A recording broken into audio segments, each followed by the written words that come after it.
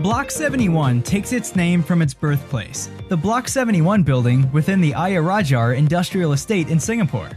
It is there that NUS Enterprise, along with Singtel Innovate and the then Media Development Authority of Singapore, came together to avert its impending demolition through seizing the opportunity to establish a home and community for budding entrepreneurs. The success of the Block 71 initiative was further fueled by support from government agencies like Spring, and JTC's speed to retrofit and rebuild nearby buildings to develop this entrepreneurial enclave into JTC Launchpad.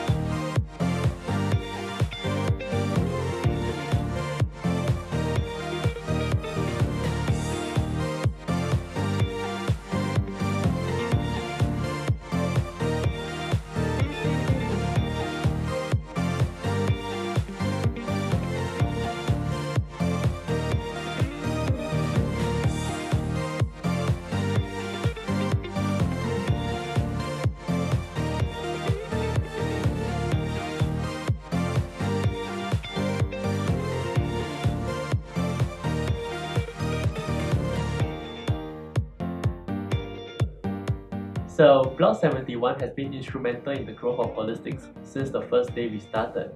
Block 71 introduced us to our first few customers in Singapore, and when we expanded to Indonesia, they introduced us to our first few customers in Jakarta. It has brought to us, in a very short period of time, a lot of connections and the ability in a single place to meet a lot of very interesting people. Cosmo Health is a Singapore-based startup. We need to look beyond Singapore. So Block 71 offers us the opportunity to reach out to the whole of the China market, not only in terms of the market size, but also the resources that is available. So that's what brought us to Block 71.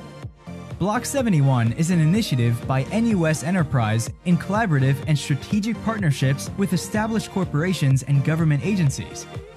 In every location, Block 71 embodies the spirit of entrepreneurship, collaboration, and partnership by bringing the research capabilities and technologies of the university together with the investment and business acumen of our partners to support the entrepreneurial journeys within the local geography and beyond.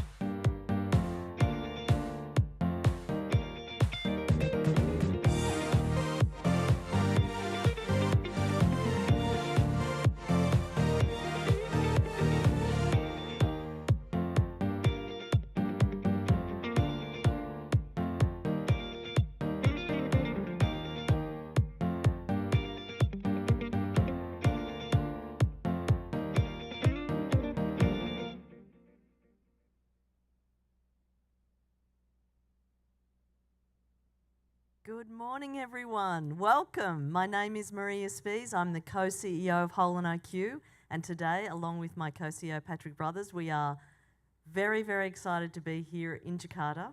We've been planning to come to Indonesia for a number of years, but some global pandemic stopped us for the last few, but we're very, very happy to be here now. Today is going to be a fast-paced day. Firstly, you should all have an agenda so you can see the sessions that are coming up. We are strict on timing. Every 30 minutes we will change speakers, and you'll get a sense of that from the music that starts towards the end of the session. We've got so many fantastic conversations to have. We all know, given the last couple of years, how important face-to-face sessions are now, so let's make the most of it and connect with each other. There's plenty of opportunities to do that today. And we're going to start right now. I want you for the next 60 seconds, we're practicing this timing thing. For the next 60 seconds, turn to the person next to you, introduce yourself if you don't know them, and tell them one thing that you're going to give today and one thing that you'd like to get. You have 60 seconds from now. Go.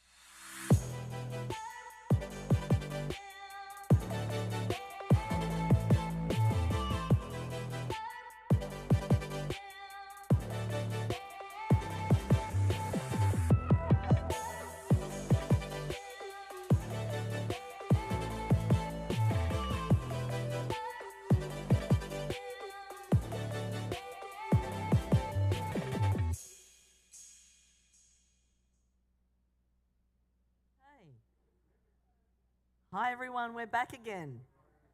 Great job. I saw lots of talking, lots of introductions, lots of business cards exchanging. So this is fantastic practice for the rest of the day. We must continue to keep connecting with each other, especially at live events. As I said, we are really excited to be here in Jakarta, and having been looking forward to coming here for a number of years. We have a big day ahead of us. As I said, make sure you've got that agenda to have a look at your plan for the sessions that you're going to be watching.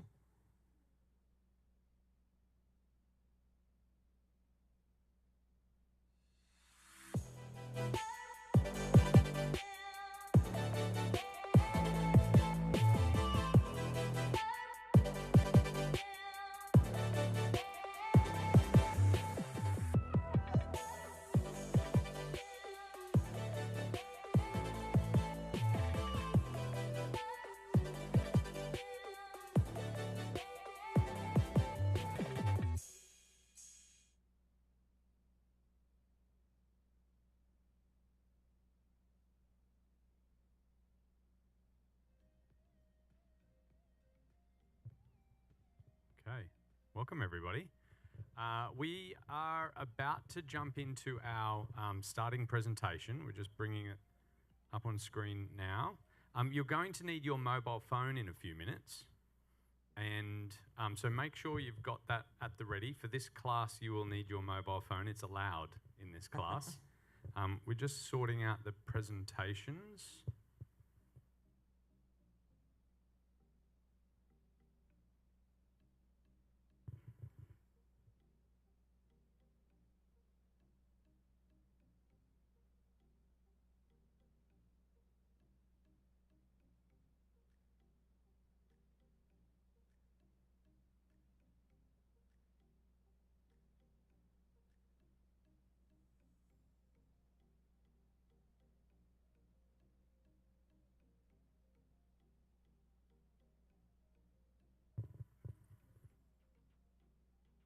All right, here we are, Jakarta.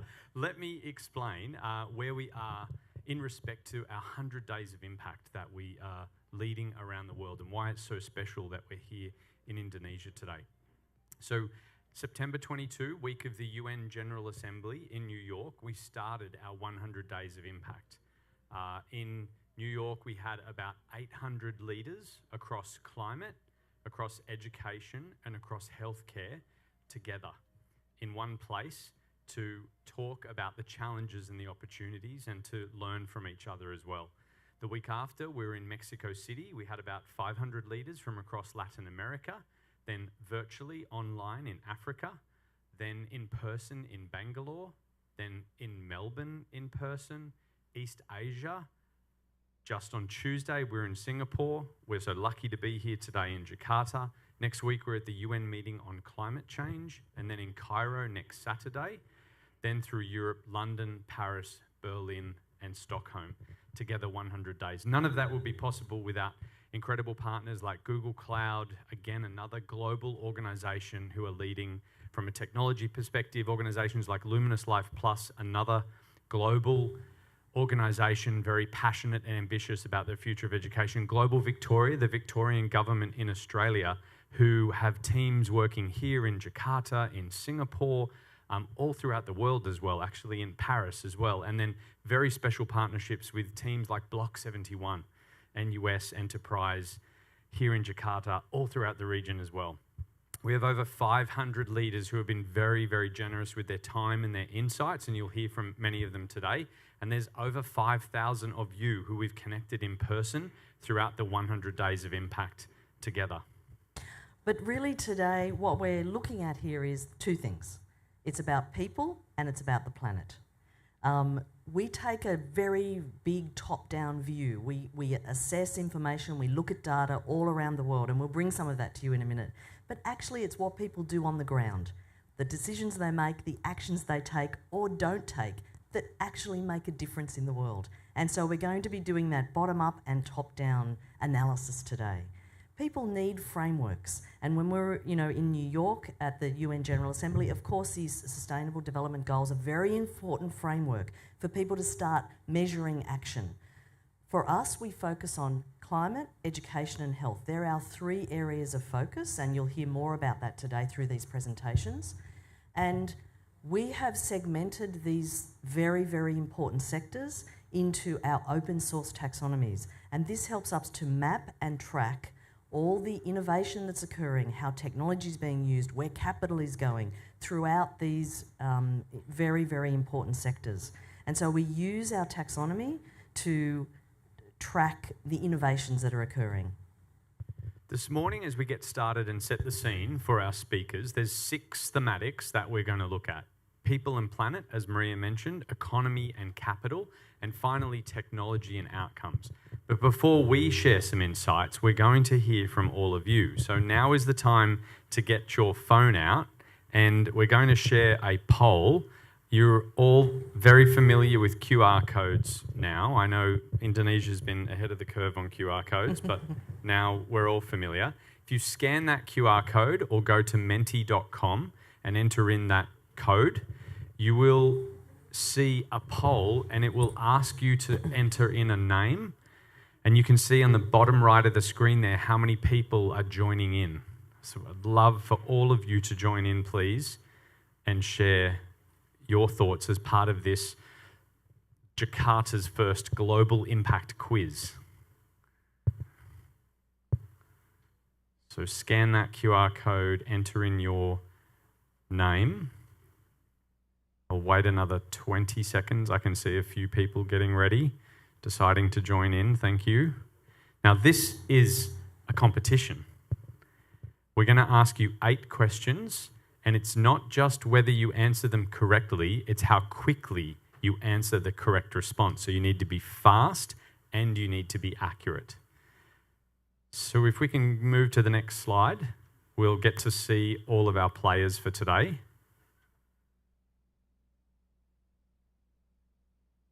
Nice.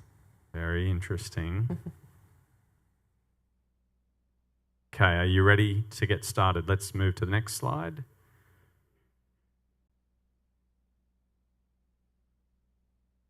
Oh boy.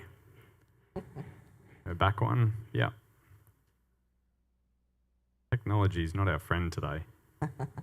Okay, let's press enter to start the countdown. Let's try that. Okay, perfect. So you need to answer quickly. How many years on average does it take to add 1 billion people to the world's population? How many years on average does it take to add 1 billion people to the world's population? 5 years, 12 years, 20 years, or 50 years to add 1 billion people to the world population? All right, we are in Indonesia. I know we're growing very fast here. But, okay, we still only have nearly 300 million people, right? So, all right, let's move on. Next slide. Let's see the leaderboard. Ooh. I told you so. I told you so. He's That's winning. a good one. Okay, next slide. And let's start the countdown. Question 2. The food system is responsible for what percentage of global greenhouse gas emissions? The food system is responsible for what percentage of global greenhouse gas emissions? 5%, 15%, 25%, or 50% of global greenhouse gas emissions?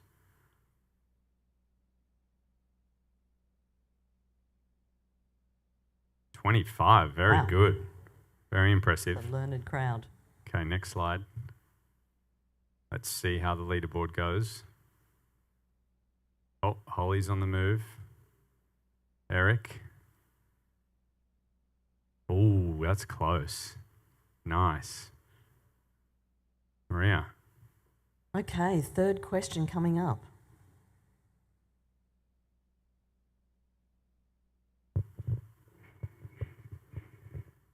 Energy, education and healthcare represent how much of global GDP? 5, 10, 20 or $50 trillion. That's energy, education and healthcare.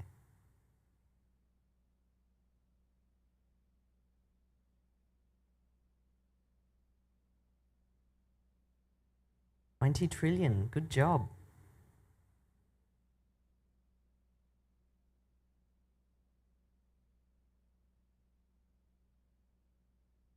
Okay. Andrea is in the lead.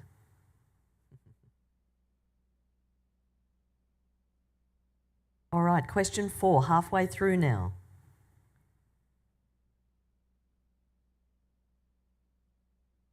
How much venture capital was invested in climate tech, edtech and health tech combined last year?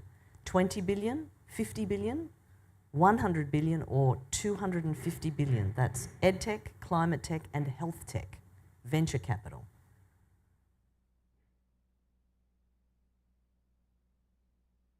$100 billion, okay. That was sorting people out there.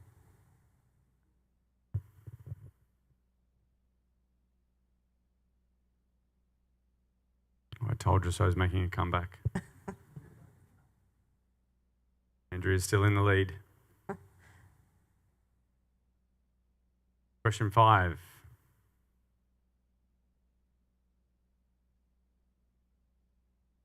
Which area of AI is perceived to have the highest potential in impact? Which area of AI? Vision AI, voice AI, natural language processing, or machine learning?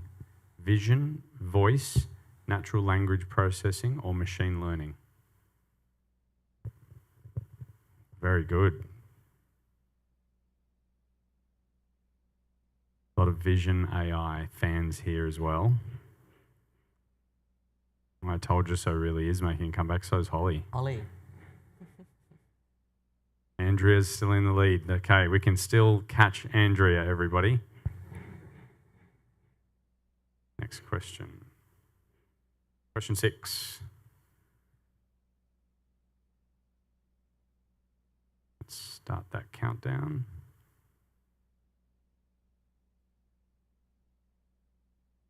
What percentage of the S&P 500 CEOs are women?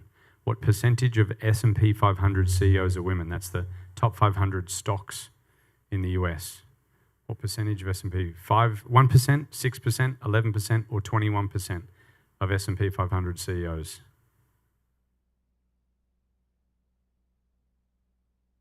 Good. Some optimists as well. 6%.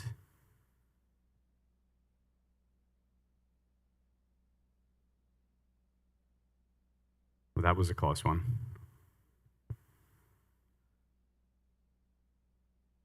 Andrea's still out in front by a fair way. Question 7, second last question. Still time.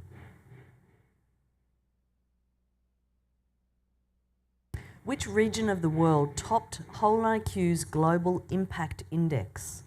East Asia, Europe, North America, or South Asia? Which region of the world topped HolonIQ's Global Impact Index?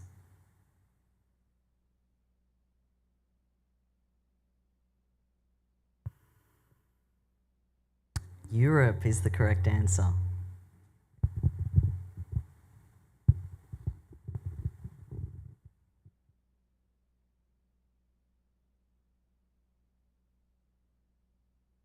Okay, Anton. He's climbing the ranks. And the last question.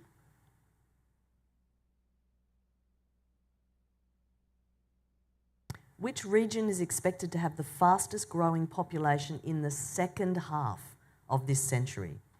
Asia, Africa, Europe, or the Americas? The fastest growing population in the second half of this century.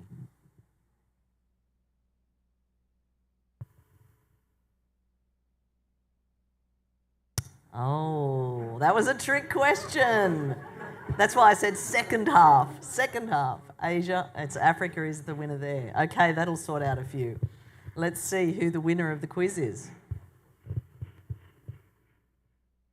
Bianto, look at that.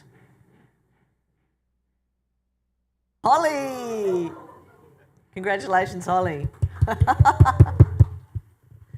Wonderful. All right, that was a warm-up. That was a warm-up. You did very, very well. Okay, now we're going to move to the second part of our presentation, and we're going to walk through some of these insights in a little bit, I was going to say slower fashion, but not really. So we're starting with population. If we can play that, perfect. Let's zoom out and let's look at population. Firstly, we're going to look all the way back to 10,000 BC to today and see the trend of global population. This is the world's population, nearly 8 billion, mapped back to 10,000 BC all the way through to today. You can see how recent the explosion in population is when you zoom out this far. You know from the quiz, on average, it's taken about 12 years for the last few billion, to add 1 billion people to the world's population. It took 124 years to get the second billion, and you can see it slows down to add consequent billions. This map of the world is resized to show population. Not everybody around the world appreciates where most of the world's population is, and as you pointed out, yes, it's in Asia, but it's also in Africa. This chart expands population forecasts out to the end of this century.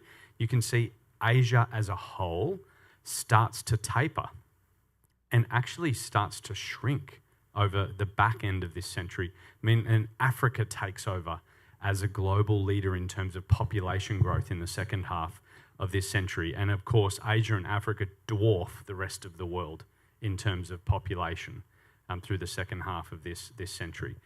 If we zoom back a little bit to 2050, if that's zooming back, you can see here that in education alone, we will add 2 billion more learners into the education systems between now and 2050. That's 30 years. That's our kids growing up and becoming parents, 2 billion more learners. So if our education systems are struggling today, think about what they'll feel like if we add 2 billion more people into those systems. Planet is the other issue, of course, that we talk about, and what's happening with the planet. And so this chart shows annual CO2 emissions from fossil fuels by world region. And you can see really it's only since 1950 that things have gotten really huge in terms of those emissions. And as you can see in terms of the geographies, China, Asia, the US, China and Asia with very, very large populations, of course, and US, less so Europe, and then the other areas of the world. But really, we're seeing that massive growth. What most people don't appreciate is that a quarter of global greenhouse emissions are from the food system or changes to the food system. And so livestock and fish farms, land use for livestock, crops for human food. So the way in which the food system is organised is responsible for a lot of those emissions.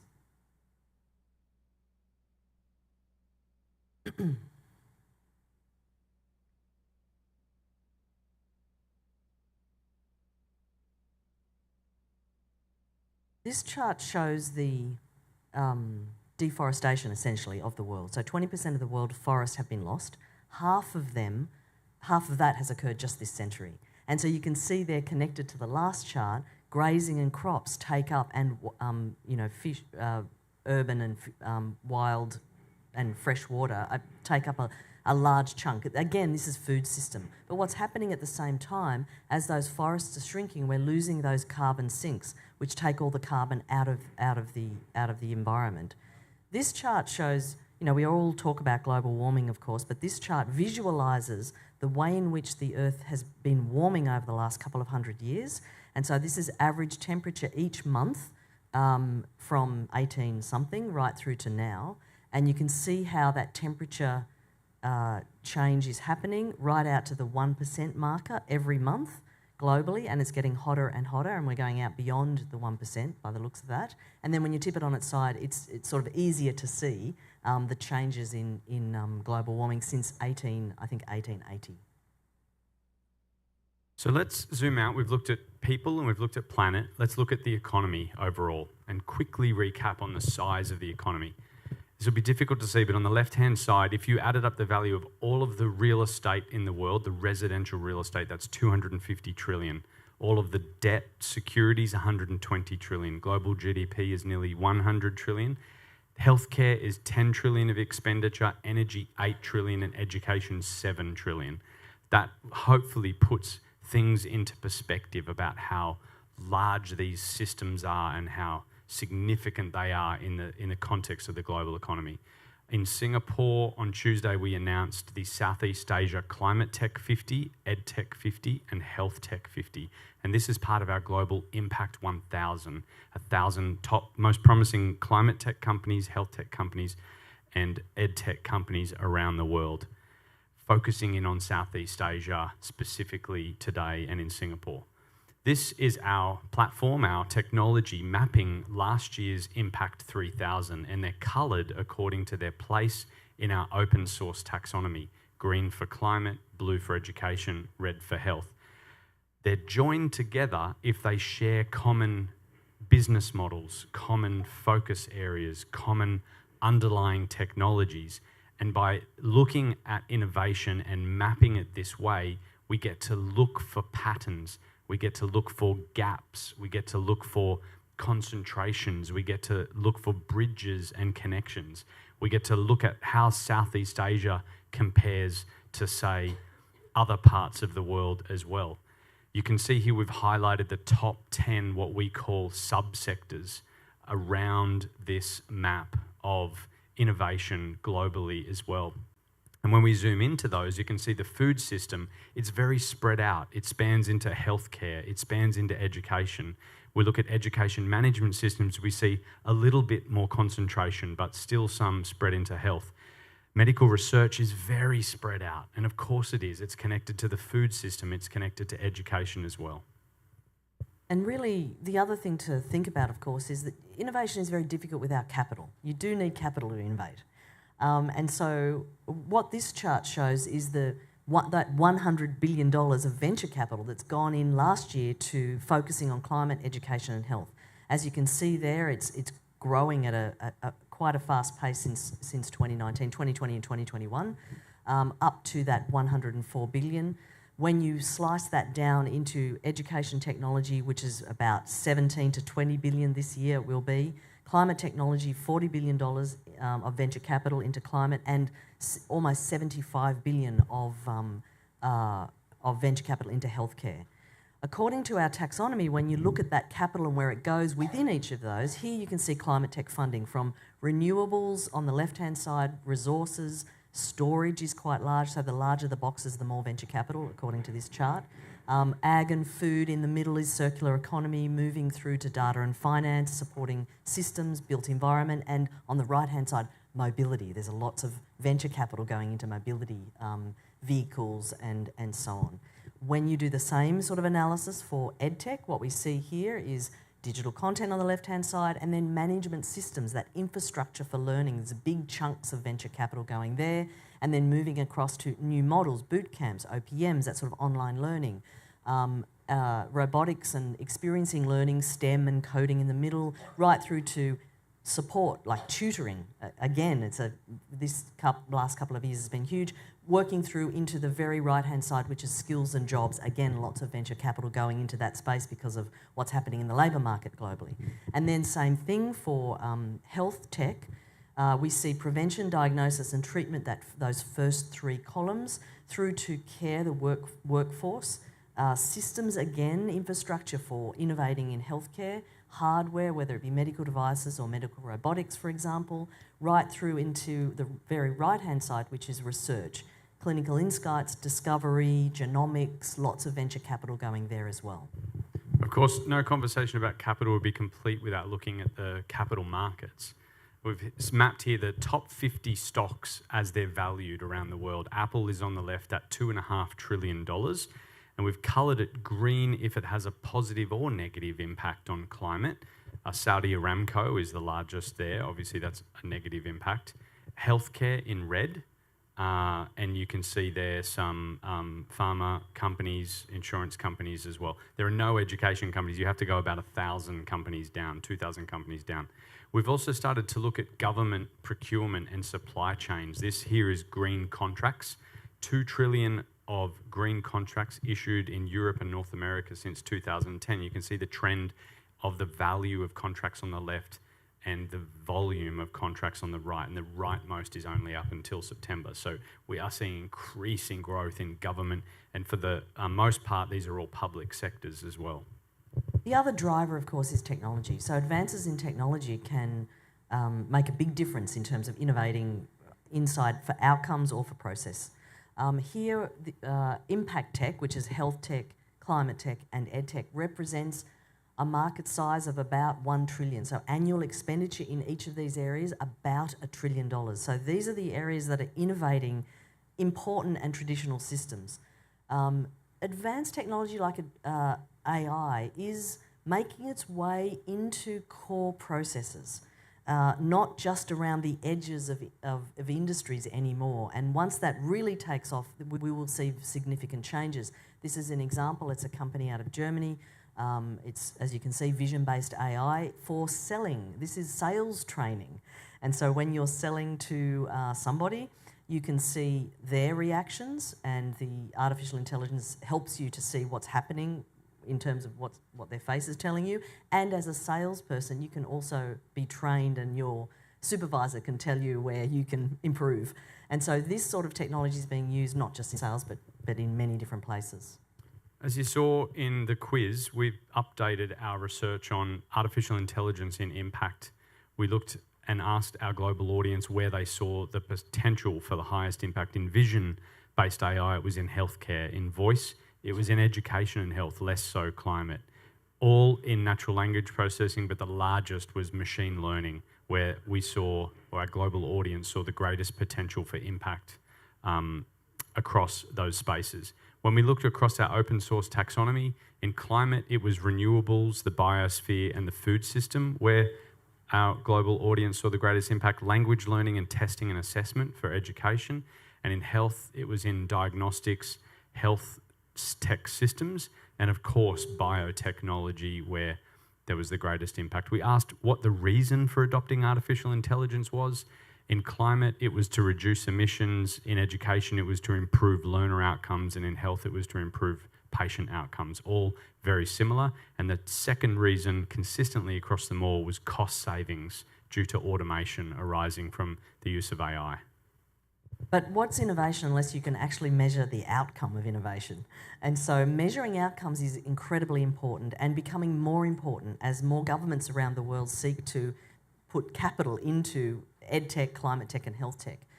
When we asked these innovation companies, what support do you need to help measure outcomes, evidence outcomes? The greatest need there was partnerships with academics, with researchers, and with institutions.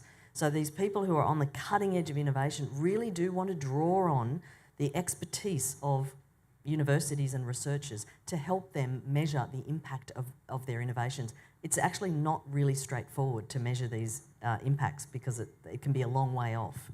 The other thing that we look at annually is outcomes in terms of diversity, particularly women in senior positions. And as you can see from this chart, on the left-hand side is the 1%, which is heads of state, number one. Number two, CEOs when a company IPOs, still only 1% of women.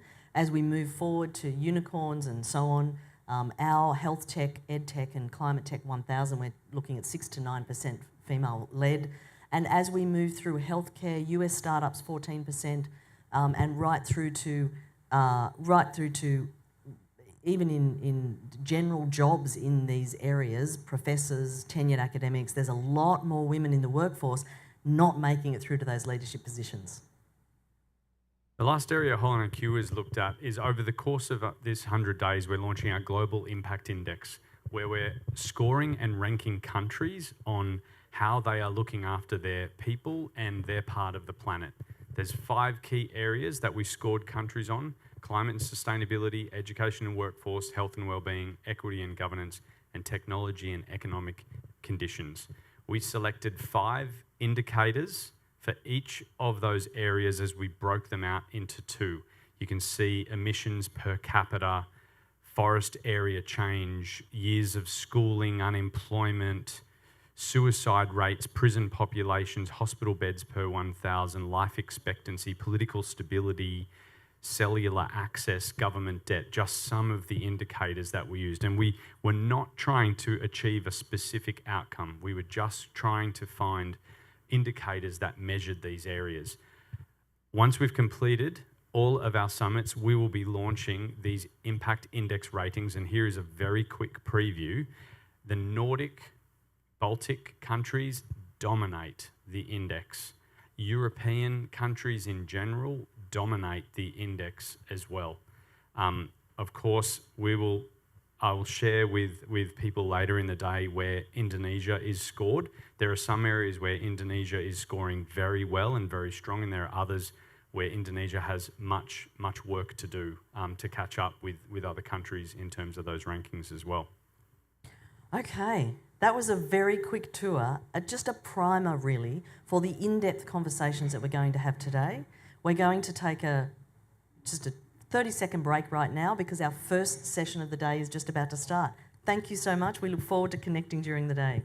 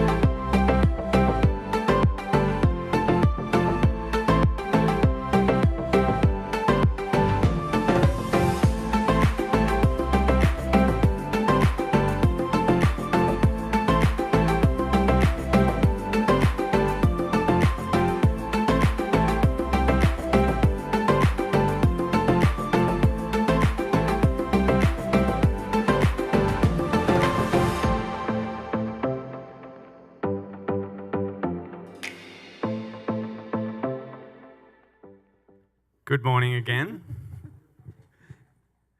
So our first session of the day is a wonderful session on impact investing in Southeast Asia. We are very lucky to have these two gentlemen with me to start this morning's session. Firstly, Dianto Imam, who is Program Director at New Energy Nexus here in Indonesia. Welcome, Dianto. Thanks, Patrick. Nice to be here. And Kevin Suntanto from Sovereign's Capital as well. Welcome, Kevin. Hey, good morning. Thanks for having me. Wonderful.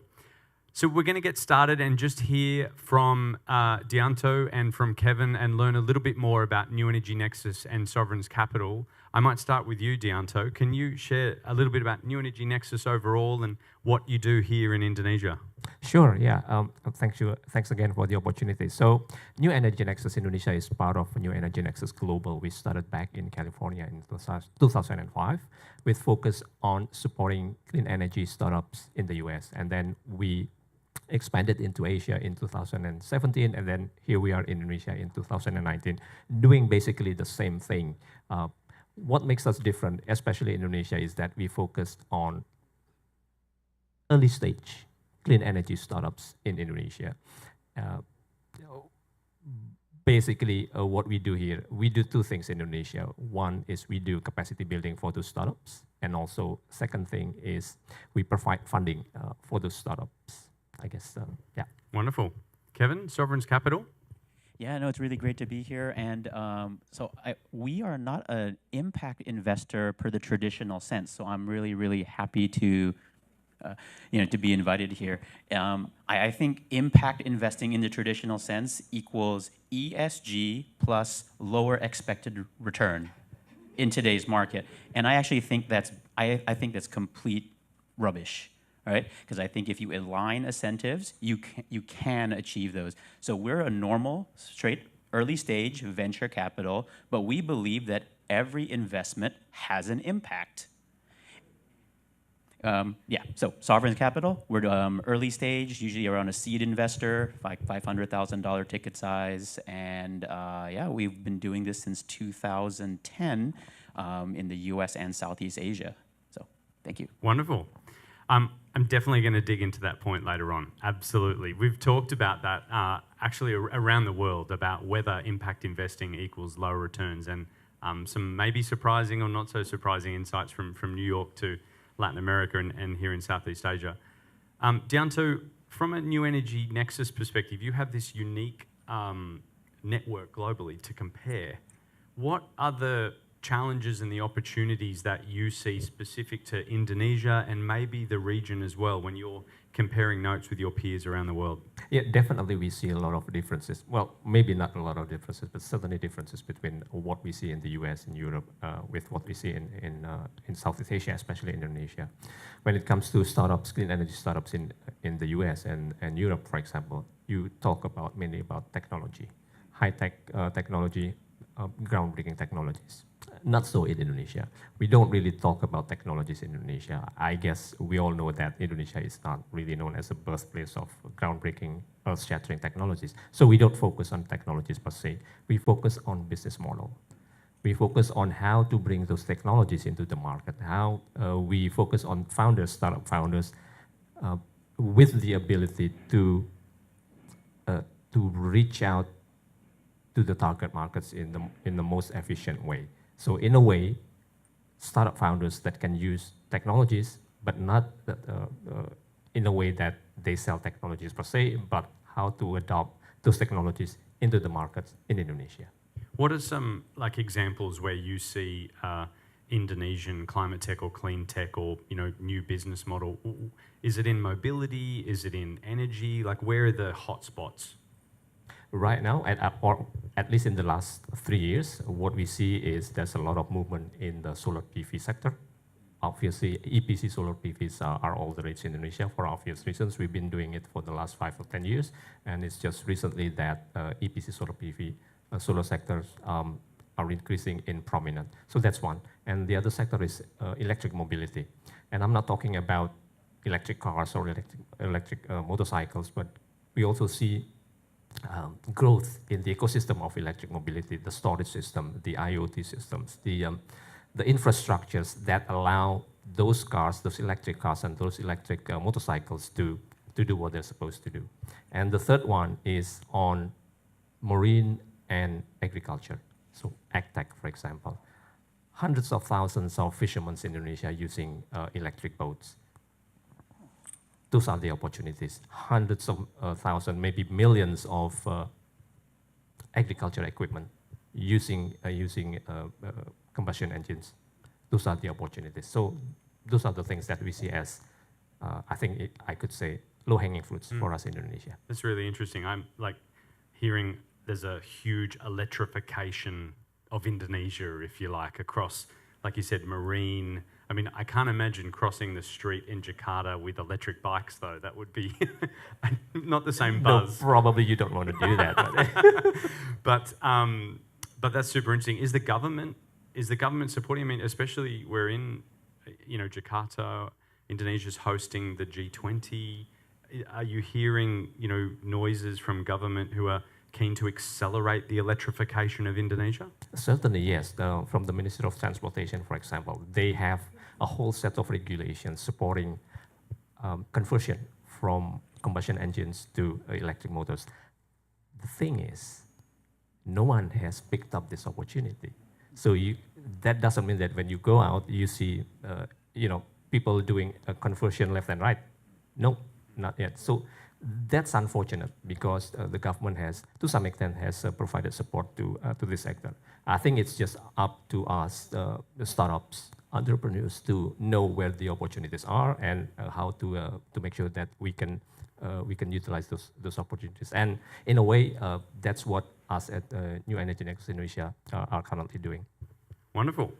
Kevin, you mentioned you're looking for impact in the investments you're making versus being an impact investor per se, and I know that you've focused some on education as well. What are the opportunities you see in education as you look at companies here in Indonesia? Yeah, to that first point, I think it's very clear that every good business has an inherent impact, right? If you do business well, then the impact is also positive. We're sector agnostic, but we really do like the education sector. So we've made two investments here in Indonesia. I think you'll hear from both founders actually later in the day. But what we can see there is that the amount of people that they're able to train and or educate, it's phenomenal. And through tech, you can scale that. I think that there's a misunderstanding that, Indonesians don't like tech. I think it's just a matter of putting out a good product. Right? And I actually think that, I was in Silicon Valley recently. You'd be surprised how many Indonesian engineers are out there in Microsoft, Amazon, now Meta. It's just a matter of opportunity. What I find here is that, Indonesian developers can compete with anyone. It's just that they don't think they can.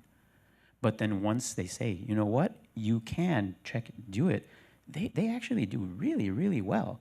And so I think that's just something that other countries have just had a lot more time to expose people to, yes, you can be world class. And I think we're going to get there. It's just a matter of time. Yeah, I would imagine. I should have definitely done some research on this, but other than electrification being a huge agenda item in the government, that upskilling, across Indonesia, specifically in tech, but in agriculture, in energy, in everything. I mean, such an incredible, dynamic population. Upskilling would have to be at the top of the agenda. Is that where you're seeing some of the interesting opportunities? I mean, can you talk a little bit about those two investments and what led you to those? Yeah, absolutely. So Hacktivate, it's a boot camp. And so it basically takes anyone who knows how to do Microsoft Excel and turns them into a software developer within, I think, a 3-month program.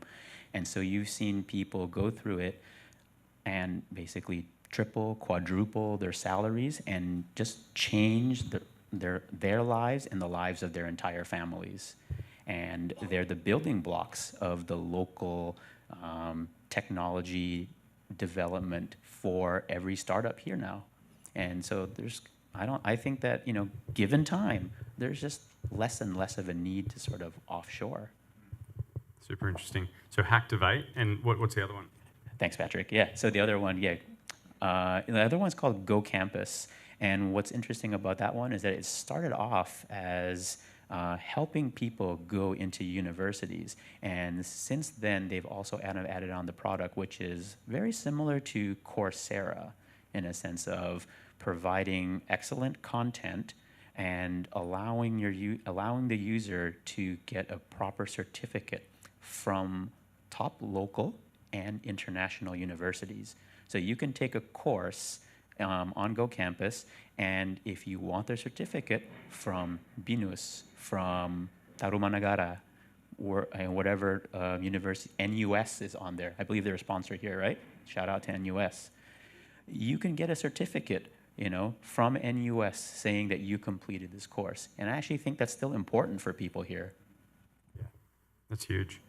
All right, a question for both of you from thinking from a regional or maybe even a global perspective, and you've both touched on it, is where are the opportunities for either regional or global companies to come to Indonesia and support innovation? And the flip side, where are the opportunities for teams who are leading innovation here in Indonesia to take it global? And maybe you can start with you, Dianto. Definitely, there's a lot of opportunities for cross-pollination, if I may say. So we've been talking to a number of startups from South Korea, from Australia, also from the US. What they are interested in, they want to bring the technologies to Indonesia, and startups from Israel as well. Definitely, these are some of the opportunities that startups in the region, in Asia, Australia, and also in the US, that can probably can look into in Indonesia. And for Indonesian startups, again, technology is not really their strong forte, but they are good at finding appropriate business models that can combine both technologies and the market needs. So those are the things that I see can benefit both non-Indonesian startups and also Indonesian startups. Interesting. And I mean, surely a market as large as Indonesia is also a wonderful kind of test bed for scale as well. And maybe, as you mentioned, not for super high tech, but for new innovative models. Are some of the conversations that you're hearing with people around the world, is that one of the thought processes? Yes, they understand that this is not the place for cutting-edge technologies, but more applicable technologies, technologies that can be deployed quickly. Maybe not in a matter of months, but certainly between 4 to 6 to 7 months. And that's what some of the startups are looking into in terms of market in Indonesia. As I mentioned before, startups from Israel, so startup from the US, South Korea, for example. Those are the things that they would like to bring to the market. Yeah. Super interesting. What are you seeing, Kevin? Yeah, I'll caveat, the software development with while I believe Indonesians can be world class, that software development is hard. Half the people who take the Hacktivate course don't pass, right? So therefore, you have quality graduates as well. So I would say at least today, right? The superpower of the Indonesian people may not be coding, but do you know what it is? Now, I believe with all my heart that the superpower of the Indonesian person is creativity. I've never met an Indonesian who is not creative, right? And it's not just arts, right? And it's not just like trying to find a way for good or bad or something, right? It's not just, we say here, like, pasti ada jalan, right? There's a way, right? And this what Ba said is that too, is like, we can find a way to take these technologies and make it work here, because you can't just cut and paste.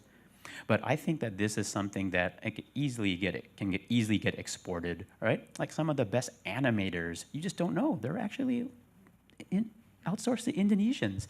And we just have to figure out how to scale that more. So something we're looking at now is this whole creator economy, right? And how do we actually just kind of get them that reach? Because I find that the normal Indonesian person draws better than the normal, U.S. person. Their stuff is terrible. So, you guys are Australian, so it's okay, right? somewhere in between. It's super interesting because you've both picked up. I've picked up from both of you this thematic of let's not try and replicate the way others are leading innovation around the world. What is our superpower? Dianto, you talked about business models as well. So it sounds like if I was a New Energy Nexus cohort company, the advice to me would not be go and make a super geek technology. It would be you need to be creative. You need to innovate with new models. And so that makes a lot of sense. I do, though, as a someone who's been to and from Indonesia for decades, though, feel like there needs to be more confidence, though, about projecting those superpowers as well. And what is it that you think here in Indonesia the ecosystem doesn't appreciate about its superpowers? What is it that, because you've both got global perspectives too, what is it that when you're coaching and mentoring a team, you're trying to help them see that they might not normally? Kevin. I could go first. Okay, I think I tell everyone here, confidence does not equal arrogance, right? It's just because here, I think that it's like if someone percaya diri, you think sombong, right? And that's not the same, right? People here who come off actually I know what I'm doing. The culture is that, they're so full of themselves, and that's just not true. And so that's something that, I think that if we can get over, right, I think people are going to go a lot longer. Interesting. Dianto, any reflections?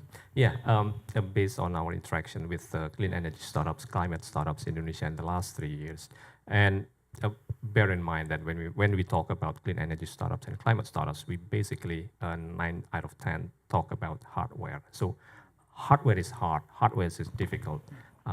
What we see from our startups is that they have this expertise in developing technology, developing the hardware, but they don't have the confidence in basically saying, this is the product. I can bring this product to the market with the right price, with the right distribution system, and so on and so forth. So that's what we see are currently lacking in clean technology startups and climate startups in Indonesia.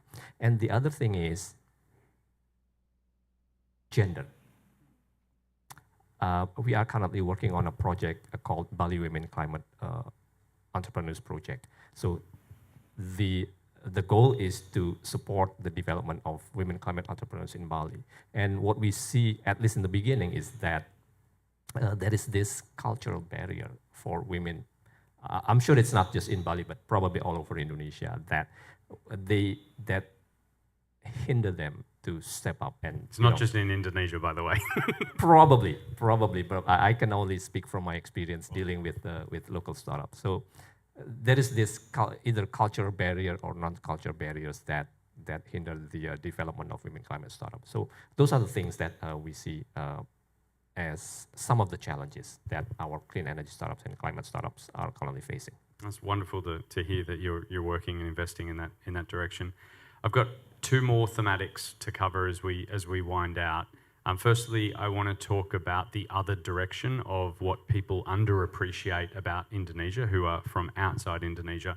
And my final question to help you both think ahead is about capital. I want to touch on what Kevin talked about, kind of sub-returns and the amount of capital available to support innovation here. So let's wind back to if today we had lunch with a big fancy venture capital fund from London or New York or San Francisco, they will have read all of the textbooks about Indonesia. But what are some of the things that you think outsiders underappreciate about what's special about this market that they miss when they're just looking at the textbooks? Tough questions, I know. I think that capital just needs to be more patient, right? And I think it's coming.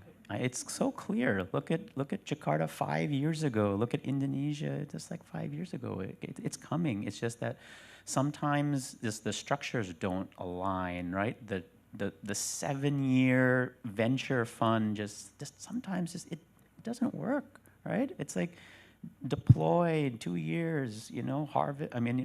Nurture for 3, exit in 2.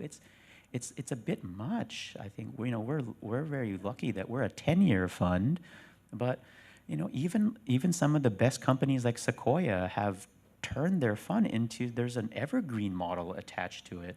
And so there just needs to be a little bit more of a time expectation. And I think that, local capital needs to step up, right? And the good thing about venture capital, right, is that prior to venture capital here, what was the best way that you could get money? You go to your rich uncle, right? And he takes 80% of your company, right, for an investment. I think venture capital has flipped that, right? It's like, this is your great idea, we're gonna fund it. And remove the risk.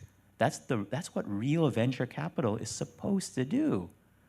But then because of these return expectations, because of impatience, it's just gotten a bit murky, in my opinion. And so I think that the local venture capitals, they don't have that time horizon as much.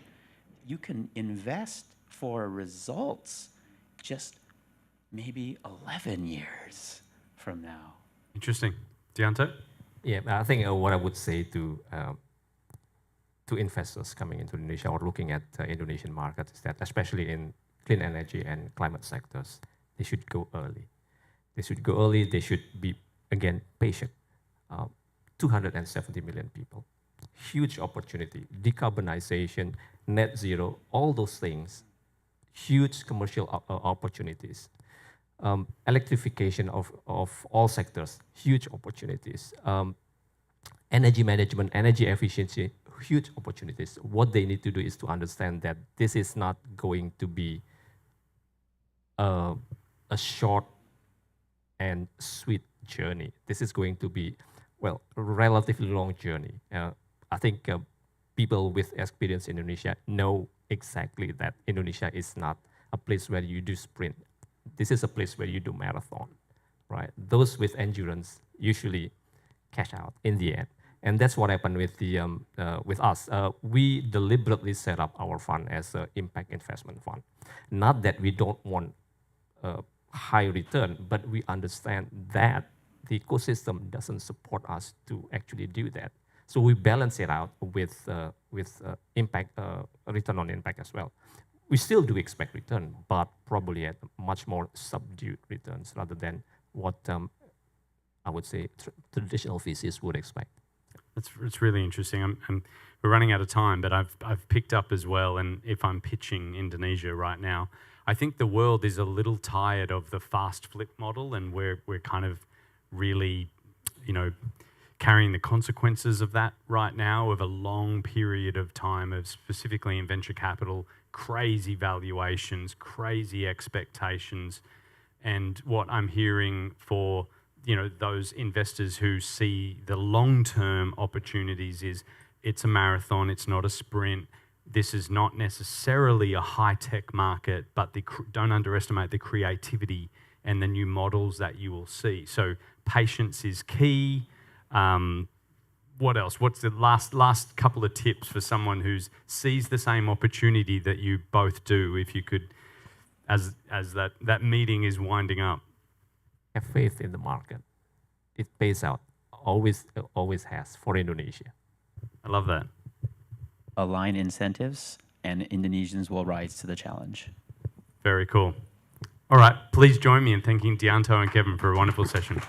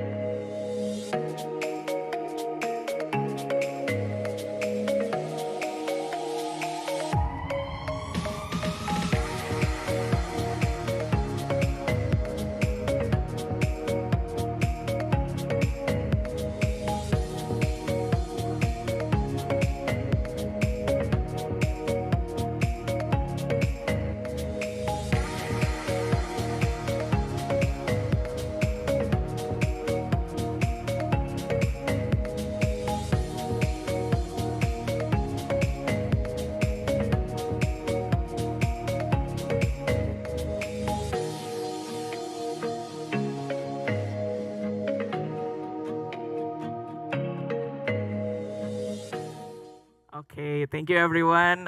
Good morning. Thank you for Mas Iksan and Kak Irma for joining us in here to talk about building impact investment ecosystem. Okay, so I believe we have a lot of problems in this world. Okay, we have climate crisis coming. We have a lot of social economy issue. So I believe that we as every single one of us has a role in starting to care about what we can do to a better society and a better world. Okay, so we have these two amazing people. Actually, like, I'm really honored to have you both in here. First is actually Mas Iksan from Octopus. He has been very active in doing in caring about environmental and actually doing a lot of impact. Could you tell us a bit about what is Octopus actually doing to all of us here? Yeah, first of all, thank you for having me here. Hi everyone, I'm Iksan. I'm co-founder slash the CEO of Octopus Indonesia. Basically, Octopus, we're digitizing waste collection. We're digitizing the local informal sectors. We help to scaling up the collection of recyclable waste, ranging from plastics, cardboards, glass bottles, and now we tap into the electronic waste. And currently we're available in 8 cities in Indonesia, started back in 2020 in Makassar, and then we're expanded to Bali, Bandung, and we just live in Jakarta like 4 months ago. So yeah, well, our infrastructure and our ecosystem, we involve the local waste collectors. We also involve the local waste traders who've been doing the waste trading over decades, even before Octopus. And yeah, happy to be here. Okay, thank you so much, Mas Iksan. So I guess we'll move to Kak Irma as well. If we're talking about impact investment ecosystem, now we have Supernova ecosystem. So even from the name itself, it's like there is amazing thing going on in here. Okay, could you tell us a bit about what you are doing in Supernova ecosystem? Okay, thank you, Dara. Hi, everyone. My name is Irma. I'm a partner from Supernova ecosystem. So Supernova ecosystem basically has two arms, sort of like Batman and Bruce Wayne. So the Batman bit is my bit. Hello. We're doing the name is Konstelasi Accelerator. So we work with sustainable businesses in jurisdiction level and try to scale up and commercialize them in a value chain. So it always has to be in a value chain. And the other side of the coin, the Bruce Wayne, is the Equatora Capital, which is the fund management run by my partner. So what we're trying to do is we try to strengthen the ecosystem and the value chain through a certain commodities that are endemic in certain districts outside of Java, outside of the big cities, so that all the value chains can be connected to areas that are rich with forest and peatlands. Okay, that was really wonderful. It seems like a really big ecosystem, right? Since we're talking about ecosystem. Yeah. Okay, I'll get back to you on that later. But I have a question for Mas Iksan actually. Mas, could you tell us, like, there's still a lot of people don't know, especially young people, don't actually want to deal with waste. Because we know that's like, there's a lot of, essentially it's like almost like dirty work, literally and figuratively. So could you tell us like, how is it work and how did you actually get a return from that? Like how did you actually get profit from that? Yeah, well, amazingly, in terms of the waste collection in Indonesia, there are no players that already tapping into the recyclable waste collection over the years. So some of the waste management company that been doing the waste collection in Indonesia, they more focus on servicing the household and try to charge the households. So basically, in 2020, when we enter into these sectors, into this circular economy sectors, basically we were thinking that we just want to make an impact to the local waste informal sectors. But the most important thing, well, let me talk a little bit about the background, how we built Octopus back then. The very reason we start this company is just because my daughter just born back then in 2020. And I was like, I'm coming back in one Muslim holiday, I'm coming back to my parents' house. And then I smelled a really bad smell that came from the landfill that actually 60 kilometers away from our house. So then we believe that there must be a critical problem on the waste in the landfills. So that's why I start to think, previously I do warehousing and logistics. So I start to think, how do we solve this problem and not making some kind of NGO or a non-profit organization. It has to be sustainable. And then I do the research for over the year with the other co-founders for 1 year actually. And we identify that basically there are a lot of recyclable waste that still ended up in landfills.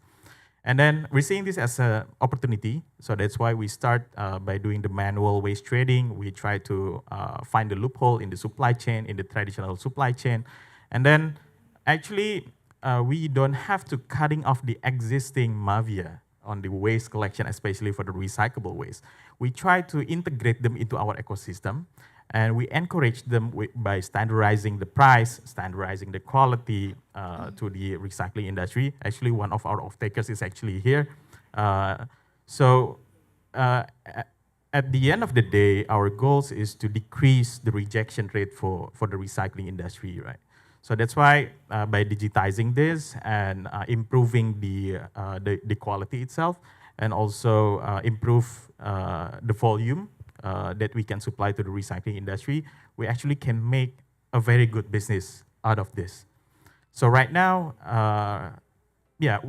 right now we have an annual contract with these off-takers, not only the plastics industry, but also the glass bottles, and recently we just secured a huge contract with the e-waste recycling industry.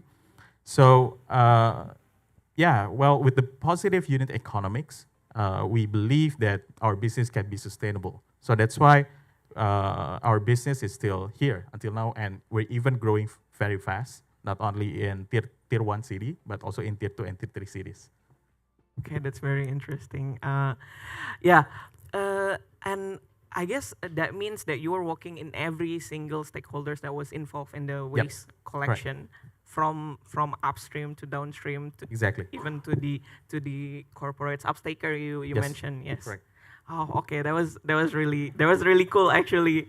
Now that actually there is a fun fact that I know because even if we're talking about waste, every single day, even today, like as we speak right now, someone actually throw a waste, right? Exactly. Even as we are like earlier drinking coffee, eating snacks, there is a waste to that, right? Like, and only apparently I think 10% to 20% actually process. So we still have 80%, and every single day there's actually a new waste, another waste. Exactly. So the opportunity is actually still very big for another player. Very big because right now, Indonesia, different cities is actually need some kind of different handling, especially for the waste itself. I can give you an example. Like in Bali, when we expand to Bali, there is some kind of culture there. They call them adat. Yeah. So then basically they're actually always announcing if there is some houses that didn't segregate, the waste. So this kind of pressure in the local sectors is actually help us to acquire more recyclables, and it's completely different in Jakarta and also in Bandung, because some of our users or our household users, they're actually expecting some kind of return by doing recycling. So that's why we're giving incentives, we're giving point rewards and everything. So that's why there are huge opportunity, especially in Indonesia, since currently there are a lot of opportunity, especially in the recyclable waste. That's what I can say. Yeah, okay, that is very interesting. So I guess everyone here who is from Bandung, actually, or everyone is actually, the rest is actually from Jakarta. Let's start actually recycle, right? This is actually hidden message. Yeah. Okay, thank you for that, Mas Iksan. Okay, I'll move to Kairma again, right? Okay, so you mentioned that you're actually trying to build ecosystem, right? Starting from accelerator to actually building funding as well, the capital, right? How does it work actually, and what kind of businesses that you are scaling up? Could you tell us about that? Okay, thank you, Dara. I think it's going to be quite a long answer, but I'll try to be succinct. Yeah. But what I'm trying to say is I'm echoing the previous speaker's notion that working in Indonesia is a marathon. So especially when you're trying to build an ecosystem outside of the big cities where the system and the infrastructures are already there. So when you go to like Kalimantan, for instance, and you work with the sustainable businesses there, you kind of need to be more patient, and marathon is actually the right word. So our accelerator program works for 2 years. So we actually really work with each individual company's work around their governance, their financing, their product market fit, customer journey, all that stuff, to ensure that their business is sustainable, but their practices, the products, are also sustainable, meaning they take actions and implement social justice and protecting the environment.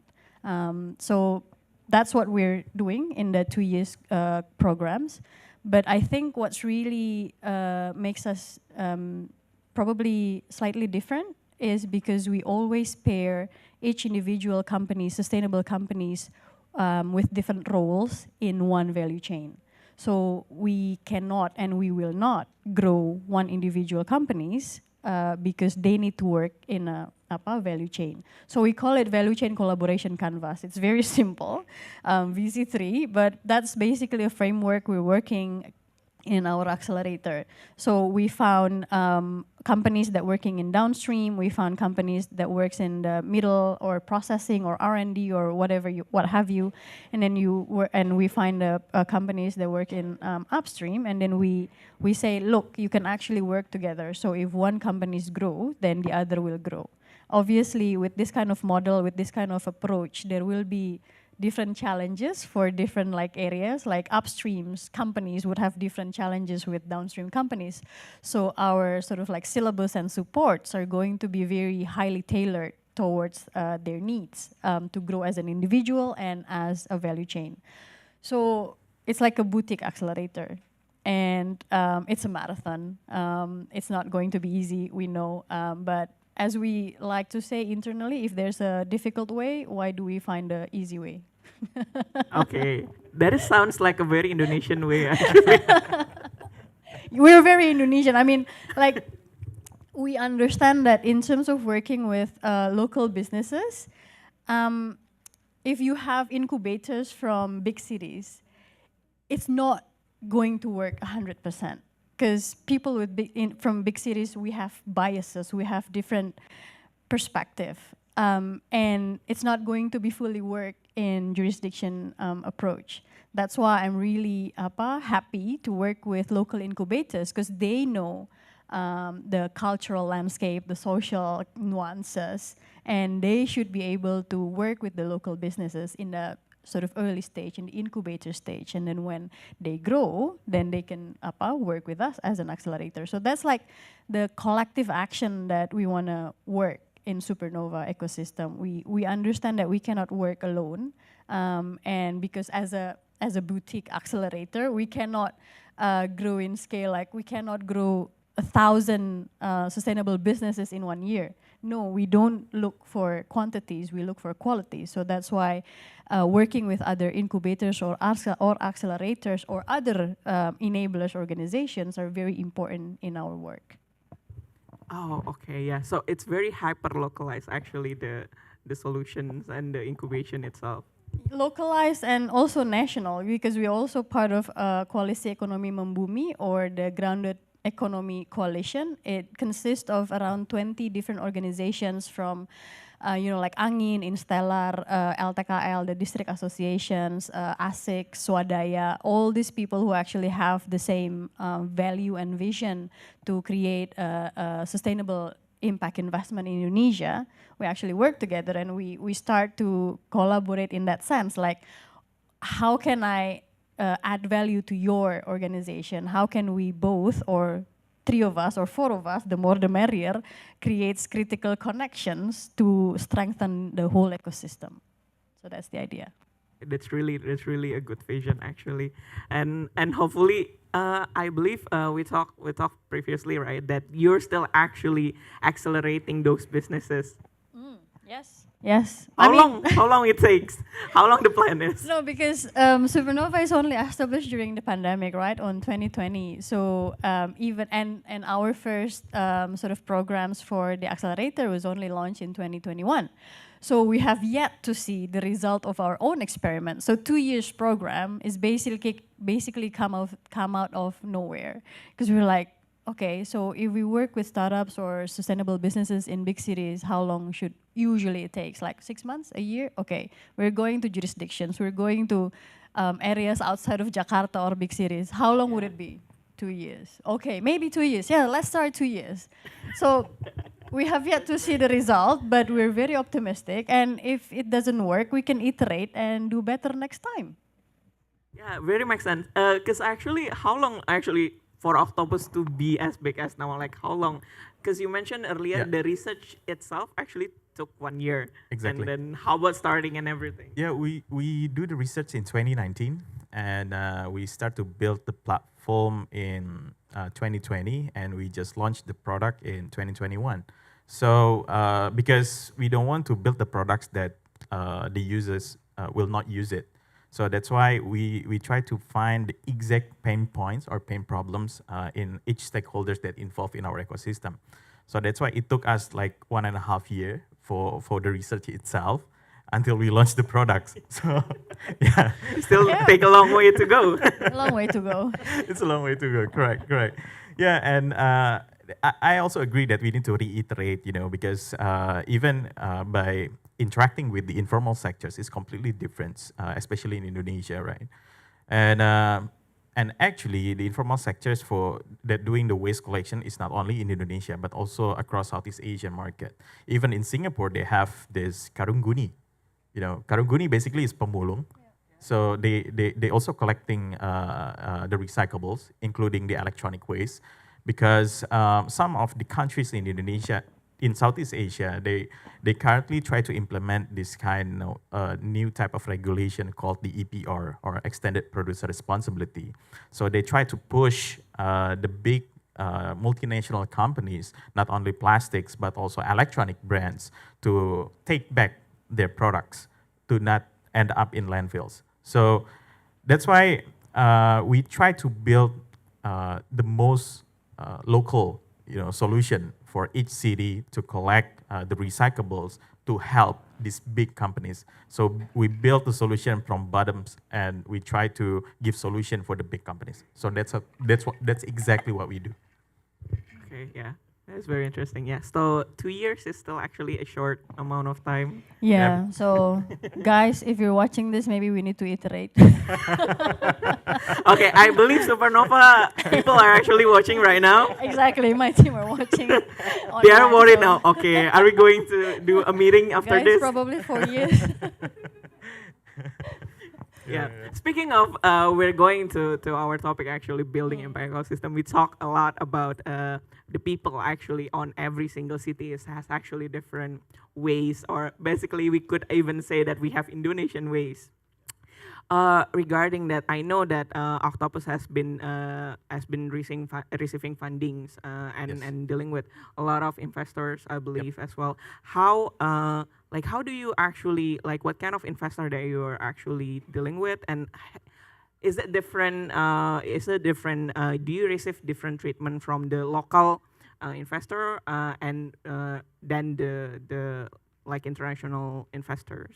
Yeah, well, surprisingly, our investors are not the one who who likes to invest in the impact or climate tech startups. So that's quite amazing for us. Some of our actually, the lead investor from our previous round, they are the one of the earliest investor of Gojek and Halodoc and also Peluang. So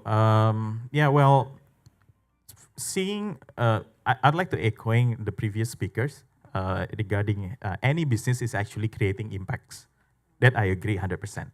So basically, what our investors sees at Octopus, basically they're seeing that our business is doing good, doing great actually, but we also making impact on the back ends. We're doing this collection process, supplying the recyclable waste to the big industries while making impacts on the second place.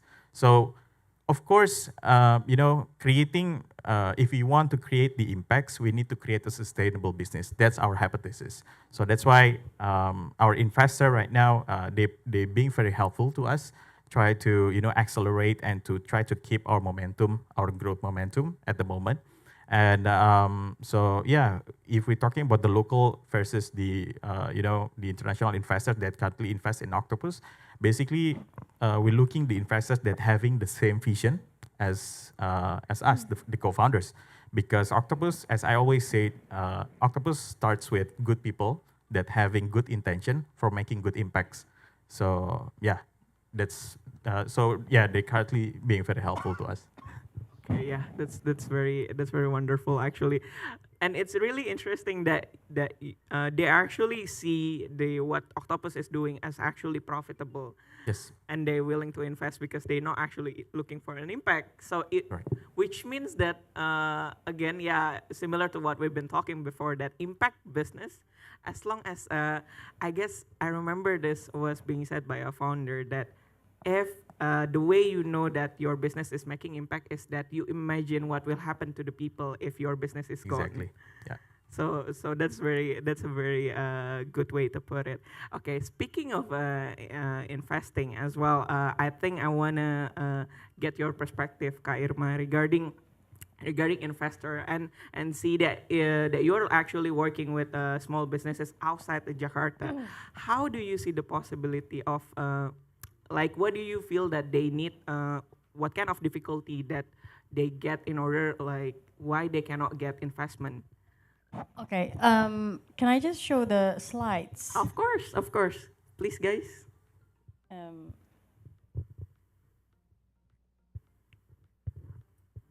Is it on?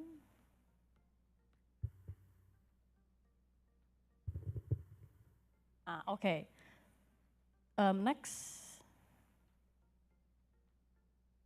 Next, please go to the one with apa? Yeah, that one.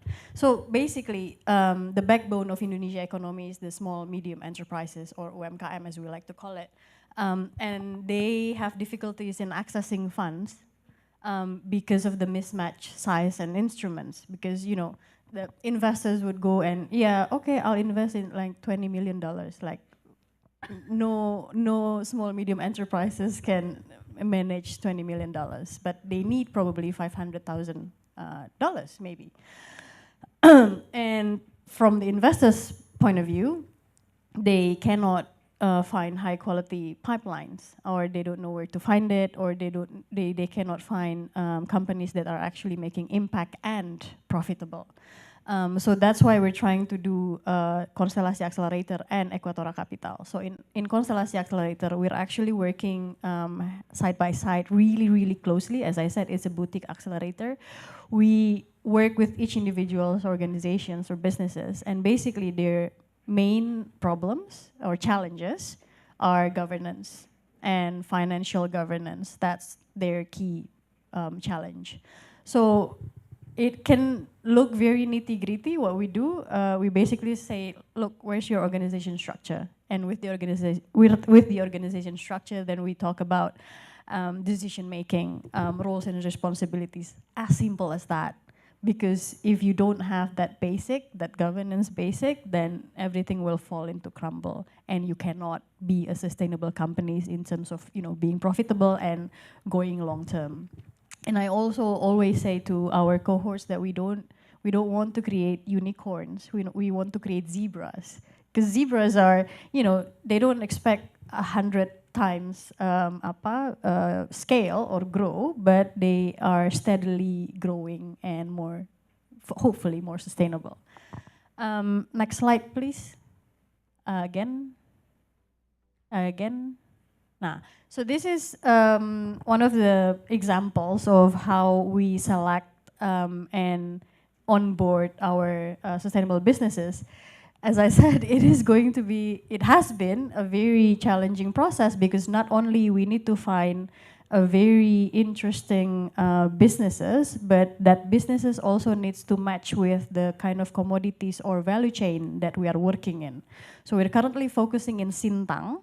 Sintang is in West Kalimantan, and we are working in snakehead fish that will be turned into albumin, and tengkawang and cacao.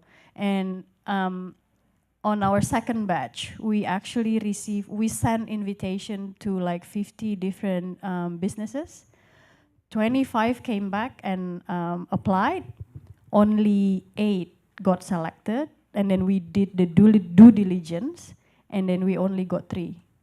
So that's like How many percent was that? like 0.000 point.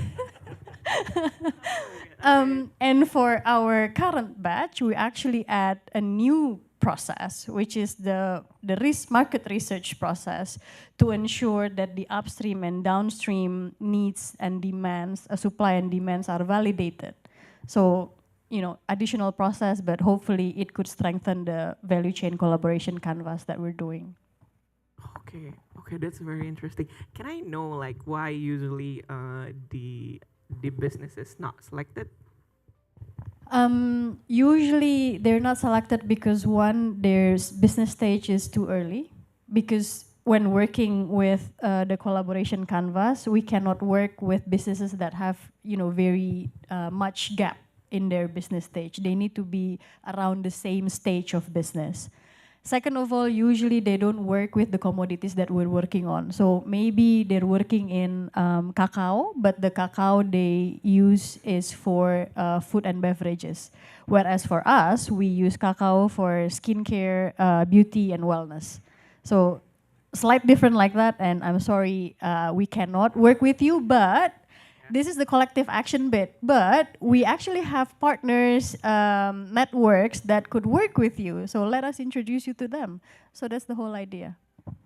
Yeah, that's very interesting because it's pretty similar of what we are doing in Block 71 as well. Yeah, not a advertisement, guys. But anyway, yeah. So that's a very good system actually because you're trying to bring everyone together and like, okay, nobody left behind. You just have to find different ways in having your businesses.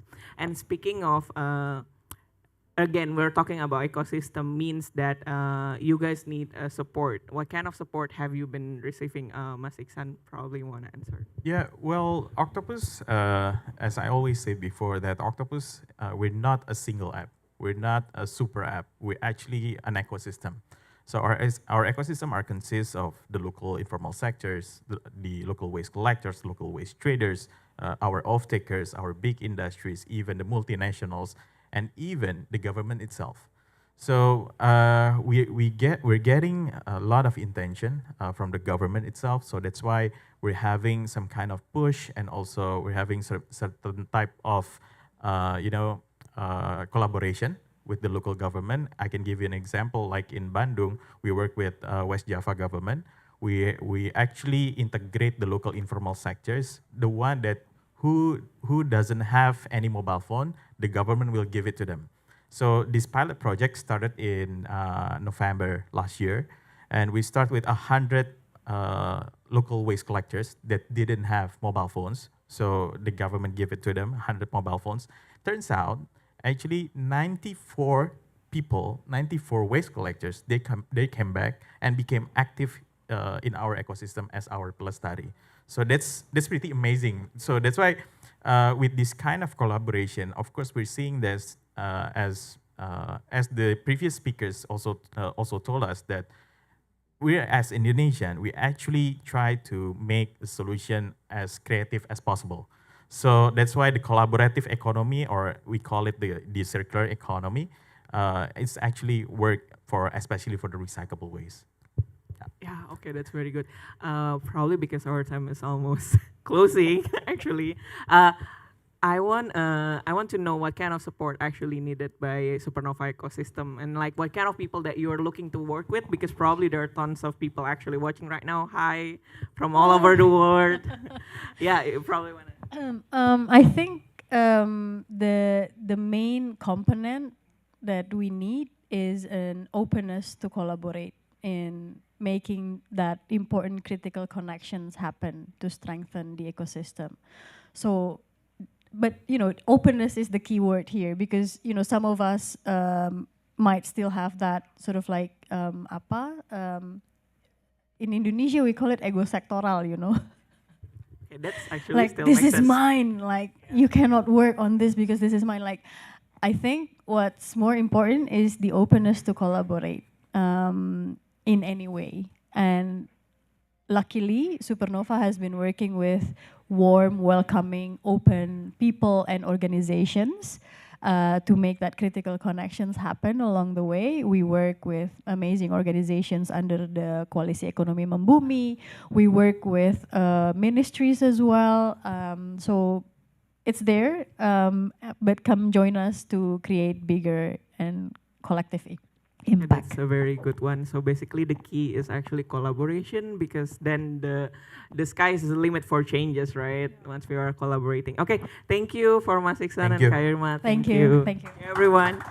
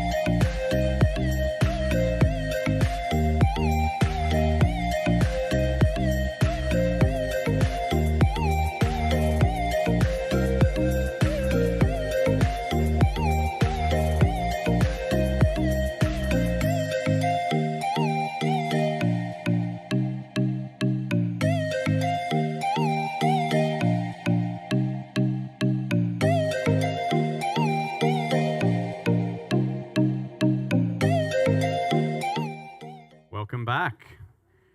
We've got our first fireside chat for the day now. I am very lucky to introduce a good friend, Ray Pulangan, CEO of Pintar. Welcome, Ray. Thank you, Patrick. I know a few of you joined us last night at our Jakarta networking reception, and Ray and Pintar kindly hosted us at their wonderful campus here in Jakarta. Ray, I think we should start and just share a little bit more about Pintar with everybody. And we've got some slides which I'll ask the team to cue as a visual aid for you as you kind of step everyone through to get a better feel of what Pintar is and what you do. Okay.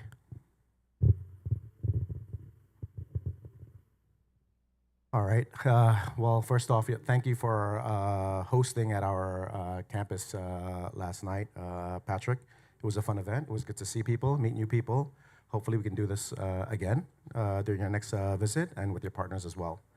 Pintar is a digital-first platform providing education and training solutions for the workforce. Can you go to the next slide? We care maniacally about the connection or the relevance of education and training towards economic outcomes and industry needs. In our main market, which is Indonesia, Indonesia has a large workforce, the fourth largest in the world, by far the largest in Southeast Asia.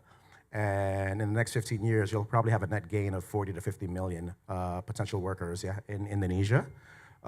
So the opportunity is huge, but this workforce is not skilled properly to take advantage of the opportunities that are available to people in this market and cross markets as well. The product or, oh, sorry.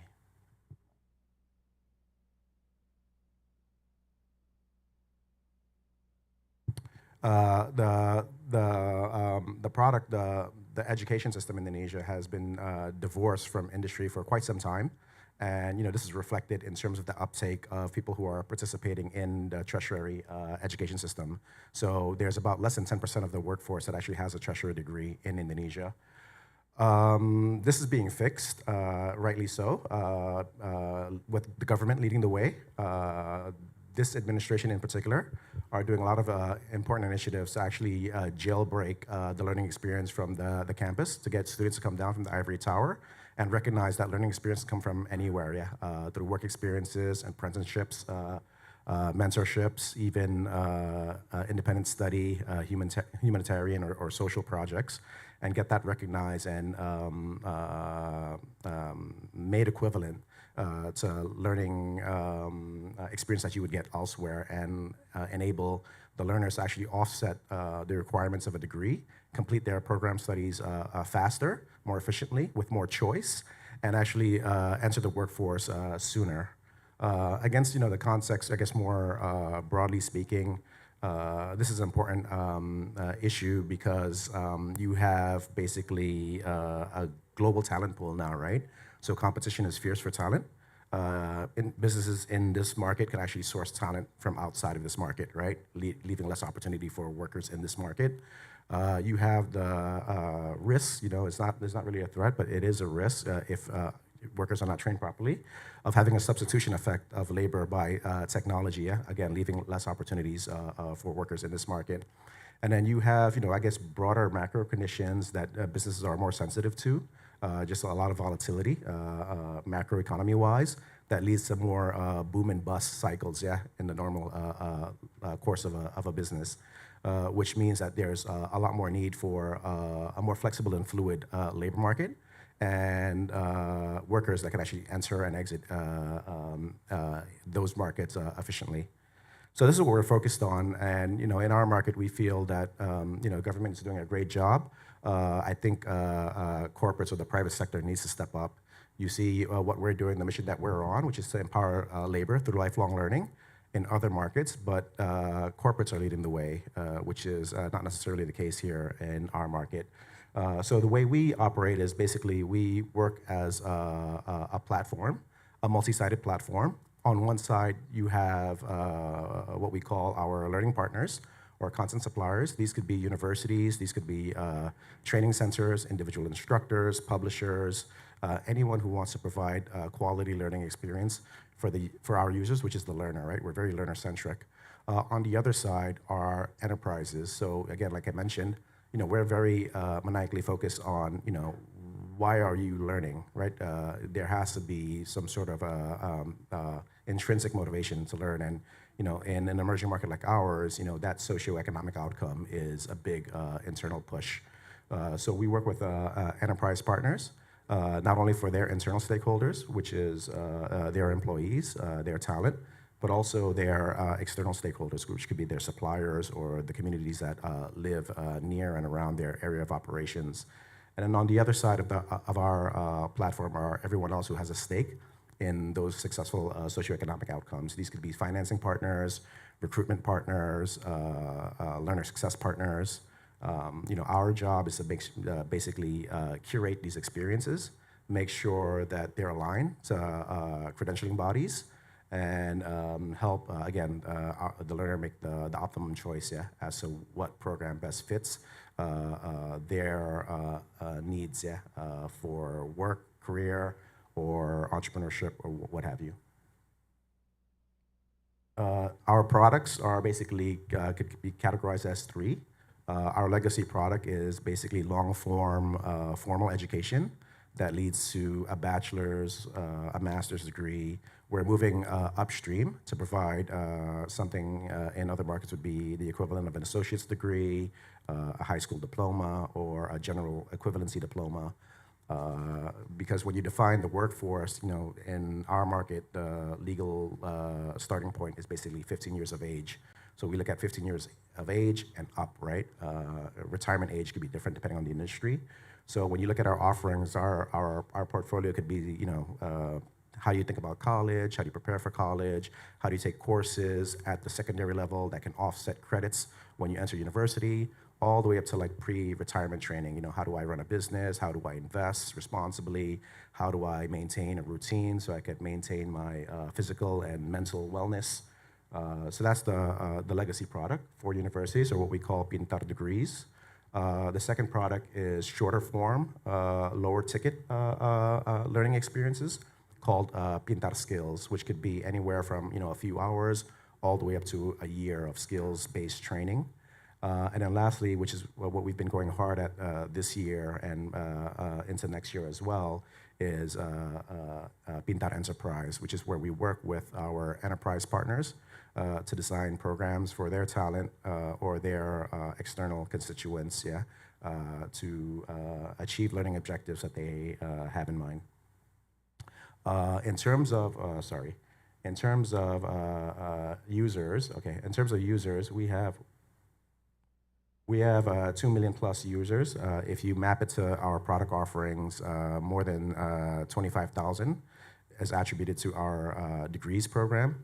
More than 130,000 is enterprise partners. And then the rest of that comes from our skills. So that's like the number of people that we impact through our platform.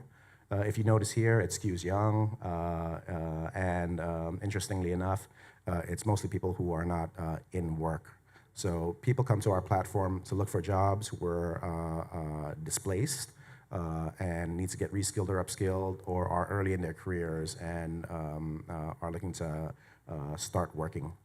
The skew in terms of geography is mostly concentrated in Jawa, Bali.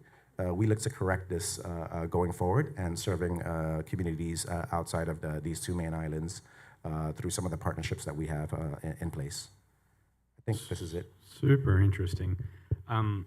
Ray, what I'd like to do is kind of dig into a few areas and tease out some examples with you and just hear some specific examples in each, and then we might move from that conversation into kind of, as you look ahead, how you're thinking about Pintar's growth strategy. But let's dive into a couple of examples. Firstly, on the university side, what's a university partnership or look like, and can you give us an example? Yeah, we work with our universities creatively. They're a long-term strategic partner for ours. We work with them on a 5-year engagement, and we hope to exceed that partnership. We work in different ways. If I can go back to the boleh balik ke slide yang sebelumnya.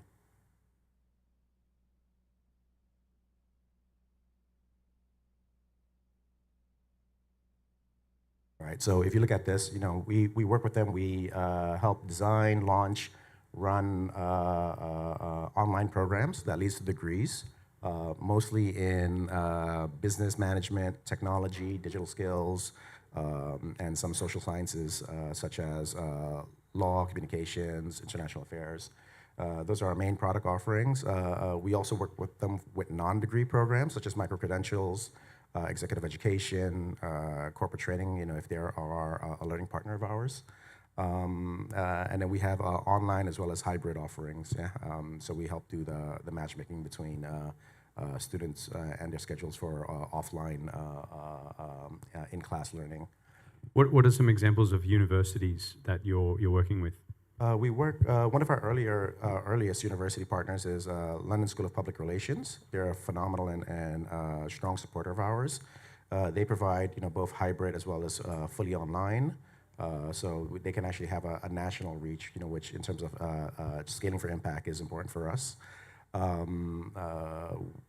We actually have, as one of our brand ambassadors,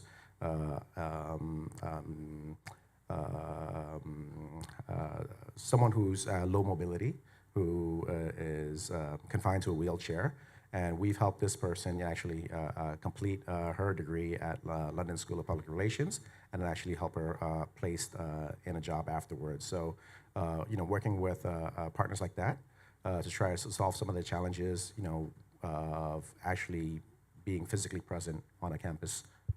Yeah, wow. So she conducted her studies here in Indonesia? Through us. Okay. For a bachelor's degree. Through Pintar, and she received her award from the London School. Received her diploma from London School of Public Relations, which is no different from a diploma that she would receive if she went to campus. Fascinating. I want to pick on enterprise. You said it's a reasonably new initiative, but perhaps you can share some kind of domestic enterprise partnerships that you've started to form. Yeah, so we've actually grown this vertical quite a lot this year, and we work with enterprises on an industry-by-industry approach, And we look for lighthouse organizations that actually could be partners of ours to show that, the private sector needs to step up and take human capital development in Indonesia seriously. I don't think any business in Indonesia has said that human capital is not an issue. Yeah? So it affects their business. It becomes their competitive edge. At the heart of business is basically people, right? So they have a self-interest. But for many reasons, and we could get into it if you would like to hear some specific examples, sometimes the reasoning is a bit off as to why they don't invest in their people. So we work with employers that are looking for ways to develop learning pathways for career mobility of their employees. What do I need to learn on the job or outside of the job to actually move within the organization, either upwards, laterally, succession planning, these kind of issues. Why is it that in general employers are not? Is it then they're not incentivized? I mean, surely those employers understand how important talent is and how much it could help support grow revenue, or what is it that you think? Some of the reasons that we encounter are, I mean, for me, it's mind-boggling. It's like, if I invest in my people, then they would ask for a higher wage, or if I invest in my people, then they would leave and work for another organization, or how do I invest in my people? We don't think that they're motivated to learn, which is, not true, right? I mean, if there's something that's not right, then you need to fix it, right? With the product offering. So for us, it's mostly an education process, a lot of upfront education process, and then once we get a partner on board, then we work with that partner to actually push it through the industry, right? As a lighthouse organization within that industry. So everyone knows it's cheaper to retain and grow than it is to recruit, right? So that's like one of the things that we stress. We also say that you have a engaged workforce, a diverse workforce that actually translates to the bottom line, and we can show it based on empirical evidence. Fascinating. You also mentioned a strategic, at least in my mind, initiative that's kind of cross-border, outside Indonesia or connected. Can you tell us a little bit more about that initiative? Yeah. So again, we're trying to expand our footprint to be wider coverage than just Jawa Bali. Indonesia is not monolithic, it's not homogenous. It's actually an island economy, and every island is different, right, in terms of the characteristics of its people.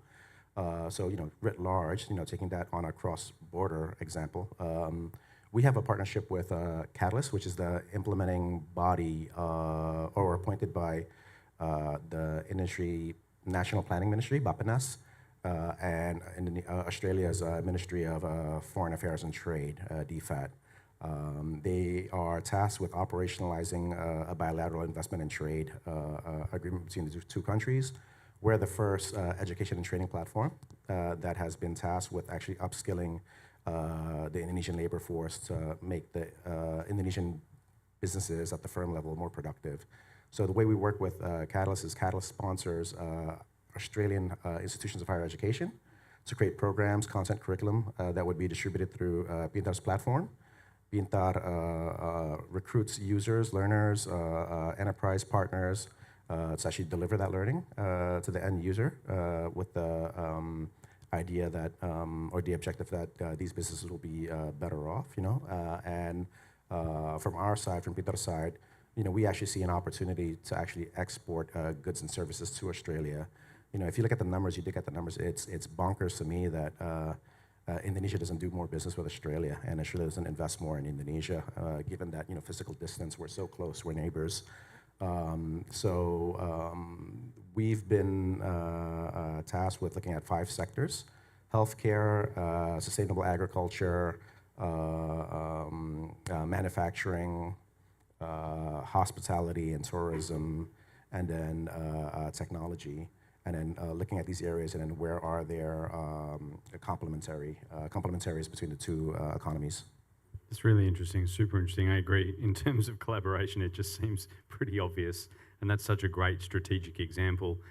Shifting to kind of strategy, if you like, what's your thought process around growing Pintar? You've just given a cross-border example, but you've talked a lot about, and I mean, even your university partnership example was finding kind of great content outside Indonesia and bringing it to the market, and then in turn you just talked about exporting too. But what's your kind of geographic thinking? Is it double down on Indonesia? Is it find other kind of global partnerships? In which parts of the world are you thinking about?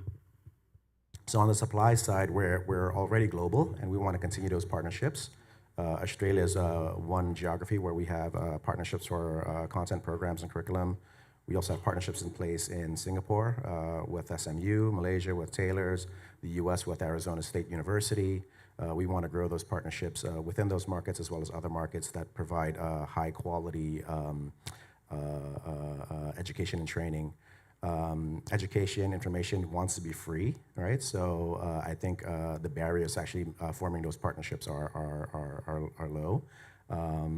On the demand side, I think probably in the next 1 or 2 years, we're focused on Indonesia. Like I said, we want to move outwards of Jawa, Bali, addressing other communities in outlying islands. But I think the plan for us, I guess longer term is to look at adjacent markets where Pintar can actually do the value-added services that we do. And that'll probably be in the region. So economies or markets that are similar to Indonesia in Southeast Asia. Interesting. And what categories, you mentioned a few as part of the kind of bilateral example, but business, technology, healthcare, like what are the exciting categories as well to focus on from a discipline perspective? From a discipline perspective, I think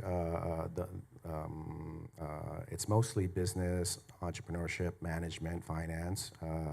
That's one bucket. The other bucket is technology, digital skills, creative as well. So that's another bucket, things that can be offered via the internet. But the other one is also, the third one is also, I guess what you'd categorize as like soft skill, personal, professional development, which is also important. And I think the way we see training is, knowledge is one piece, but knowledge is a bit commodified and accessible. Skills is something that's more intensive because skills obsolesce faster now, so that has to be upgraded continually. But I think a third piece that gets overlooked when you talk about developing as a person, as a worker, are networks, right? That people-to-people connection. So we try to solve with that, through again matchmaking with the partners that are on our platform that are responsible for student success, counseling, coaching, things of that sort. Yeah, that it reminds me of that stat you shared about how so many of your users are unemployed, if I understood that correctly. So how a lot of companies that are doing what you're doing are also always tempted to go into kind of placement and kind of talent, HR, recruiting. Is that, where does recruiting and talent placement kind of sit in the Pintar universe? We operate on the principle that we could get a lot more done by way of partnership. Right, so we focus on what we focus on, which is the technology piece, and then basically using that to connect with content partners, learning partners, supporting services, one of which is the jobs boards or the recruitment job placement partners that we have. So we don't have the resources, and I don't think our strategic focus is to develop that liquidity. Much better off working with partners. Fascinating. And maybe lastly, looking internally at Pintar, can you share a little bit about kind of the teams that you have built to kind of deliver all of the services you talked about? What are the core capabilities inside Pintar? As an organization? Yeah. We're, I think, about 150 now, strong. 120 is in Indonesia, spread across different cities, Jakarta, Bandung, Surabaya, Bali. And then we have team members in India and the US and Singapore. And in terms of capabilities, we have an in-house content production studio. We don't focus on that, but sometimes some of our partners ask for us to do that on a fee-for-service basis, which we're glad to do. But ideally, we prefer to basically partner with content suppliers.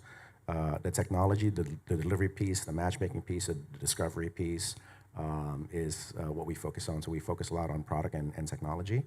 And then the services side is important for us. We need to figure out how to do this at scale which we haven't figured out yet. But we believe that solving for intrinsic motivation is very important in this market for servicing our learners.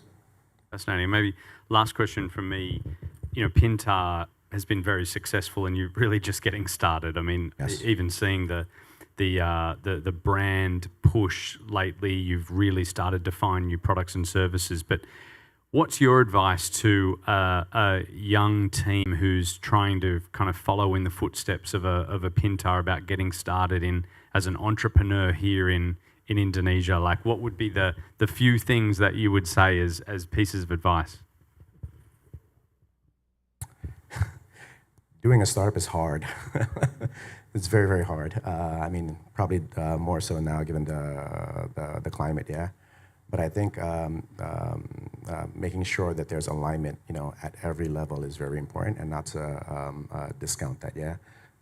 So alignment with your board, alignment with your customers, alignment with your suppliers, alignment with your team is very important. And, you know, you get that by actually, you know, building a strong culture organizationally and having that emanate outwards. I think that's very important. And I think, you know, one thing that maybe, I think someone mentioned about building a business in Indonesia is a long game, right? So having, you know, that resilience, that optimism, because you will face challenges along the way and you can't get beat down, yeah? So I think that's the second one. Awesome. Please join me in thanking Ray Palangan.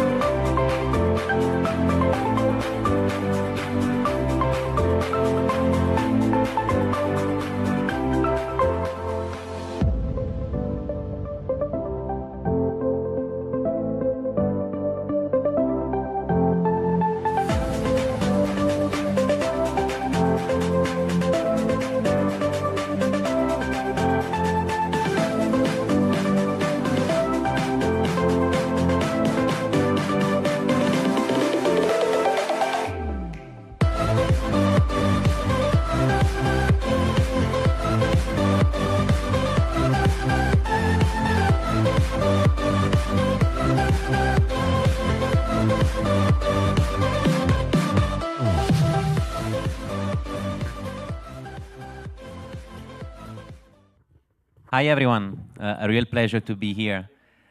Great insights so far. I'm sure today I have with me two amazing founders of two amazing Indonesian companies. So really looking forward to hear your insights. And first, let me quickly introduce myself. I'm Alessandro, co-founder of Supercharger Ventures. I'm based in Singapore. We also have an office in London, and we accelerate amazing edtech startups to raise funds, grow internationally, and do more in this amazing sector. And today, the title of our panel is Indonesia, Asia's Land of Opportunity. Around the world, you hear Indonesia every day, basically. It's like, you know, the place you want to be, Indonesia. The place with big opportunities, Indonesia. The place with amazing companies, Indonesia. And so today I have the pleasure of having, as I was saying, two amazing founders of two great success stories locally. Mark of CoLearn and Dita of Pintar. I'll let you perhaps first introduce yourself, and then we can start with some questions. Okay. Yeah, thank you, Alejandro, for the introduction. My name is Mark, and I'm one of the co-founder of CoLearn. So CoLearn is an edtech company that focuses on delivering quality online education, STEM education in particular. Our aim is to our mission is actually to make sure that Indonesian young generations are able to compete globally. And what kind of futures are they going to be facing is the future that is full of technology, right? And also globalization. So our main offering is fundamental mathematics and mathematical reasoning for K-12. So our offering is live classes for ST5, so primary school to high school. We have two main features that people know us for. One is our free feature where it's an AI-powered homework helper where you can take a picture. So anybody in Indonesia right now, any kid in Indonesia can take a picture of their hard mathematics questions and sciences questions, and they're able to actually get a video explanation of that questions. And it's not just giving you the answer, it's actually giving you the way on how to answer those questions, the concept behind those questions, because we want to make sure that nobody in Indonesia has to pay for a tutor just to do question and answer. And through that feature, we want students to actually be enticed to come to our live classes. It's a cohort-based live classes where the teachers we pick the top STEM graduates to be teachers in our platform. And when we talk about cohort-based is the students learn together in one semester with the same teacher. And because our teachers are also a role model, they become highly motivated. Because the biggest problem in Indonesia for education is not just the knowledge transfer, it's actually the motivation and reasons to learn. So that's, in a nutshell, what we are. Fantastic, thank you. Dita. Hi, good afternoon, everyone. My name is Dita. I'm the co-founder and chief business development of Pintar. Thank you for having me today. So Pintar is an tech upskilling platform and tech placement platform. So we are integrated between edtech and workforce development. So what we do is we are vocational, so we focus on adult learning, university and above. And our goal is to close the digital talent gap that's currently happening in Indonesia. President Jokowi said that we need 9 million digital talents up to 2030, but we're currently only producing about 1.1 million. So the gap is huge. And when we look at the core problem of why that digital talent shortage happens is because of three things. Four, actually. One, low employability. Second, poor learning experience in formal education, making technology really hard to learn, or not enjoyable at least. The third one is low willingness to pay or low ability to pay. And then the last one is low laptop penetration. it's hard for you to learn how to code when you don't even have the tools, right? So our goal is to provide high quality education that is affordable and also tied directly to career outcomes. So we can, at the same time, create the supply, the high quality supply, as well as matching those supply with the demands from industry. Fantastic. Thank you very much for your introductions. And I think in this room, we are all very interested to learn more about how you made it so far. There is an important phase which we can call 0 to 1, and then there is 1 to 100, right? Very quickly, I know we could stay hours because it was a relatively long and intense journey, I'm sure. But how did you go? What was the most important thing that you did to test the market and go from 0 to 1? And then how are you going from 1 to 100? Yeah. So I think for any, I guess Edtech is no different from any kind of business. The most important thing has always been how do you validate your idea very, very quickly? And I'm not talking about in years, I'm talking about in weeks, right? And I think that's what we did. We know the problem of mathematics. If you look at PISA score, I mean, everybody here knows that we're at the bottom 10%. And that actually relates to a lot to do with, going into tech careers. The fundamental mathematics is just too weak to even learn something professionally, right? So one thing is to be able to actually interact with students a lot. So the nice thing about us that we used to be actually have an offline and online model. So we work with a lot of tutoring centers. We meet a lot of students. And what we saw was like, hey, people actually just paid tutors to go tutoring centers to just question and answer homework. That's it. And that's not really helping them learn concepts. So we thought, hey, don't try to get them to learn concepts, mathematics. Let's help them this huge problem of just too much homework, right? And not enough people to be able to help them. So our validation was just, it's a Zoom with a link, and then we spread it to different schools. And in that Zoom, there's a tutor that actually can answer someone's question. And within 2 weeks, we have to shut it down because the line was like 100 people waiting to do that. And that's the point where we first create our first Tanya. But that was a validation that we did within just very, very, very short amount of time. That's an amazing point. Just go out, break it, and then and then you fix it, and then you increase, and then you grow, right? You need, in order for you to invest on a technology, it's actually costly. So you want to be sure that it actually helps students in some ways. Fantastic. And Dita, something more about your journey, especially how now you're going perhaps from a very initial stage when you saw it was working, how you going to the next level? Yeah, so Pintar actually has been around since 2017, and we were bootstrapping for the first 3 years. And during that journey, I think we learned so much about, to Mark's point, right? Testing a lot of models, see if that works or not. So in the early days, our academy was free because we had a hypothesis that in order for us to increase supply very quickly, then make it free. People would then just learn, right?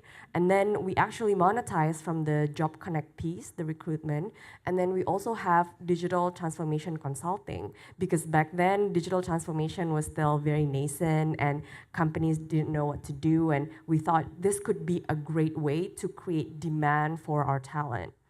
And we also have the co-working space because we had our offline operation in Jogja, about an hour flight from here. And our thinking was that would be an additional value proposition because we could take advantage of the geographical arbitrage. And so that was the first model. But then we realized that first, when you create the academy for free, yes, it's nice in concept, but there's people tend to take it for granted. Yeah. So they just go MIA in the middle of, does it happen to you too? Yeah, for our MVP for life, it was free. So we saw people coming in, coming in. It doesn't Yeah. It doesn't get the learning outcome, basically. Yeah, exactly. So people just take it for granted.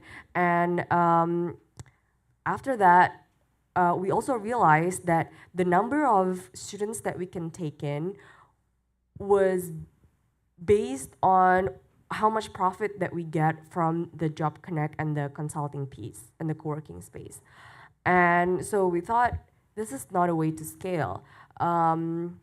We were very selective in that program because it was on a scholarship basis, right?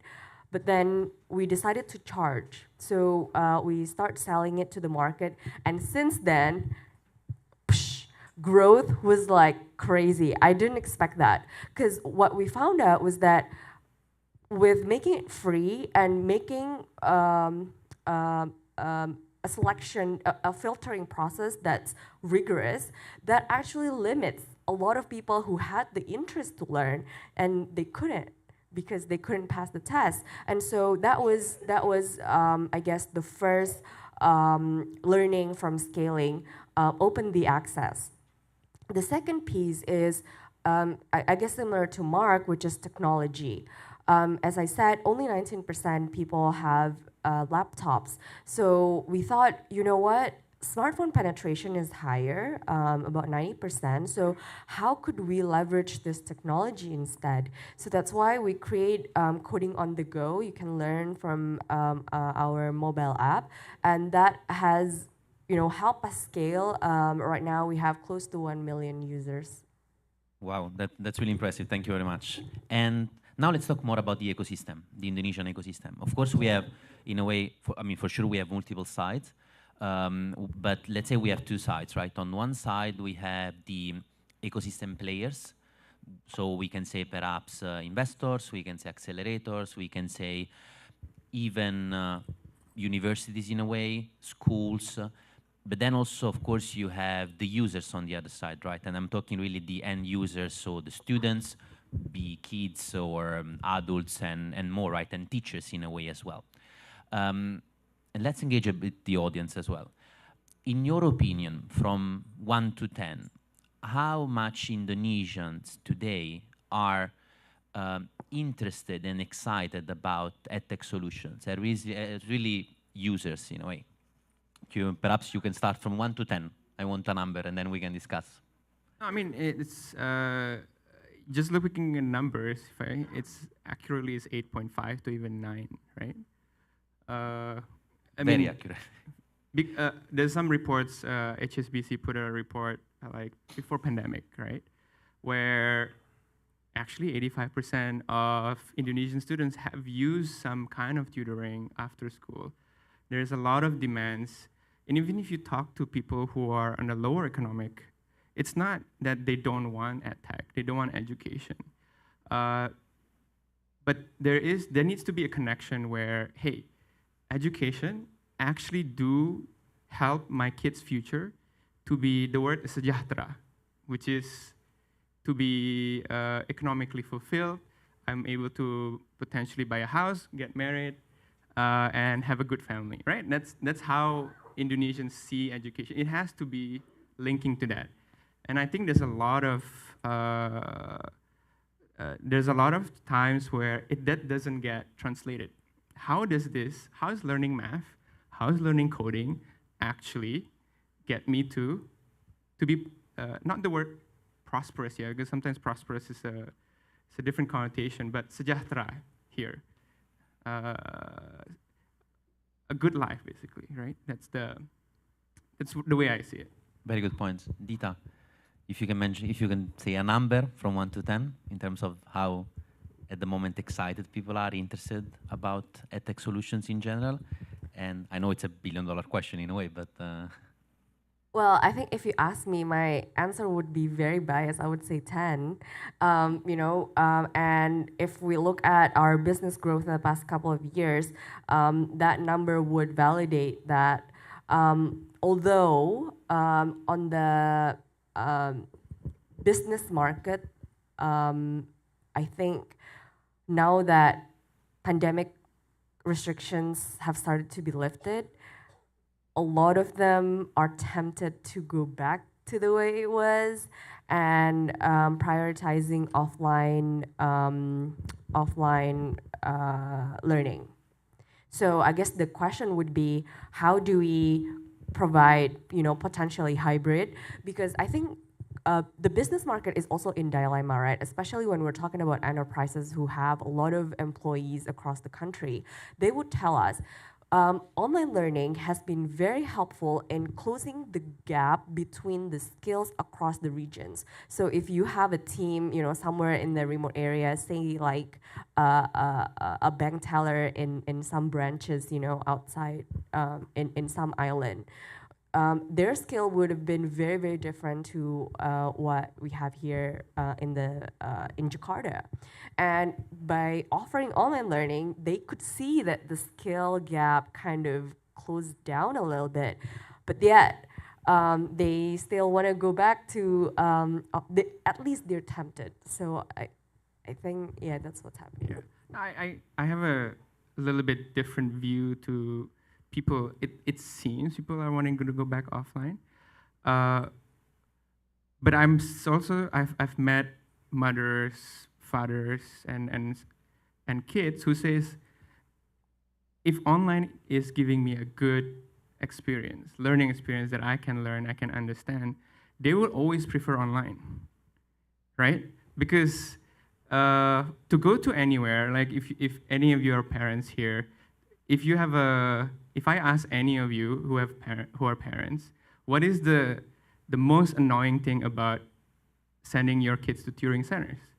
It's always about, I have to send the kid myself, right? And the other thing is, when I send my kid, I have to give them uang jajan, means like pocket monies. And those things are all eliminated when you do it online, and the safety of your home, especially if you have daughters. So what we saw was, in our online offering, 70% of our students are actually, live students, are actually female. So I think the whole idea is just, how do you make sure that the online experience is really, really good? And the other thing is communicating to parents and the kids that there are actually a lot of advantages for online. One of which is, if you're doing an offline center, right? If you're in an offline center, your teacher would be the best, at best, would be the best in that region, within that 10-kilometer radius. That's it.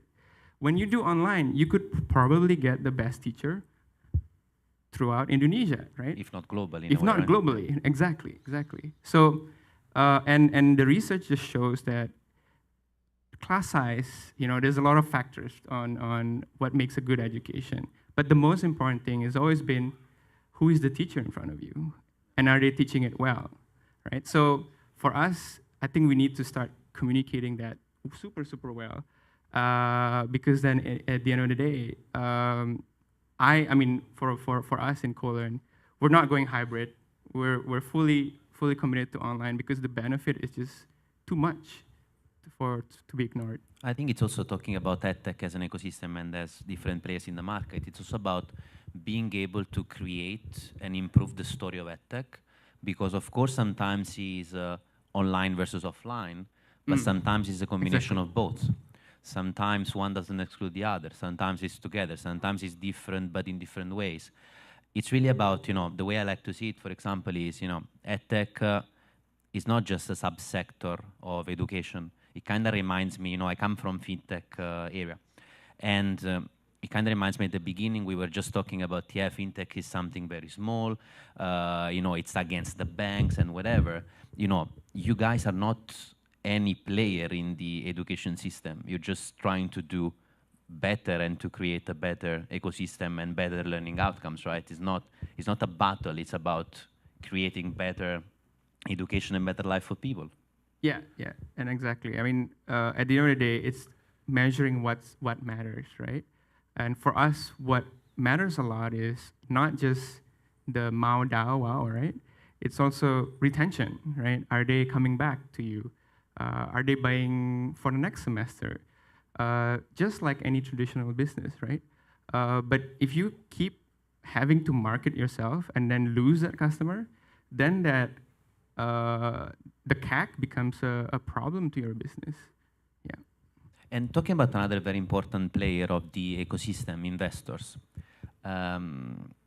There are some investors that are now super excited about Edtech, that are investing heavily, $1 billion funds, and so on and so forth.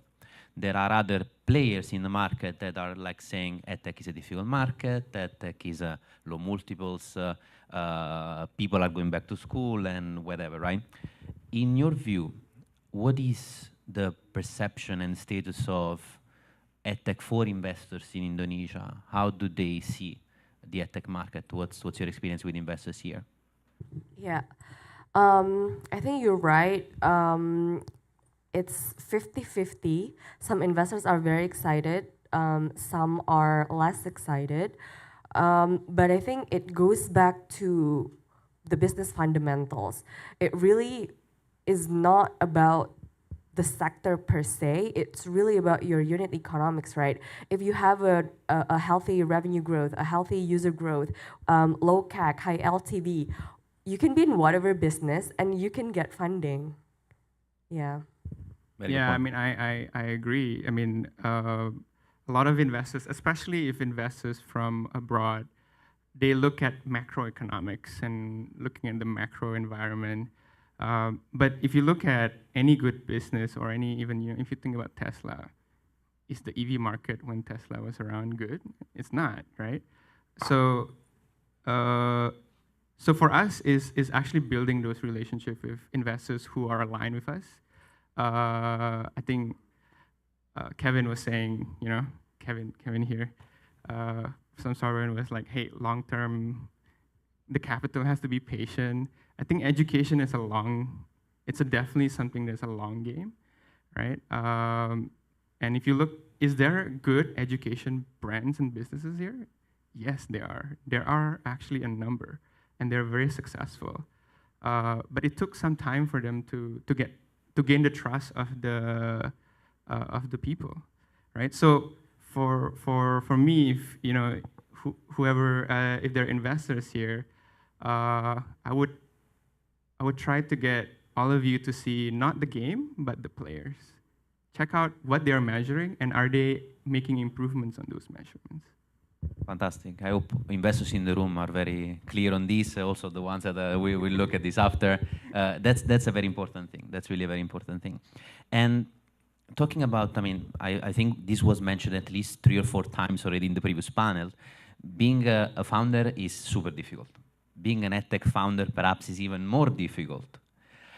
Indonesia, a very exciting market, but has similar developing economies, can be also a very challenging ecosystem. So difficult plus difficult plus difficult, I don't know how difficult that is if we quantify it. If you have a wish in a way, right, almost, if you can name one thing that you would change or you would improve from an ecosystem perspective for founders in Indonesia, and perhaps let's also say in the region, Southeast Asia, what would that be? Internet penetration, that infrastructure, because so Binar has been participating and we're very proud to be a partner of Campus Merdeka. That's an initiative by the Ministry of Education where we partner up with hundreds of universities across the country. And last semester we had about 2,500 students from across the country. And then there was this one student coming from Merauke. And he was very diligent for the first month, and then the second month, he suddenly went MIA for like 2 to 3 weeks. And then everybody was like, okay, what's happening? And then we tried to call them, trying to figure it out. He was not answering. And about 3 weeks later, he would come back and, hey, sorry, I was out of touch. There was a blackout in the entire city. That's still happening. You know, this is 2022 and, you know, electricity blackout still happening to our friends, to our students out there. You know, how as much as we can, trying to facilitate this access to education that could improve the livelihood, improve the life of these students, improve the income potential in the future for these students. It's going to be impossible without proper infrastructure that is so fundamental. I completely agree with Mark where, with online education, the beauty of it is like you can get facilitators from everywhere, even global ones, and there's already a space to that, but the challenge is how can we make sure that every single individuals in this country and beyond who wanted to have an access to these things can actually access it. And that's like the core issue. And sadly, the most ironic thing is that people on the most outskirt, we call it 3T here, like the most, the like on the periphery and like the lowest in economy, those are the people who actually benefit the most from vocational schools like Binar, because the average income for non-tech jobs monthly is about $170. I know it's low, but for tech jobs, the average is $500. So they make 3x more. Imagine if there are 8 million people that would come into the ecosystem, fill that gap, and make 3x of what they could have been doing something else. It would be so powerful to our economy. Thank you. Mark? I have an education answer. I have an investment answer for that. For education, I think, first of all, if many of you are parents here as well, please do allow your kids to be teachers, right? The biggest problem for us right now is I am going around UI, ITB, trying to convince engineers, trying to convince science graduates to actually be teachers with us. There's a bad connotation on the future of actually being a teacher, low pay, bureaucratic, and so on and so forth. So really, really good people who are really smart and really good at teaching actually avoid it, right? And I think we're trying at Holon, trying to change that narrative. We actually pay our teachers to be comparable if they were to go to, the Gojeks and the banks of the Indonesia. But what I struggle with every now and then is actually, do you want me to talk to your parents about the transferable skills of teaching, right? The potential that even beyond teaching, you can do something else. From the investment side, I think, my co-founders and I have been talking a lot about this investment winter. And we're actually pretty happy about it because during the time when there was so much money, sometimes we're not being thoughtful of what actually matters. And sometimes those things actually get funded. And then sometimes, investors and our board is pushing us to do those things. And resisting it sometimes is a little bit like, come on guys, this is nothing to do with our long-term goal, right? So my hope is through this winter is that we all learn trying to figure out, hey, how do we invest for that long-term gain? Because I think in Indonesia, you might have to be patient, but I think the margin on that return is going to be so much higher. Because we just have a huge population, it's a very young population, and our economy hasn't been going down, it's just been steadily going up since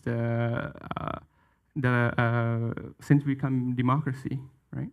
And also, if we look at that sector, in a way, of course, it's true that investment winter, not great, but Edtech has not historically been overfunded or running at very high multiples.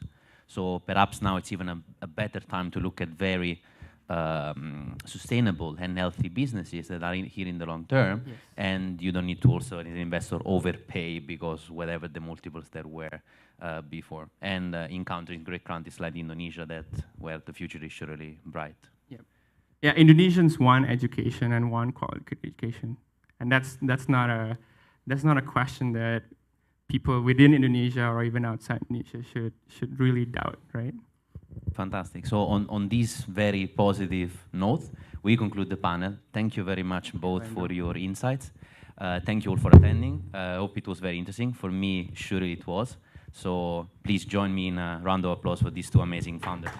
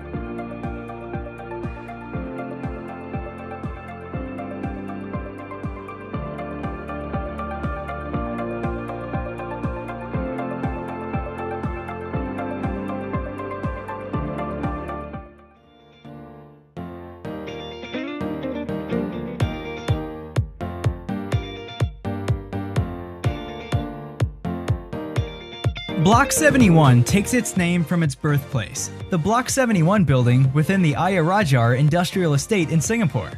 It is there that NUS Enterprise, along with Singtel Innovate and the then Media Development Authority of Singapore, came together to avert its impending demolition through seizing the opportunity to establish a home and community for budding entrepreneurs. The success of the Block 71 initiative was further fueled by support from government agencies like Spring and JTC's speed to retrofit and rebuild nearby buildings to develop this entrepreneurial enclave into JTC Launchpad.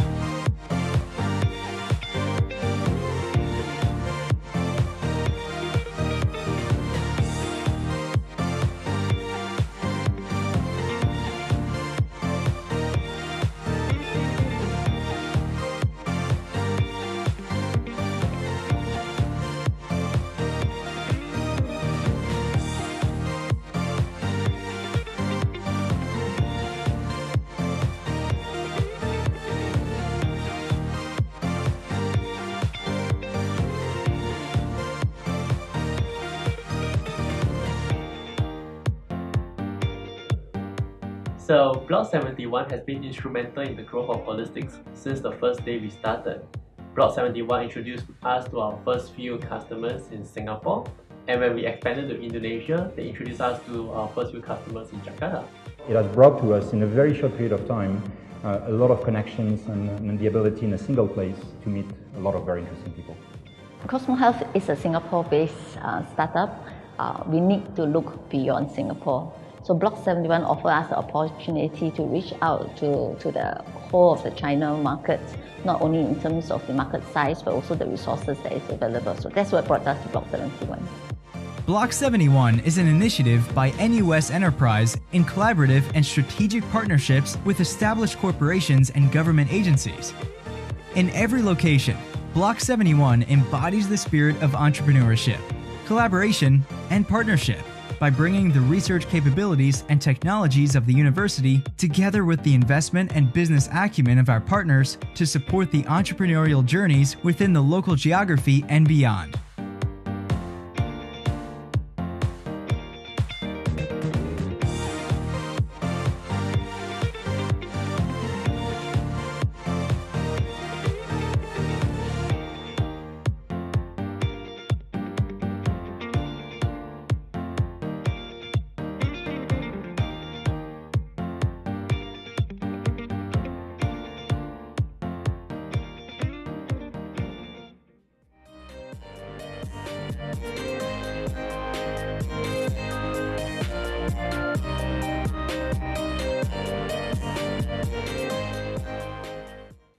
And welcome back to the second session of HolonIQ Global Impact Summit. My name is Agustin and I'm Program Manager from Block 71 Indonesia.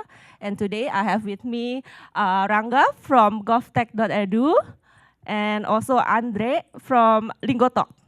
So maybe before we start the session, I would like for you both to do a quick introduction about yourself and about your companies. Perhaps you can start first, Rangga.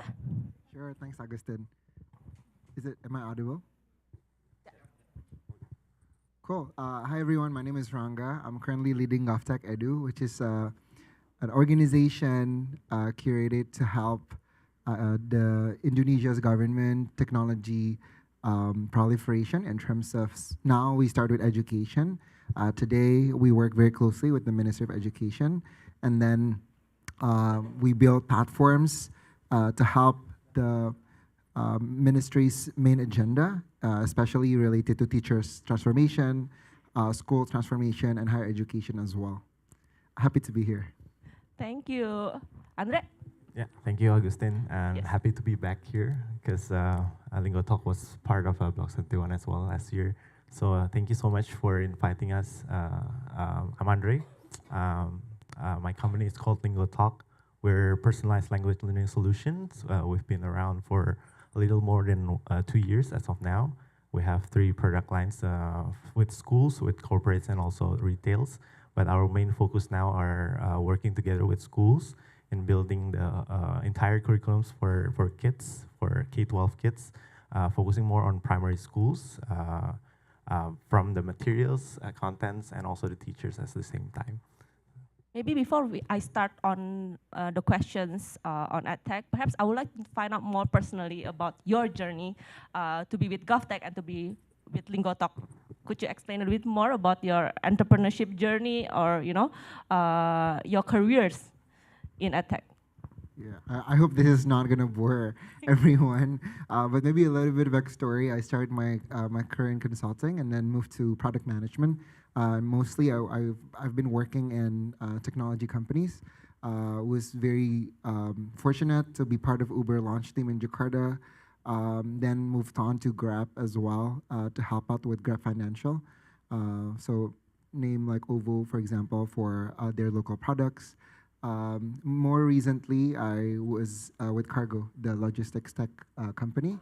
But all in all, I think I've always been in product and strategy, and then have a bit of like founding experience for a startup. But now I think it's a kind of an interesting move to not just education, but also public sector, one that I didn't previously think I would do. But yeah, it's been very exciting so far. Andre? Yeah, yeah. So basically, I also my experience was only in startups before building LingoTalk. At the moment, before we decided to launch LingoTalk, we were actually a community-based language learning based in Jakarta, Bandung, and Jogja. At that time, we built a language exchange community called Polyglot Indonesia, and that's where the main idea of gathering all the members of the community to be the teachers, and that's where we decided to build online live tutoring platform in order to bridge the facilitate the tutors and the students at the same time. Our main idea was actually to bring this private tutoring lessons before we explore the markets of language learning, and now we have these 3 product lines. So that's how we start building LingoTalk with all the teachers. And interestingly, GovTech as well as LingoTalk both are born in 2020, right during the pandemic, right? And I wanted to find out a bit more about GovTech. What does exactly GovTech do, and what kind of platform that the government have built to support the online learning? Yeah. Cool. Maybe I'll start with the mission, right? I think the underlying principle is that we really believe in creating a reversible transformation. So it has to be very hard to reverse back, even beyond this current administration.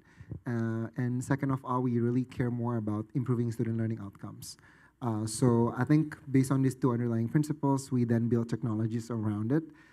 And looking into improving student learning outcomes, a lot of people always associate in the private sector that always majority of people will think about test prep or maybe like exam and like score preparation for students as the main topic. But our education system is a lot deeper than that. It's a lot more complex. So I think government uniquely has other homework or other priorities that we have to tackle as well.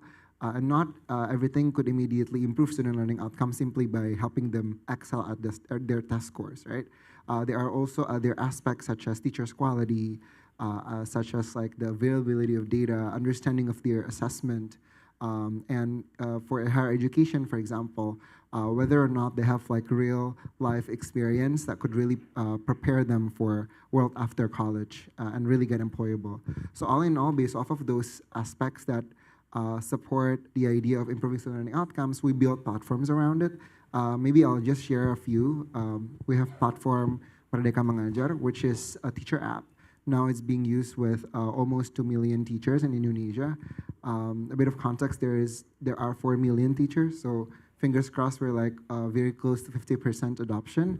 The main use case is pretty much helping teachers to have access to a learning toolkit and then upskill themselves as well with a lot of videos and like ability to learn from other teachers in different regions, especially now that we're rolling out the new curriculum, is Curriculum Merdeka, which is very centered around project-based learning. Other platforms such as Rapor Pendidikan, which focuses on giving schools formative feedback to understand better how they're performing in numeracy skills, literacy skills, character. So for the first time in history, schools shouldn't guess, right, whether they're doing well or not, but they can just log into the dashboard, understand their indicators. Yeah, there are also other things, but maybe that's for now. It is so different, right, from the last time when we were studying, right? I'm not sure how old you guys are, but you guys look pretty young. How we study in the past is so in textbooks, but right now everybody have to move online due to the pandemic, and it really accelerate the adoptions. I just wanted to know, like, what are the challenges, you get when you try to roll out all this online platform? Yeah, I think it's very interesting what Ranga's already shared to us around the online and offline learning situations for now. Now we believe that online and offline, especially when we build our platform, we still believe that online and offline are still complementary to each other. For now, what we're building is more on a hybrid solutions that can both cater the needs of an online learning, but at the same time, they can still have the human touch of the offline situations, especially for kids in the remote areas where they are having challenged themselves to adapt to the online landscape, but at the same time, they also need someone who can consult and someone who can actually guide them physically while learning the new language for now. So building both are basically one of our main challenges and what we are currently exploring in terms of building products as well. How about you? Yeah, lots of challenges. Especially the teachers, right? You also have to onboard the teachers, right? Yeah, of course, throughout the pandemic, there are challenges, but there are also opportunities, I would say. The biggest opportunities lie where you don't really have any option to grow as a teaching professional during that time. There's no option to just be the same, right? Because you have to adapt to the situation, especially now that the new curriculum is around, and then there are, of course, learning curve that needs to happen. So I would really say the biggest challenge is still giving our users and really handholding our users in terms of user education, understanding our product. Especially the profiles are quite varying. Some are more tech savvy, some are less tech savvy. So I would say inclusivity and ensuring that we have same degree of understanding throughout users in the most remote area of Indonesia, and then maybe the big, more urban areas as well. I think that's the main challenge. And I just want to ask, how do you then measure the effectiveness of this online learning? Okay. From our point of view, to measure the effectiveness is how we can make sure that we understand the goal of the learning first. So seeing from the perspective of our customers, for now, mostly we're focusing on schools, which is we need to have a perspective of the principals for now. Most of the schools that we work with are middle to low schools, meaning B accredited schools. So what they need is to have an AI accreditations. How they can get to the AI accreditation is that first they have to increase their average scores, and also how many % of their kids graduated go to top tier high schools, and those number has to be increased. So that's how we measure the goals for now. We try to make sure that if the goal is on the increasing the accreditation as well as increasing the percentage numbers of their graduates to be in better high schools or from better high schools to a better university, then how we can help on the language learning side. Normally, that's how we measure that. Currently, the condition is that, of course, there are a bridge of gap between the quality and also the amount of materials that is supplied to the middle lower schools in the remote areas of Indonesia, but they want to compete went to the better high schools, which is going to be a pyramid, right? So that's what we're trying to measure on. How about from GovTech yourself? Yeah, maybe to clarify, online learning, we focus more on online learning for the teachers. Yes. So, of course, there are things that work. For example, when there is now a whole bunch of resources immediately available at your fingertips. Previously, teachers are very isolated. You don't have that much access to different references and inspiration, but now immediately you can learn from almost any other teachers, have access to thousands, or if not tens of thousands of toolkits to teach your students better. That, of course, to some extent changes their behavior. For example, now those learning behavior also happens through their phone, right? So they do it on their own pace, and then they now are able to then not just learn, but also implement that right away in their classroom. We also understand, though, there are always limitations with online learning like this. That's why we're doing a lot of experiments with more of a hybrid synchronous and also like asynchronous learning. This is where products such as webinar and community-based learning, where teachers can still meet with the other teachers, and maybe there's instructors who are already a lot more proficient in that certain topic, so that that discussion can also happen more fluidly as opposed to just learning alone, is what we're currently experimenting. So for quick question, so for Indonesian teachers, all of them have to use the Merdeka Mengajar platform? It's not mandatory. It's not mandatory. It's voluntary. Okay, so what does this platform, maybe for those of you online tuning in from overseas even, we can learn a little bit more about what does GovTech help through the teachers does. So Merdeka Mengajar is for the teachers. That's correct. Right? And then we also have Rapot Pendidikan, School Assessment Scorecard. That's right. So what, and then the teachers are being trained how to use all these platform? Yeah, for the School Assessment Scorecard, the main users are essentially two users. One is the school principals, because they're the one driving the main indicators for their schools. And the use case for them is, as a school principal, not just I want to understand how my school is performing, which indicators are good, which indicators are not good, right? But also then use those data to inspire me to have a conversation with my school members to form a plan for the next year, and including their budgeting as well. So just to recap, I think School Assessment Scorecard is primarily for the school management aspect. That's why school principal is the main counterpart, whereas the teacher app is primarily for learning, right? So this is for teaching. This is also for the teachers to upskill themselves as a teaching professional, and then eventually to learn from each other. So the School Assessment Scorecard is a web app product, it's a portal, whereas the Merdeka Mengajar is a teacher app. It's available in Play Store.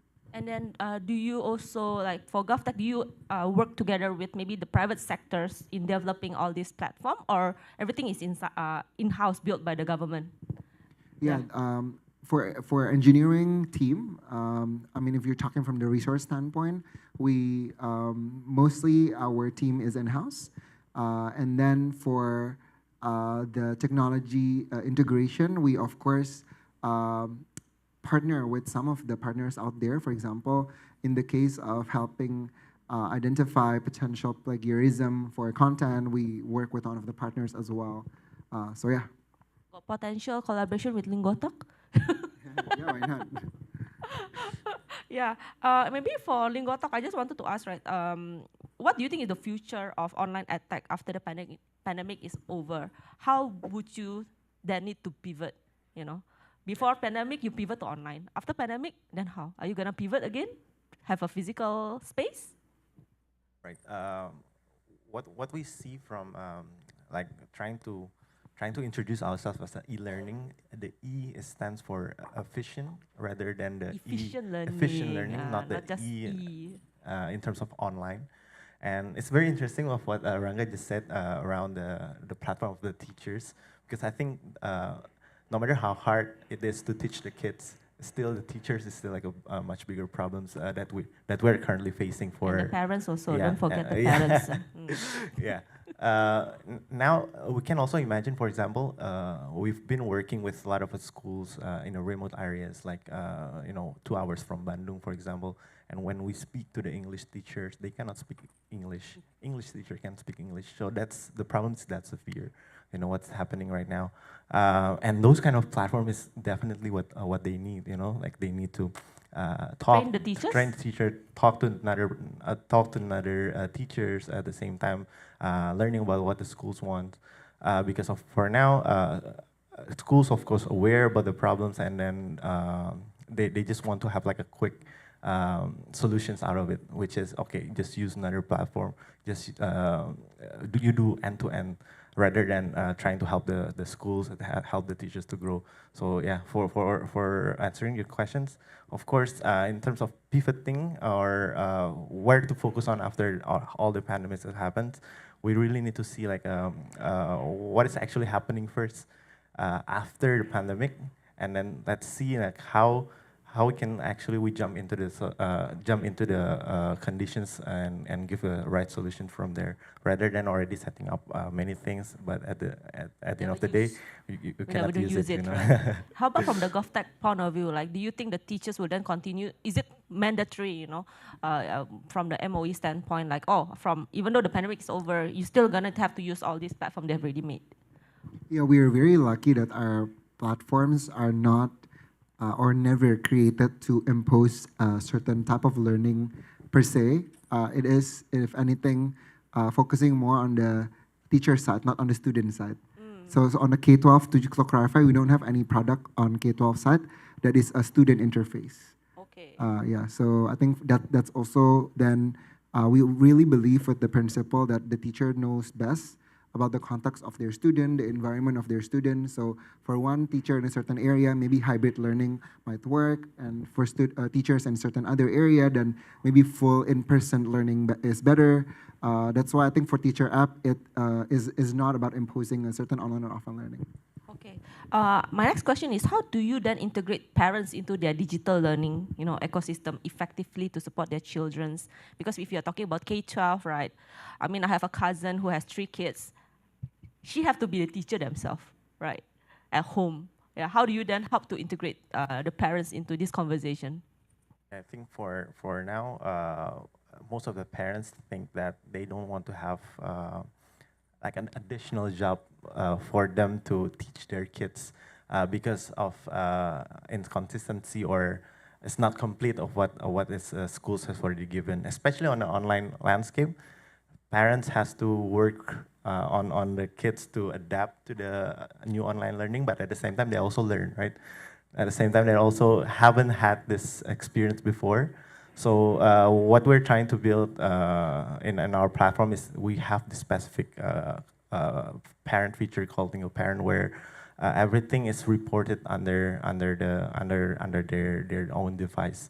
What we're trying to build there is actually giving them the recommendations on how the kid goes personally regarding their performance at school, and as parents, what can you support in terms of making your school can keep up with the learning that's currently happening, and where it's your kids stands among others.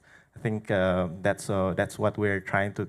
That's what we're trying to help for parents, so they wouldn't have to spend like time, additional time for the kids to like reteach everything, but it's only like to make sure that these factors or these specific areas that your kids needs to improve.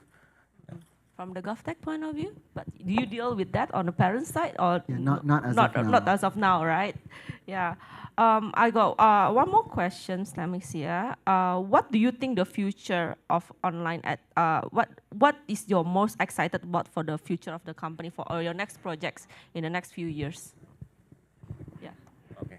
Oh yeah. In the next few years, of course, with this 3 product lines that we've already explored, what I'm most excited of is that we started off early, meaning that we start from kids. And kids will graduate, and then they will go to high school, and then they will go to university, and then they will work. So starting from kids will bring us like more funnels in terms of how we see primary schools are growing and the numbers compared to others school units are bigger. And that's where when we start earlier, meaning that we can have like longer LTV where we can create another products after we graduate. So that's what make us pretty much excited about at least language learning space for now. And we can see like a longer term that we can build in order for them to learn a language. For us, we think that language learning can be done lifetime. So you have lingo schools. Yeah. What else? Lingo professional. We call lingo it. professionals. Yeah, lingo pro, and then also we have the retail courses where we also work with the parents for each schools, where we give them like private courses and add-ons at the same time. Okay. How many language you can speak, by the way? Out of curiosity, I heard you speaking Italian just now. I just learned because I studied in France, so I have to have the certification of French. But after that, I try to explore, because of my community as well. We like to explore other languages, and yeah, that's how it started. But in Lingo Talk, we have Mandarin, Korean, and Japanese at the same time for schools to have extracurricular most of the times. Yeah. Okay. How about Ranga? Like, what are you most excited about for GovTech in the next few years? What are you currently developing that we don't know yet? A lot of exciting things are happening, but maybe two on top of my mind right now are one, on the K-12 side, we are excited with the career transformation for teachers. So all of this time, career progression has always been painful, especially for teachers who are on a public service, right? They right now the process is very paperwork heavy, and then today there is also not many way for teachers to do it digitally, and then with our app, a lot of their data points are now enabling them to build a portfolio. So I think such teacher portfolio, just like really democratizing access to career progression, teacher is after all also a professional career, right? Yeah. So I think that's one area that we're looking at, the area of teacher career transformation. The other is on higher education. We've built a platform for Kampus Merdeka, which is a platform to enable college students to get out of classroom experience for at least 6 months. And now I think extending of that, we are looking into an area of where college students can also learn from practitioners. So maybe taking some of their electives by taking classes that are very relevant to their industry, such as data science or product management, not from their own school, but also from other practitioners from the industry. So maybe those two. Okay. Yeah, maybe I got another question that coming up from me. How do you, when you're teaching all these students, right, K-12, right, how do you make sure that, they are consuming the right kind of content online, right? I mean, that's one of the things that I've been seeing even from my nieces, right? I have to keep watching them, what they see online, through YouTube, the content. Yes, we want the students to learn through online platform, but at the same time, you're also a bit worried, right? At the back of your head, there is that worriness, right? That whether the content that consuming is correct. What do you think, the technology right now that we have can help? Would you allow your kids to have TikTok access and all that? Is it good? Yes, no? We actually build everything in-house. In terms of content, what we do is that our machine learning helps the users to be able to have their own personalized materials, algorithm based on their needs and preference, based on our assessments as well. So for us, we make sure that every content is under our development, and there's no external content happening in the learning of the platform. Yeah, that's it. For GovTech? Yeah, we know that's a challenge. Yeah. That's why we focus on our areas where private sector doesn't really have incentive to do, which is the teachers' quality and the schools, right? whereas for parents, actually even for student-facing interface, that's not an area we are looking into right now. Yeah. And my last question before we wrap up, what do you see the trend of use and uptake of technology in this landscape for K-12? What's the current trend that you are seeing? Current trend? Yes.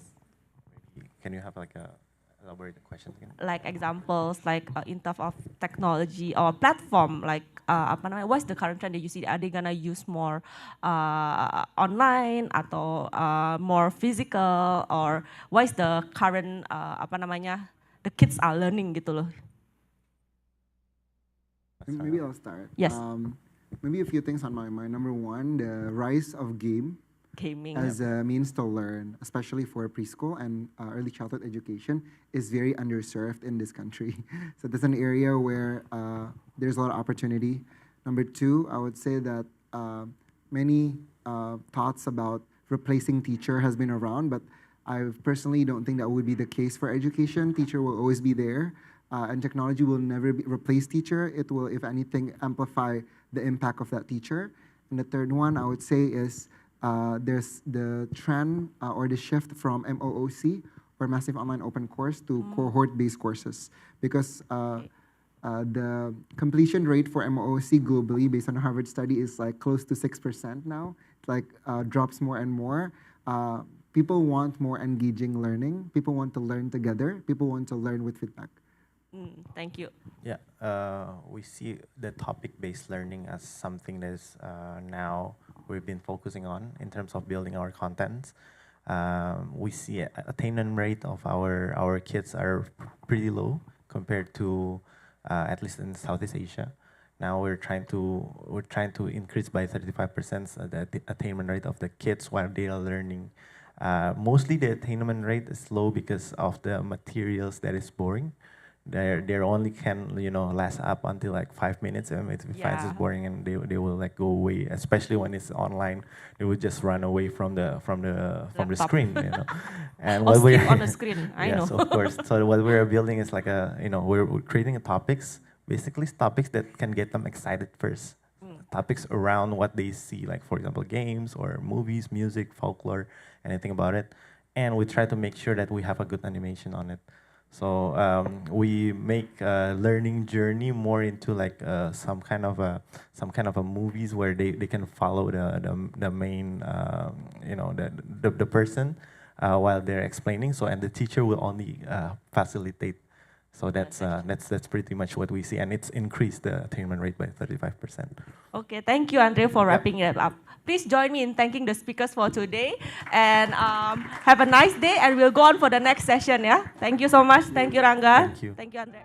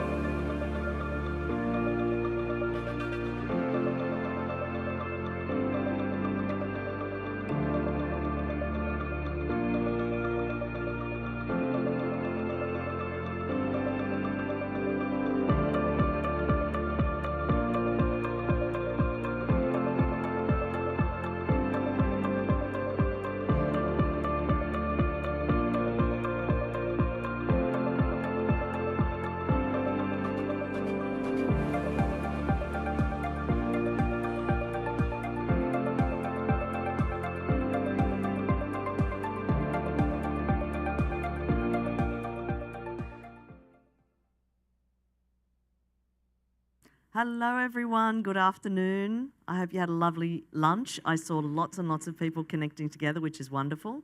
This is a different session to what we've had so far today. This is a presentation. This is me talking pretty much for the whole half an hour, but I'm going to try to go super fast so we can get some time for questions.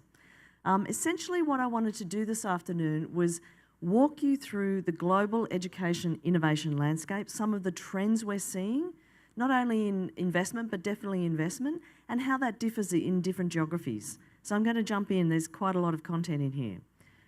Firstly, let's just step right back. The size of the education market. The education market is very big globally, huge actually. And so we're looking at, $7.3 trillion by 2025, which is now only a few years away. But what you can see between these, in the change between these charts, is interesting. And so when you look at 2018, we see K-12 is about 50%, post-secondary, is a certain size, and training, corporate training or upskilling essentially.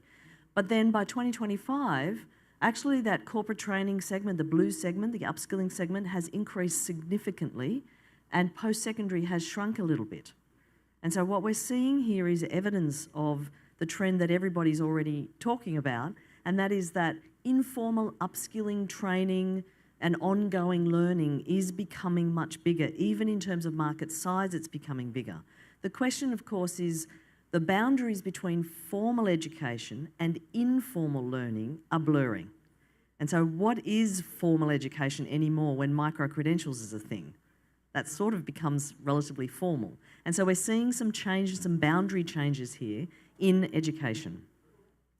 So let's just have a quick look at macro drivers. So there are definitely macro drivers reshaping the education industry, the way that the industry is structured, who is delivering education and learning and training, and right down into the level of how learning occurs. So this innovation is occurring at different levels. At the level of the industry, at the level of the organisation or institution and the way that is organised, and way down into the actual learning processes. As I said, it's a $7-point-something trillion industry. Access to education is still problematic though. We saw those charts this morning, 2 billion more people in the world that need education. How will existing models be able to cope with that extra number of people? Really something has to change, right? Otherwise we've still got an access problem, which is a problem for many, many countries in the world. There's a big learning loss from COVID, which is well documented, declining public funding in formal education. There's population shifts changing, like we talked about this morning, technology changes, changing consumer expectations. People have a relatively smooth and seamless UX experience in pretty much all parts of their technology lives, and then they go to school. It's completely different. And so the consumers actually do expect a better technology interface between technology, physical and digital, learning experience these days. So there's market pressure for traditional and new institutions or new deliverers of education to have that digital experience much smoother. Obviously, there's a big changing education and job landscape. So the labour markets of the world are shifting. And so this is pushing back into education and training and learning. Lots of pressure for that ongoing upskilling, but also different types of content because the jobs are moving and changing, and digital skills particularly is a big gap. And so they're sort of the macro drivers, but also we have technology drivers. You would be familiar probably with the digital 5 forces. This is not new. This is a technology sort of 5 forces: mobility, big data, social media, cloud computing, AI and robotics. At the same time as these technologies are shifting and impacting most industries, they are also starting to impact education. So mobility, mobile learning, nano learning, there is, again, that expectation that you should be able to learn with your mobile device. Big data allows for personalised learning, personalised journey, and as well as artificial intelligence, of course. Disaggregated content. We see many other industries where bundled services are disaggregated, and we're seeing the same thing in education.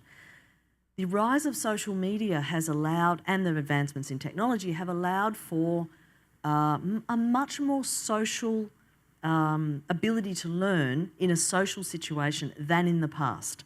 And so there's rich, interactive, human connections possible digitally. But often that's not the case when you jump into an education context. You sort of zoom back to 95 and it's still fairly dry. And so there's lots of change going on there. And finally, and we just heard from the previous speakers, gamification of learning. So that's another one of those trends that's pushing through from technology changes. The last few years have very much provided the opportunity to rethink core elements of the learning process. And so when you pull apart a learning process, it's actually quite complicated. It's not just one thing. There are many things going on. You need to assess learning. You need digital and flexible content. You need to actually observe learning and adjust accordingly. Teachers do this every second of every day. But when you're not in the same class as them or physically present, how do you observe learning? How do you see whether somebody needs to adjust or whether you need help or whether they're zooming ahead or whatever? Hard to do. You need to do it through data. How do you provide authentic experiences? Experiences that are hands-on or just authentic to the student's context. How do you support students in and outside the classroom, in academic content and also in life content, essentially?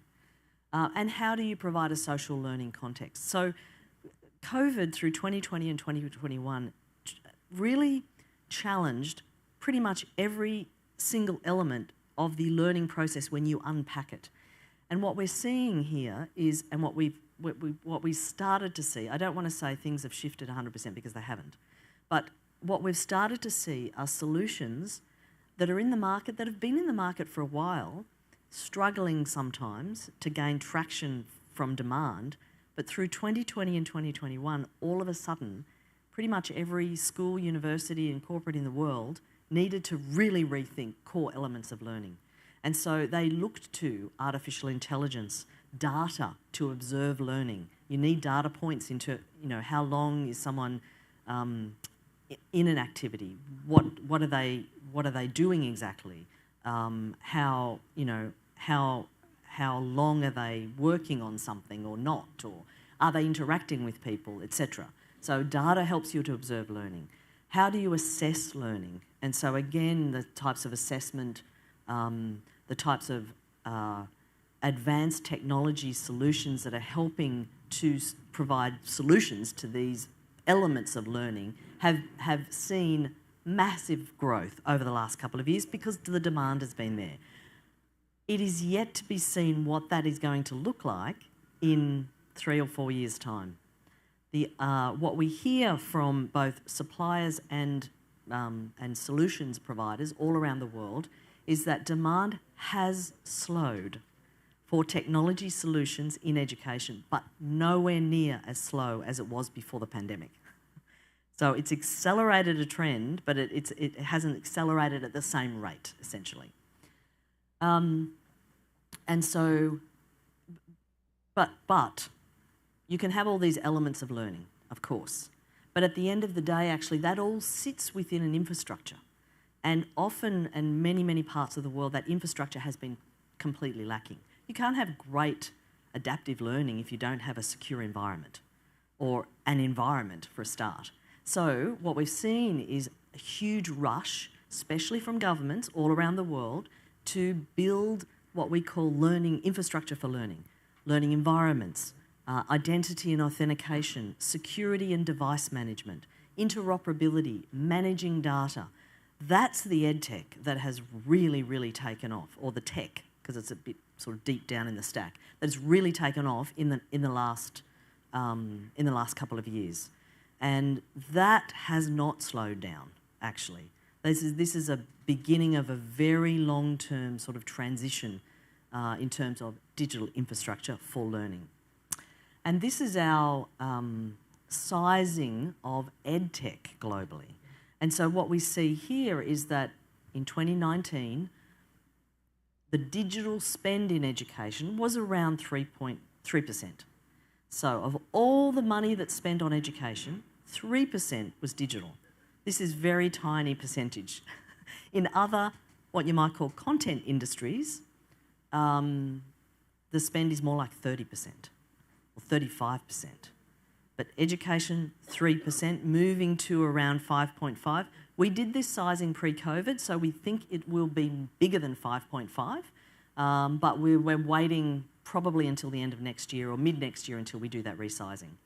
But it's still a very small percentage. So there's a long way to go, actually, in terms of the use of digital and digital spend. It's not surprising that the vast majority of spend in education is on physical assets. Schools, bricks and mortar, literally, teachers' salaries, and physical content as in textbooks. That's where the biggest spend is, essentially, in education at the moment. But what I wanted to move to now was every year for the last 3 or 4 years, we have identified the most promising edtech startups in different parts of the world. Edtech, climate tech, and health tech, actually. Because what we try to do is map where the innovation's occurring across that landscape that we showed earlier, our taxonomy. And so we do see changes here over time. And instead of doing a top-down global, okay, what are the 1,000 most sort of promising edtech startups globally, from a top-down perspective, we do it bottom-up. We go region by region because education, climate and health, but particularly education, I guess, is very context-specific. It's much more meaningful in its context. So the issues, the challenges here in Indonesia are quite different to what's needed in Europe or the US or any other place. And so, you know, what we want to do is shine a light on those companies that are solving local context problems. And of course, what those individual startups would hope is that the local context problems that they're solving are actually universal problems so that they can scale their business globally, of course. But let's jump into that. So for the Southeast Asia EdTech 50, and all our EdTech 1,000 actually, we have specific eligibility criteria. And so one is age. So we do cut the line at 10 years. If you're 10 years old, you can't really call yourself a startup. Some people do, but they're really not. You're more like an incumbent by that time. So any of our Southeast Asia EdTech 50 list are under 10 years old. They need to be headquartered in the region that we're talking about, either headquartered there or the vast majority of their business, customers, revenue, etc., is from that geography, in this case Southeast Asia. Scope is hardware, software, anything that's supporting education solutions, advancing education. In terms of edtech startups, control is important. If it's a startup, it's not owned by a bigger company, it's not listed on the stock exchange, it's pre-exit. It's not a project, it's a company, and it's still independently owned, essentially. That means that we exclude companies that are, as I said, owned by private equity or a product of a larger company or anything like that. And so the other thing we do to try to identify these sort of most promising teams is look at market. So the size and quality, attractiveness, growth of the market in which these companies operate, the product itself, the quality and uniqueness of the product, demonstrated market impact, the expertise, experience and diversity of the team is important, and the financial, in terms of capital, the financial health of the company, its ability to attract capital such that it can continue to grow. That doesn't mean attracting external capital necessarily. It may well just be the ability to actually generate revenue. That is capital for it to grow. And finally, momentum, so positive momentum. And so just with that, I wanted to congratulate those teams who are listed on the 2022 Southeast Asia EdTech 50. And you can see here they are organised here by subsector according to our taxonomy. So management systems, testing and assessment, workforce and skills, language learning, etc. I want to do a little bit of analysis of this list because over the last 5 years or so, it's been really interesting to see the movement and change of Indonesian startups in this Southeast Asian list. Let me just jump through here. So we go back to our taxonomy, You saw this morning, but this is the way in which the Southeast Asia Edtech startups in this list are organised by our taxonomy. Is that the bigger the box there, the more companies from the 50 in the list. So management systems, you can see, which is the second column on the left, is quite big. Now this is related to that digital infrastructure catch-up that I was talking about earlier. And so that's learning environments, financing education, capability development, admissions and so on, but mainly financing education and learning environments. From K-12 to higher ed through to workforce as well. So there's lots of activity in this space. Online learning is the fourth column along, upskilling, OPMs, MOOCs, things like that. Next one along is boot camps, STEAM and coding, this whole area. Now this is, again, K-12, mostly K-12 and workforce, where there is a real pull from industry for digital skills in this area. And so there's lots of interesting companies growing up into STEAM and coding. And then for this market particularly, for Southeast Asia particularly, that the international education space is important. So language learning, again, we were listening to that earlier. Education discovery, so that's matching students, potential students with institutions or schools. And then as we go through, tutoring and test prep is still very big.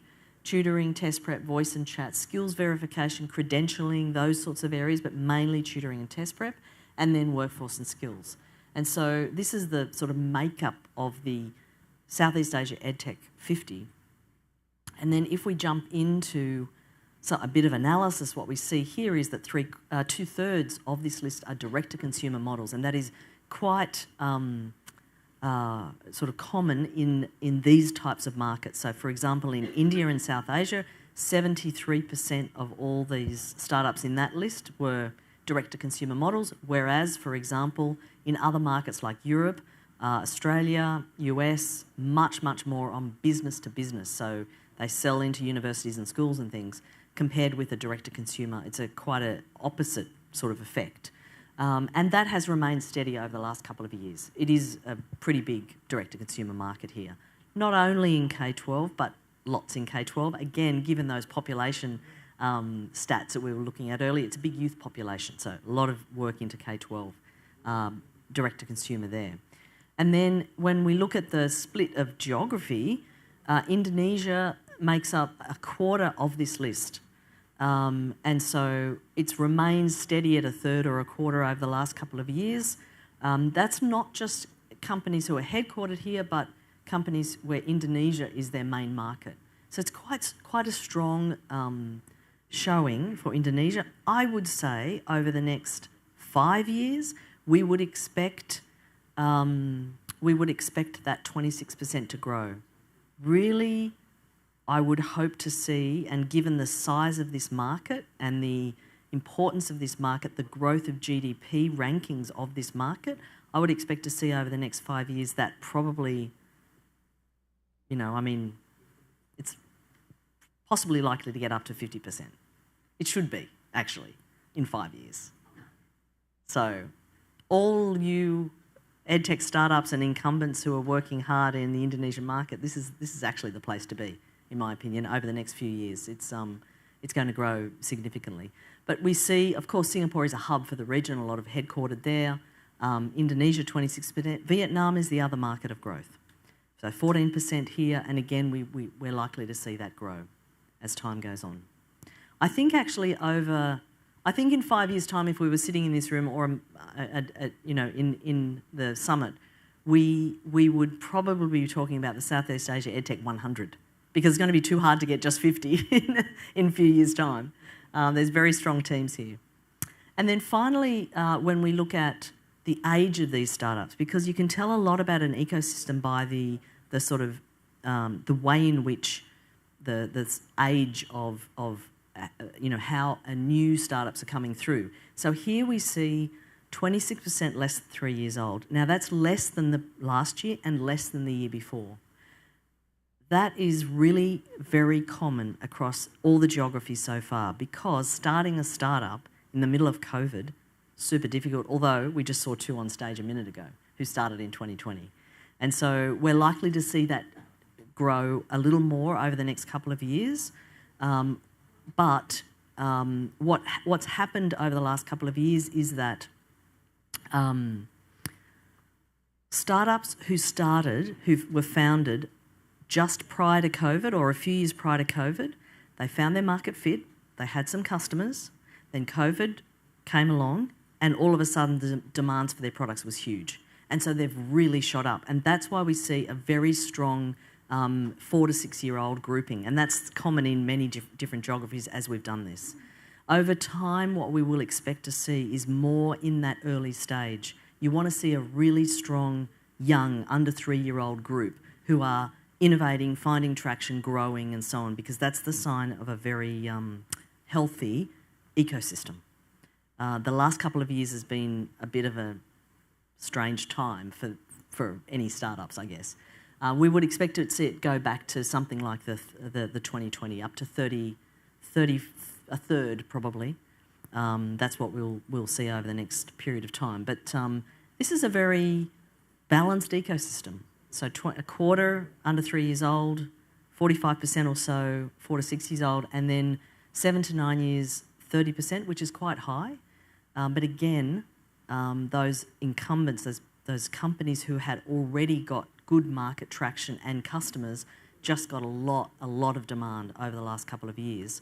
But for those of you who are younger in terms of your startups, if you're in the audience, this list cuts off at 10 years old.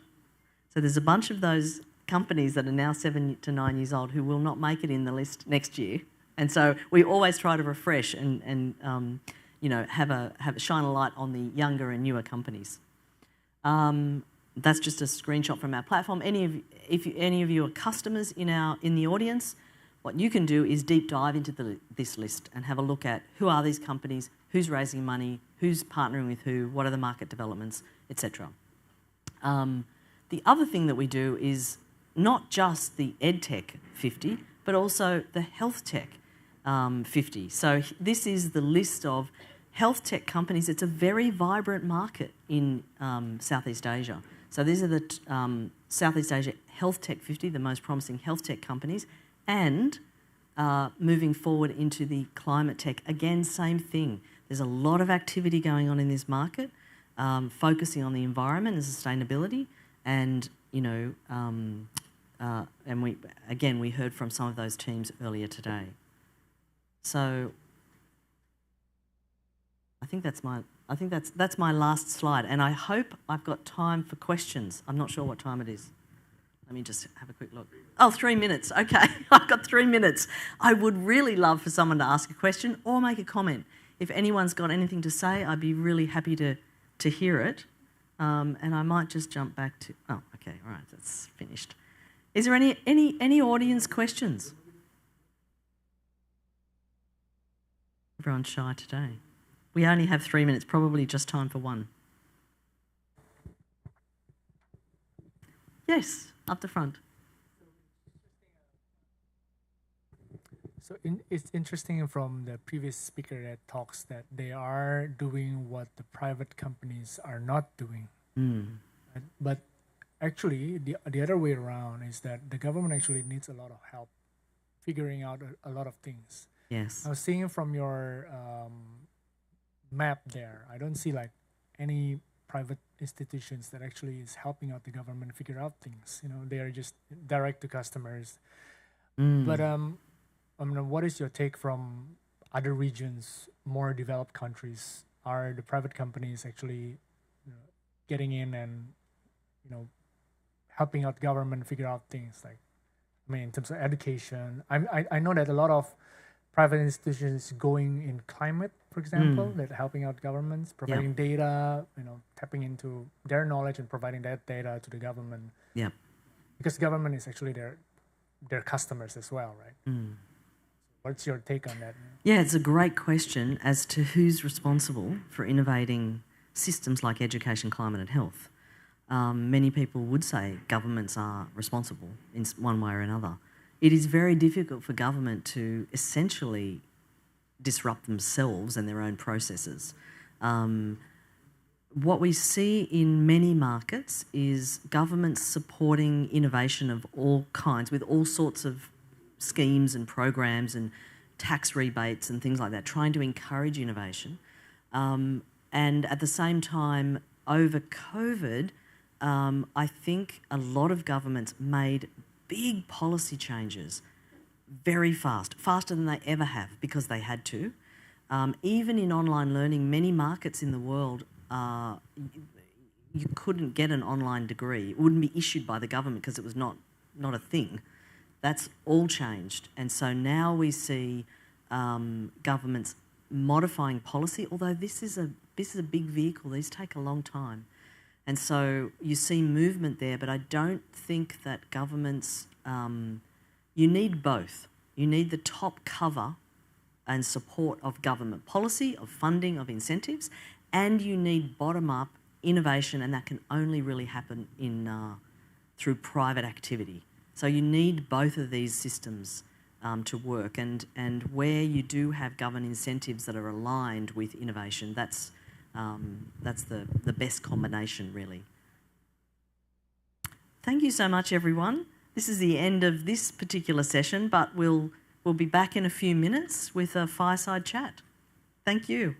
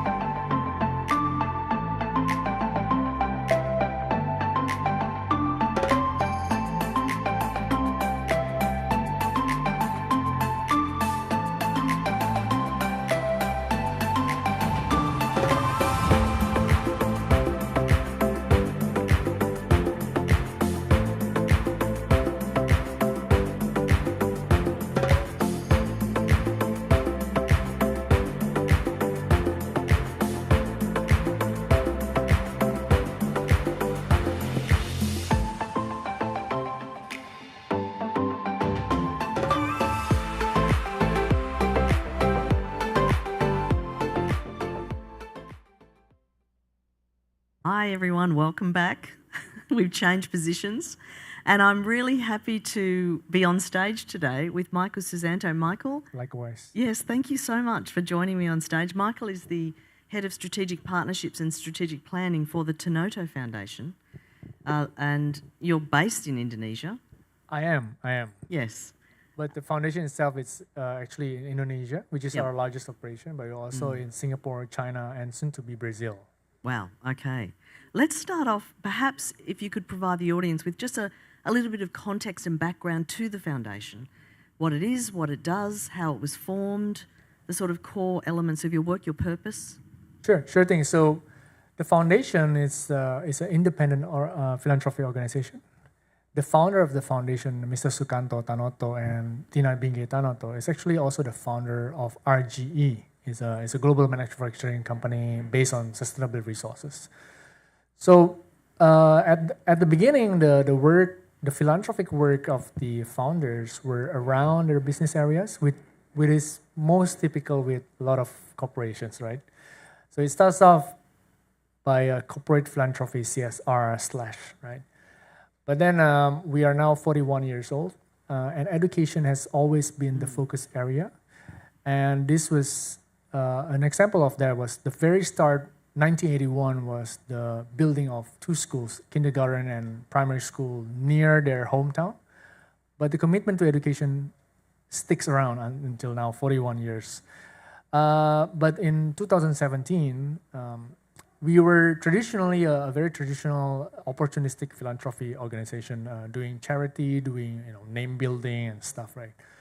But in 2017, we did a strategy refresh. The founder asked the question, if we were to give and invest in the most impactful spaces and in education, where do we do?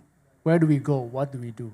So we commissioned a few research. We actually invited a consulting company, and the result of this exercise is that 3 main areas that we focus, and until today, is early childhood education and development, basic education where we do teacher training, school leadership, education ecosystem support, and the last one is scholarship, and scholarship with a structured leadership development program. So that's what we do. We are largely operating in Indonesia, but we also have presence in Singapore, China, and Brazil soon to be. Okay, wow.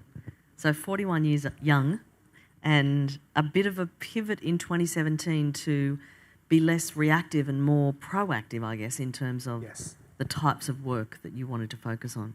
Fantastic. I'm interested in the title of this topic, and something that we talked about before was capacity building and the importance of capacity building. So maybe you could talk a little bit about your work in that space, examples of how the Foundation's initiative, some of the initiatives are building that capacity. So as a philanthropy organization, we are somehow outside of the government. We are what you call non-state actors. But this is also the case and with private institutions, right? But then in everything that we do, we actually start with the local needs. So in Indonesia, Singapore, China, Brazil, the program, the focus area might be the same, like early childhood education, basic education, leadership development. But in each of the countries, the programs will be different and contextualized to local needs. And how we do this is we need to ask, what are the government priorities? What are the local needs? What are the, like for example, Indonesia. Indonesia has a very high stunting prevalence rate, 24.4, like 1 out of 4 children have high risk of stunting. And in basic education, on average, 70% of the students in Indonesia lack in minimum competencies in literacy, numeracy, and science. So then the question is, how do we get about to improve the situation, right? In terms of funding, the government have the funding, right? In terms of the ability to scale up any programs, any education technology, any solution, the government has actually the funding and the ecosystem and actually the drive and the need. But then funding and wanting to do it doesn't mean that they have the capacity. So what we do, just to take one example, is sustainable development goals. We always talk about sustainable development goals, and one of the goals, number 4, is education. Like one of the goals says every boy and girls have to have access to quality education. But then what does it look like in terms of implementation, in terms of budget, in terms of planning, in terms of monitoring and evaluation? So what we do is, as a philanthropy organization, is that we help support bringing in capacity to those areas where there is a huge gap. So what we do is we provide training, we provide holding hands with the government. For example, in the district that we are in, we set up a team. We set up a task force with the government. For example, if the government have education office supervisor, the manager, we have a district coordinator. If in the government have a curriculum or training department, we have a training specialist, a curriculum lead that support those person and provide the capacity, provide the training, and provide the technical assistance. And we measure it together. So their KPI is our KPI. So just to give some examples of capacity building. Yeah. And so does that mean you're, obviously it sounds like you work hand in hand with government officials and the local community to build the capacity of those ecosystems, not just the capacity of in terms of the end beneficiary, like the kids or whatever, but also the government officials themselves on the implementation of these initiatives. Because at the end of the day, like teachers, if you go to a classroom, like you said, like the teachers actually, they look at their students and they see the need for transformation, innovations to happen. Like they want to get technology inside the classroom. They want new books, quality learning, active learning, personalized learning, and stuff. Right? But for one teacher to change, he or she needs an enabling environment. Right? And at the school level, that means the principal must have a buy-in and some kind of idea on how to do it. And then the education ecosystem up to the education office, to the funding, everything needs to be there for one teacher, just to give a stark example. It's for one teacher to make a change, it cannot happen without the enabling environment. Yes. Having so many stakeholders, in my experience, there's, even though people do want change, they want it over there, but not to them. Do you get resistance from anyone? How do you manage that potential resistance from either teachers or government officials or people who are, I guess, they're okay with the way it is? I think today that resistance is, it's almost, I can confidently say that resistance is almost gone in a way. Because, there's so much need for change and transformation. But then an idea, wanting to change and really getting about to change things is a different story. Yes. Right?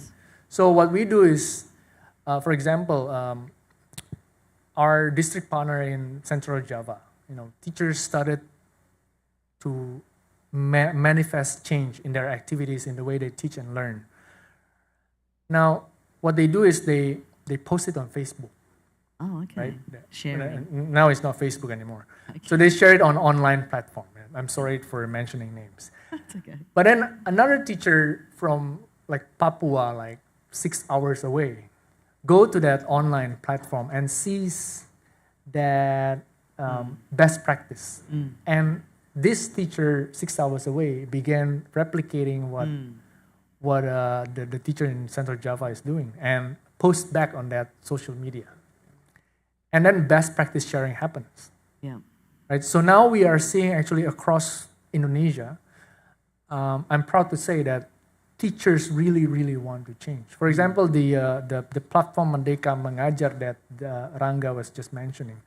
You can see every single day thousands and thousands of teachers really wanting to share best practices. Now the thing is, okay, now with all this innovation, how do you actually promote this innovation, make an enabling environment to take this innovation to the top and really get as much people to replicate those best practices? The whole idea of enabling peer-to-peer sharing in education is very powerful. It has a big effect. And we do see quite a lot of activity in this space, especially over the last couple of years, but even before that. So that is a powerful tool, and it can accelerate innovation very quickly. through those networks.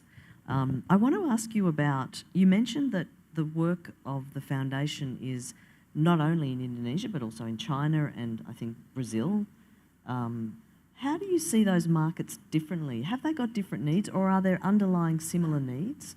Or are these geographies just quite different in terms of their context? Thank you for that question. It's very interesting. So in the foundation, we believe that quality education accelerates equal opportunity and eventually improve lives, right? So there is a study from World Bank analyzing 2 or 3 decades of education transformation, policy change, and achievement. And what this report says is that over the past 2 or 3 decades, governments and nation has been investing in access. Yes. Yep.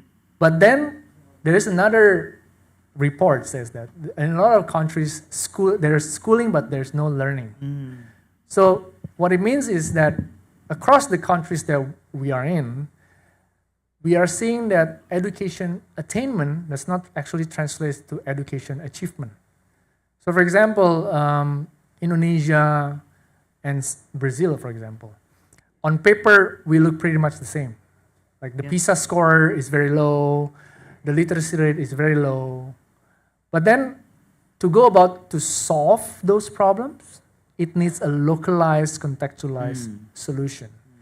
So what works in Indonesia will not work fully in Brazil, China, and etc. And then the surrounding environment, the policies, the ecosystem, how teachers are trained, the minimum competencies are different. So we really need organizations that come into the market and really look at the market and try to localize.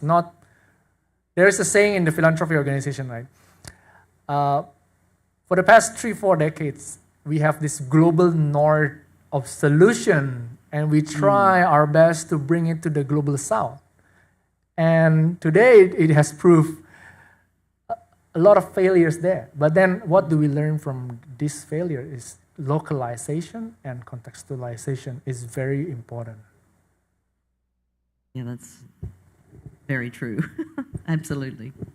I'm interested, you work in education, but all in different levels. So pre-K, basic K-12 education, higher ed, vocational higher education, and I think workforce as well, all the way up and down. And so, firstly, that's fantastic to have that through line all the way through the education journey, I guess.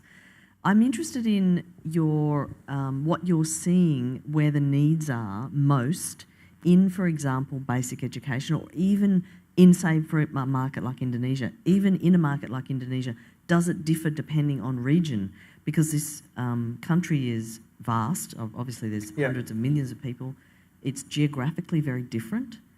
Big cities, small villages, islands, and so on. How do you manage even at the very local level? What are you seeing the needs are? Are there similar needs or quite different? How do you manage those sort of differences? So let me start by saying that there is no lack of innovation and solutions in the market today, like hundreds and thousands, and not including education technologies. Right? There's a lot of solutions out there. And we are seeing it. We have started transforming digitally ourselves since 2019. Today, when we deliver our program, we don't deliver face-to-face fully anymore. We try to integrate technology when we deliver our programs. But then, what are the needs, the current needs? For example, like I said, there's a lot of solutions. Now, if I take just one lens from the government or a district education office perspective. Yep. Now, how does he or she actually look at all these solutions available in the market and look at the needs in his or her district from district level, school level, even problem solving at the school level with the supervisor, with the school leaders, and how does all this actually link between the solutions and the need? Now, I think the need is there. You know, how to actually bridge those needs and those solutions. I think like that's why I asked the question, who actually is interested to help bridge that gap between solution and needs? I think that's incredibly now what is the major need in the market today. And that is exactly what we do in our program, government capacity building. That is what we do. We help the government figuring out, okay, what are the real needs and what are the solutions available and what does it look like at school level? How do you actually integrate technology at school? Right? Because today, just to give you one example, we started a pilot with Asian Development Institute. And we try to figure out how does actually software is integrated in the classroom setting. And we focus on math. So imagine a math teacher coming into a grade 7 new academic year. How can the teacher actually knows between all the 30 students in the classroom, which one is low performing, which one is high performing, right? There's just no way, right? So, and then the software comes in, right? And the students are assessed. And the software actually gives you data which students is actually left behind. And then what the software does is it creates a roadmap for the students to catch up on learning. And now the teachers have all this data, and then the teacher can decide which of the students actually needs the high touch or more intervention. So in saying that, today with that example, we are trying to figure out how does high tech actually goes hand in hand with the teacher's high touch at the school level. Now, I think that's a major lack. You know, we have a lot of solution, like education technology, but then how do you actually integrate into the day-to-day teaching and learning? That's a lot of question there. So I think that's a question for every one of us. That's right, exactly. I'm interested in, there's a lot of, there's a lot of startups and entrepreneurs in the room. Where do you think, other than bridging to practice, because technology solutions sitting over in a distance are not useful unless you actually do something with them. Other than that, bridging that gap, which requires, I have to think about what that requires, especially at scale, of course. But do you think there are gaps in solutions? Like if you were to say to any entrepreneur that's sitting in the room or online, here's where I see it's hard to find good solutions. Are there, or do you think that the solutions are all out there and it's a matching problem? That is a very hard question to answer. But I think first of all is, today, honestly, my honest perspective is that all the technology out there is actually creating deeper inequity in the market. So if the lens is different, that when you create a solution, you begin with narrowing the inequity. So making sure that your solution will be able to get to as much people as possible, considering even the circumstances of location. Even going low tech might be a good solution, right? So first, think about not creating a deeper inequity, and thinking about how do you actually integrate into the day-to-day practice, and how do you actually bridge that gap between what your solution is, and I'm betting, right, there's a lot of data there, right? And how do you actually provide those data, those technology to the lens of stakeholders? For example, government, philanthropy organization, CSR, right? With that data information you provide, these are the gap. These are the gap. Right? For example, today Rapor Pendidikan that GovTech just mentioned. This is like available data for every one of us, and shows us where the gaps are. Indonesia, for example, if you see Rapor Pendidikan today, obviously literacy is a huge gap, and then one more very huge gap is instructional leadership. How actually the school leaders actually provide this instructional leadership to the teachers that eventually benefit the students. So I think GovTech Edu has been has created a solution for us to actually have a clearer lens of, okay, what do we need, especially specific to Indonesian market. Yeah.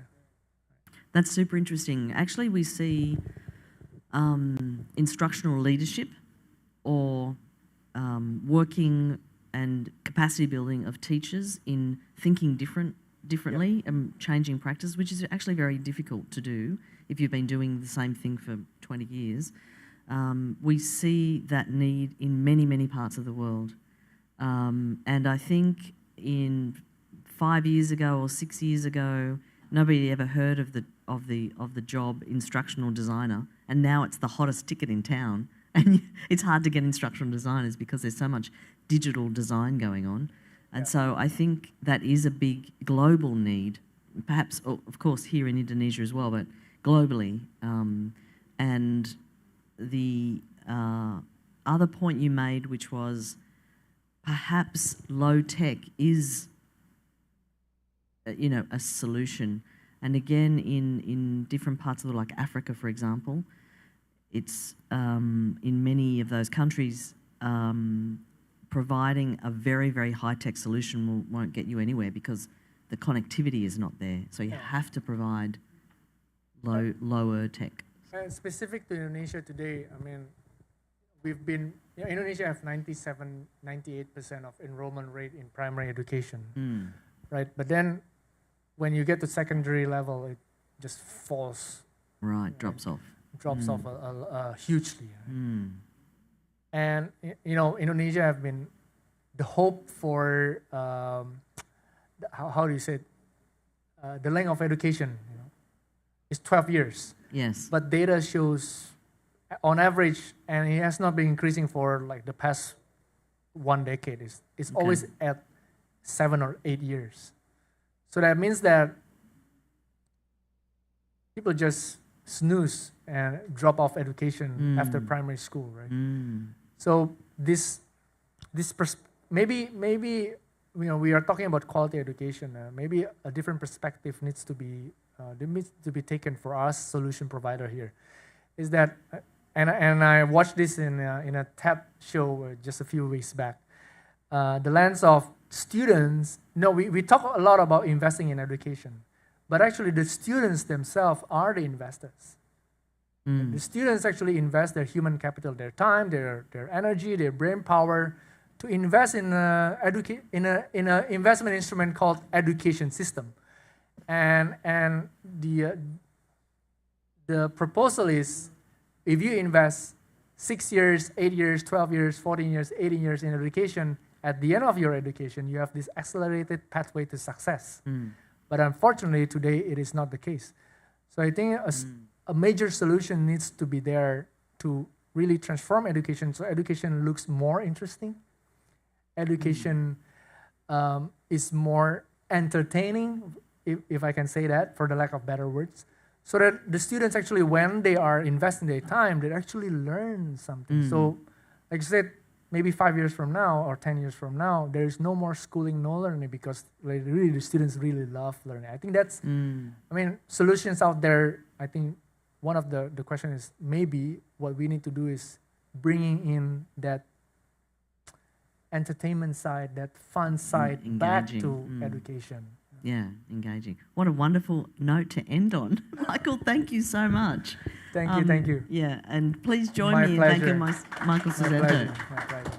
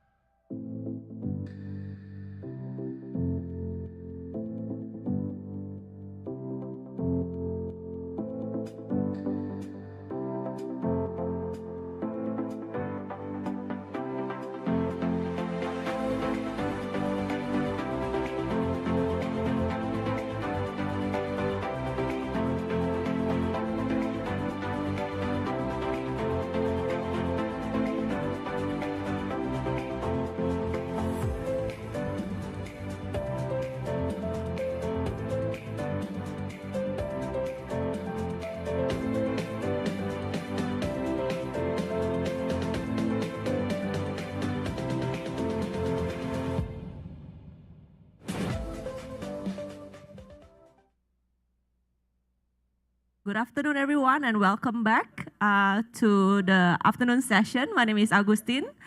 This is my second session of the day, and today we have Rangga from Solar Kita, the founder here. Halo, Mas Rangga. Halo, Mbak Agustin. Thank you for having me. Thank you for coming all the way. So for this session, we are going to explore the energy transition, the future of energy transition and outlook and technology in Indonesia. And maybe before I start with the questions, I wanted to find out more about your startup background. How do you even find Solar Kita?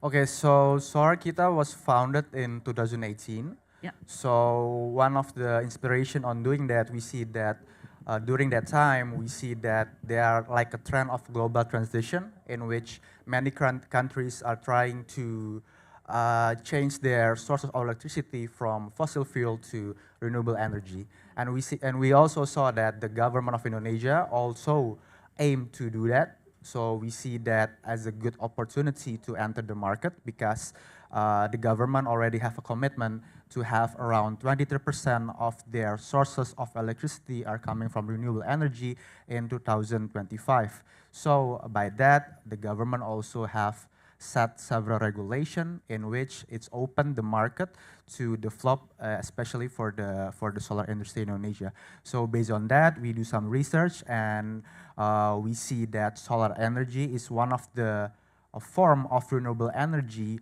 that is very easy to implement.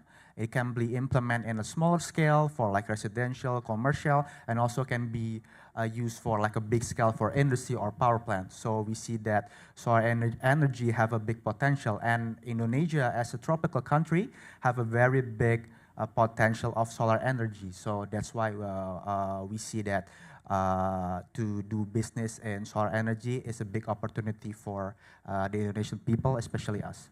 And just so you mentioned that in Indonesia is aiming to have to convert 23% of its total energy supply to renewable by 2025. Yes. We are in 2022 now. Yep.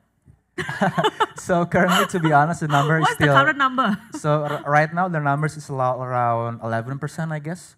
11%. 11%. Yeah. Okay. So it's still. I mean, the gap is still high. Yeah. But that's why we see that we need to push more if we want to achieve that number. Yep. Okay. And why solar energy for you? Yeah, as I mentioned before, that as a tropical country, Indonesia have a big potential to utilize solar energy, and also in terms of implementation, I mean all level of scale can implement it, like the residential, commercial, and industry, also the big power plant. So by having that kind of uniqueness, everyone can contribute, everyone can use solar energy. That's why this type of form of renewable energy is very suitable for the Indonesian people. And also we see that the solar energy is become one of the most fastest grow energy that is used in other country, especially the advanced one. And right now, there's not many people converted to solar energy, right? What is the stigma around implementing solar energy in your home? So currently, the way we see it, many people still see that solar energy or solar rooftop is still quite expensive. It is, no? No. It depends. Depends. It really depends. I mean, Depends on the house. But I see it, I mean, it's really based on the perspective because the way we see it. So for example, right now, if Mbak Agustin purchase a solar system, maybe you can break even point around 6 to 7 years, but the system itself is covered by warranty up to 25 years. So if we do the math, we can see that the first 6 and 7 years, basically, you can get the return and you can count it as your break-even point. After that, the electricity becomes free. So it's a long commitment. If you see it in the long term, it makes sense. And I believe that with the other benefit in which you can cut costs up to 50% from your expenses and so on, I mean, it will be more benefit compared to the best stuff. Yeah. And how much is it to implement a solar panel in your home? The cost in rupiah or in dollar? Yeah, so in rupiah is maybe for like so currently the most popular product that our customer purchase is the 3,000 watt. So maybe the range of price is around 50 to 60 million. Maybe like $3,000. $3,000. Yeah. Which is actually still low compared to the other countries. How much is other countries charging? Maybe like 5,000 to 6 with the same capacity. Yeah. In US maybe? Yeah, because I mean the labor cost is higher and so on. Yeah, that's why.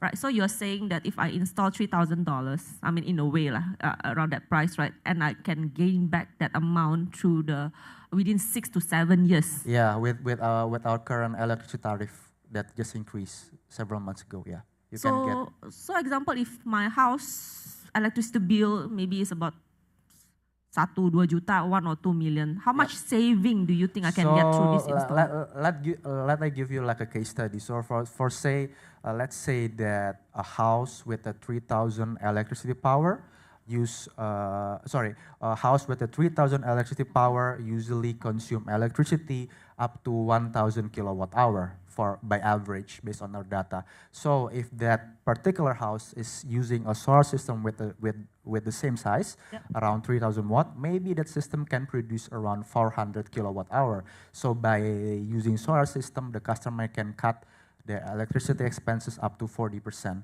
And if we convert it to rupiah, maybe with electricity, so let's say 1,000 kilowatt hour times to maybe 1.5 million rupiah the before using solar system, but after using solar system, maybe the customer can cut costs to maybe 800,000 rupiah. Yeah. And does your solar? I'm just thinking. I've been seeing a lot of wheeling car on the street now. You know the small wheeling car. The small wheeling cars, right? And they need to charge this electricity in a house also, right? Of course. Can solar power charge that? Yeah, sure. I mean, the system will be basically integrated to the house. So everyone in the house that using electricity basically will use the energy from the solar first. If the electricity supply from the solar system is not enough, then the house will take it from the grid or the PLN. Will the PLN people hate you for taking their customer away? I don't know about that, but I cannot talk for them. But the way we see it, that especially the government, in which they are trying to push the utilization of renewable energy, and PLN is part of the government, right? So we see that.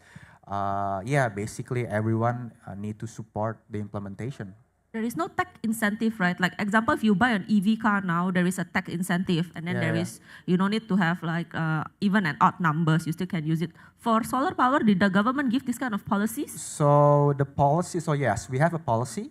So the energy minister actually already have a regulation that already set in 2018, and by that regulation, basically customer. So the incentive that they given is basically a customer can use a net meter in their house if they use solar system. So the function of the net meter is basically net meter. NET. Yeah, NET. So the function of the net meter, if electricity from the solar system is not used by the house, the excess of the electricity can be sent to the grid or sent to the PLN. The PLN will count the electricity as a credit, and the credit can be used to deduct, to offset your billing statement. And how much is the offset? Do you know roughly? You mean the tariff or the? Yeah, the offset from the grid, like how much So percentage? usually based on our data, maybe usually, so because the energy from the solar system can be used by the homeowner itself, and also he can send it to the grid, right? Or send it to the PLN. So usually. When you send it, like manual send, is it from the machine or Yeah, by the automatically? system. It's automatically by the system. Okay, okay. So basically it's automatically by the system and the net meter just count it. So usually around 20% of the electricity will be sent to the grid. 20%? Yeah, around 20 to 30%. Okay. I can say, yeah. Yeah, but still, I mean, the majority of the electricity from the solar system is usually used by the house.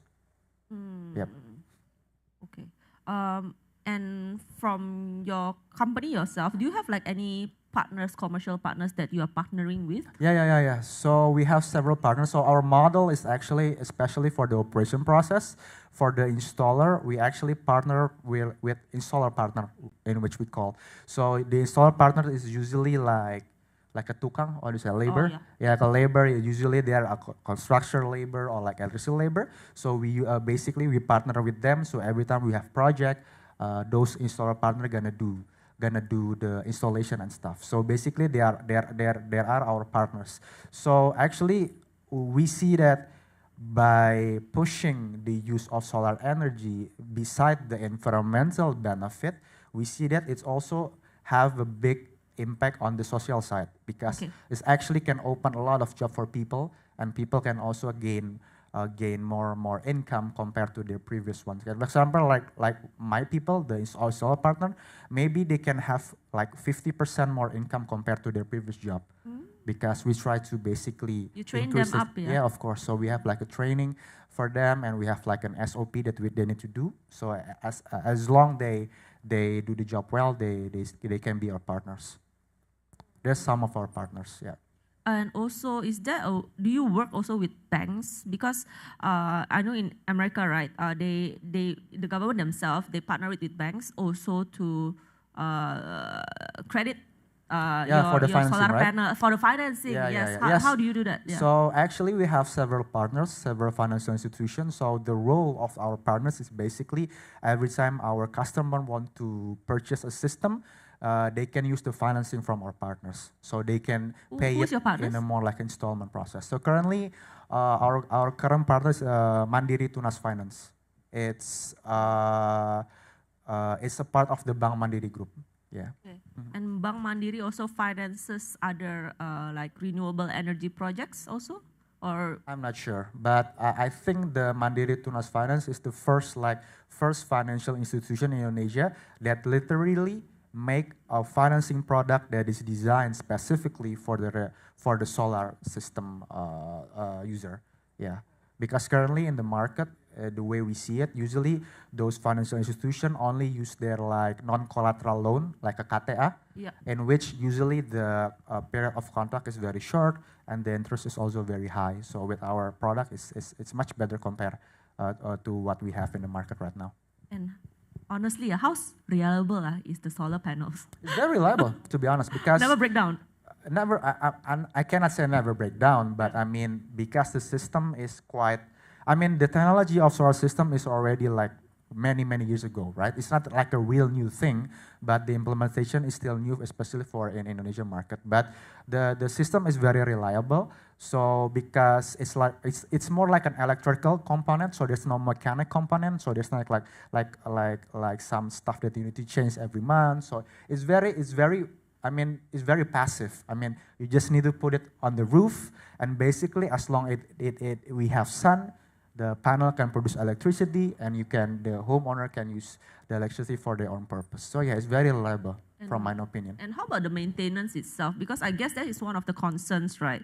You install already, then after that you still have to maintain it. Is it monthly, yearly, and what are additional costs that is behind all this? So as I said before, so the maintenance is very low, but we need to make sure that the system is clean. I mean the panels.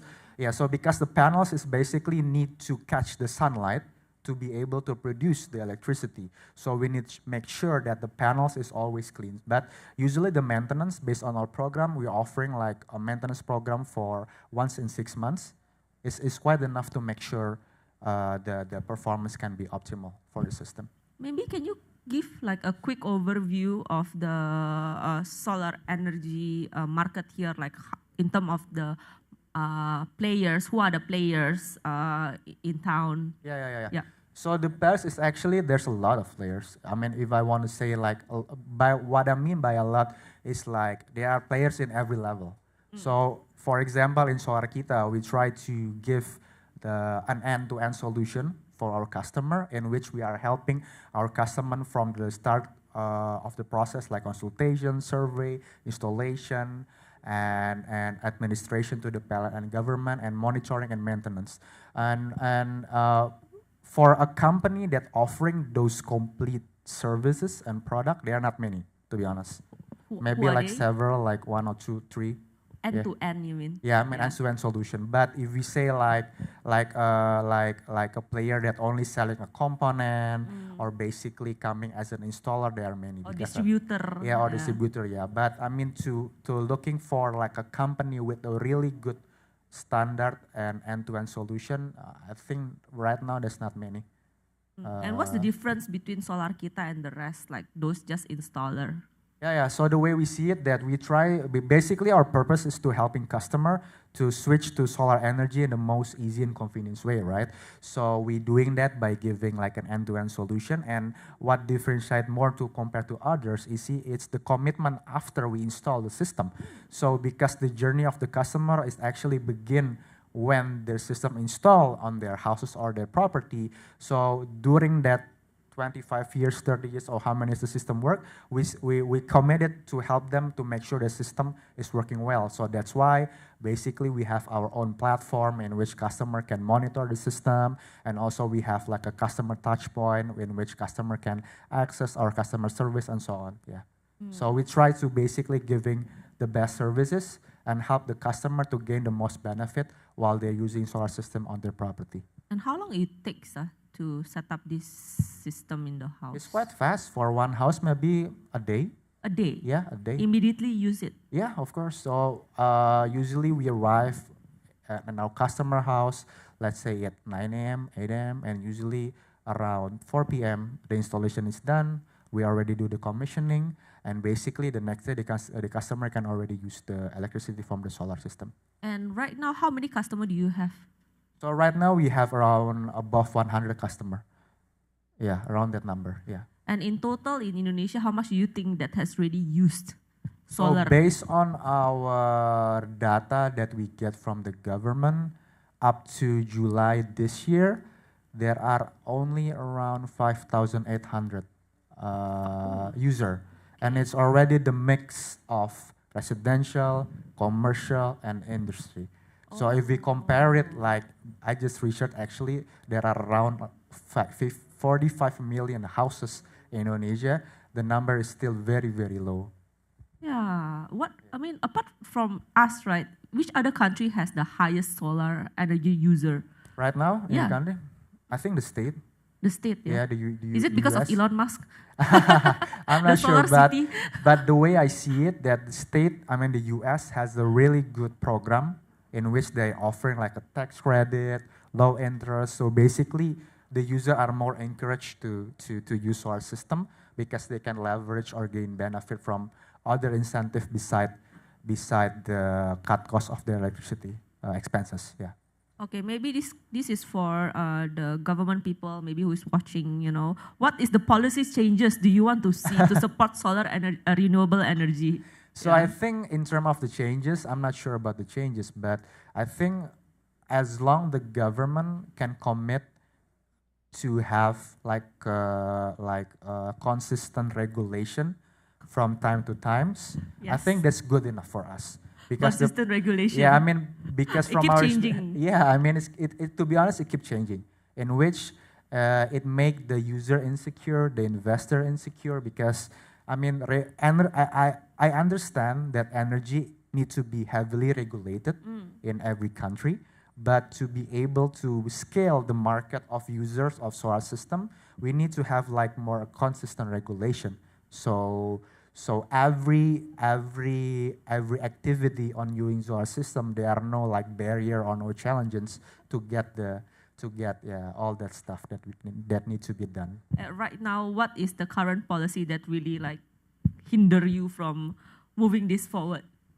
I mean, the policy is there, but the implementation is different. Yeah, it's different. So I'm not. I cannot say a lot about it. Yeah. But I mean, for example, if a customer want to apply for a net meter, usually the administration is much longer because the regulation. I mean, the administration of the documentation changes like every months or several months. So I mean, it's a challenge, the way I see it. But as I said before, as long the government can commit to have like a consistent regulation, I think it is good enough for now. Yeah. So in order for the house to be able to have this, so we have to apply personally to the net meter. Yeah. So the way it goes. So basically, after we install the system, we need to report to the ASDM, the Ministry of Energy.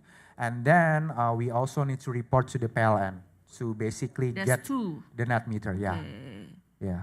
Okay. Then after that, it'll be the next month. It'll be how long it will take? 6 so months. Once we got approved by the PLN, usually only 1 week the PLN staff gonna come to the house and change the net meter, and then the solar system can be used effectively.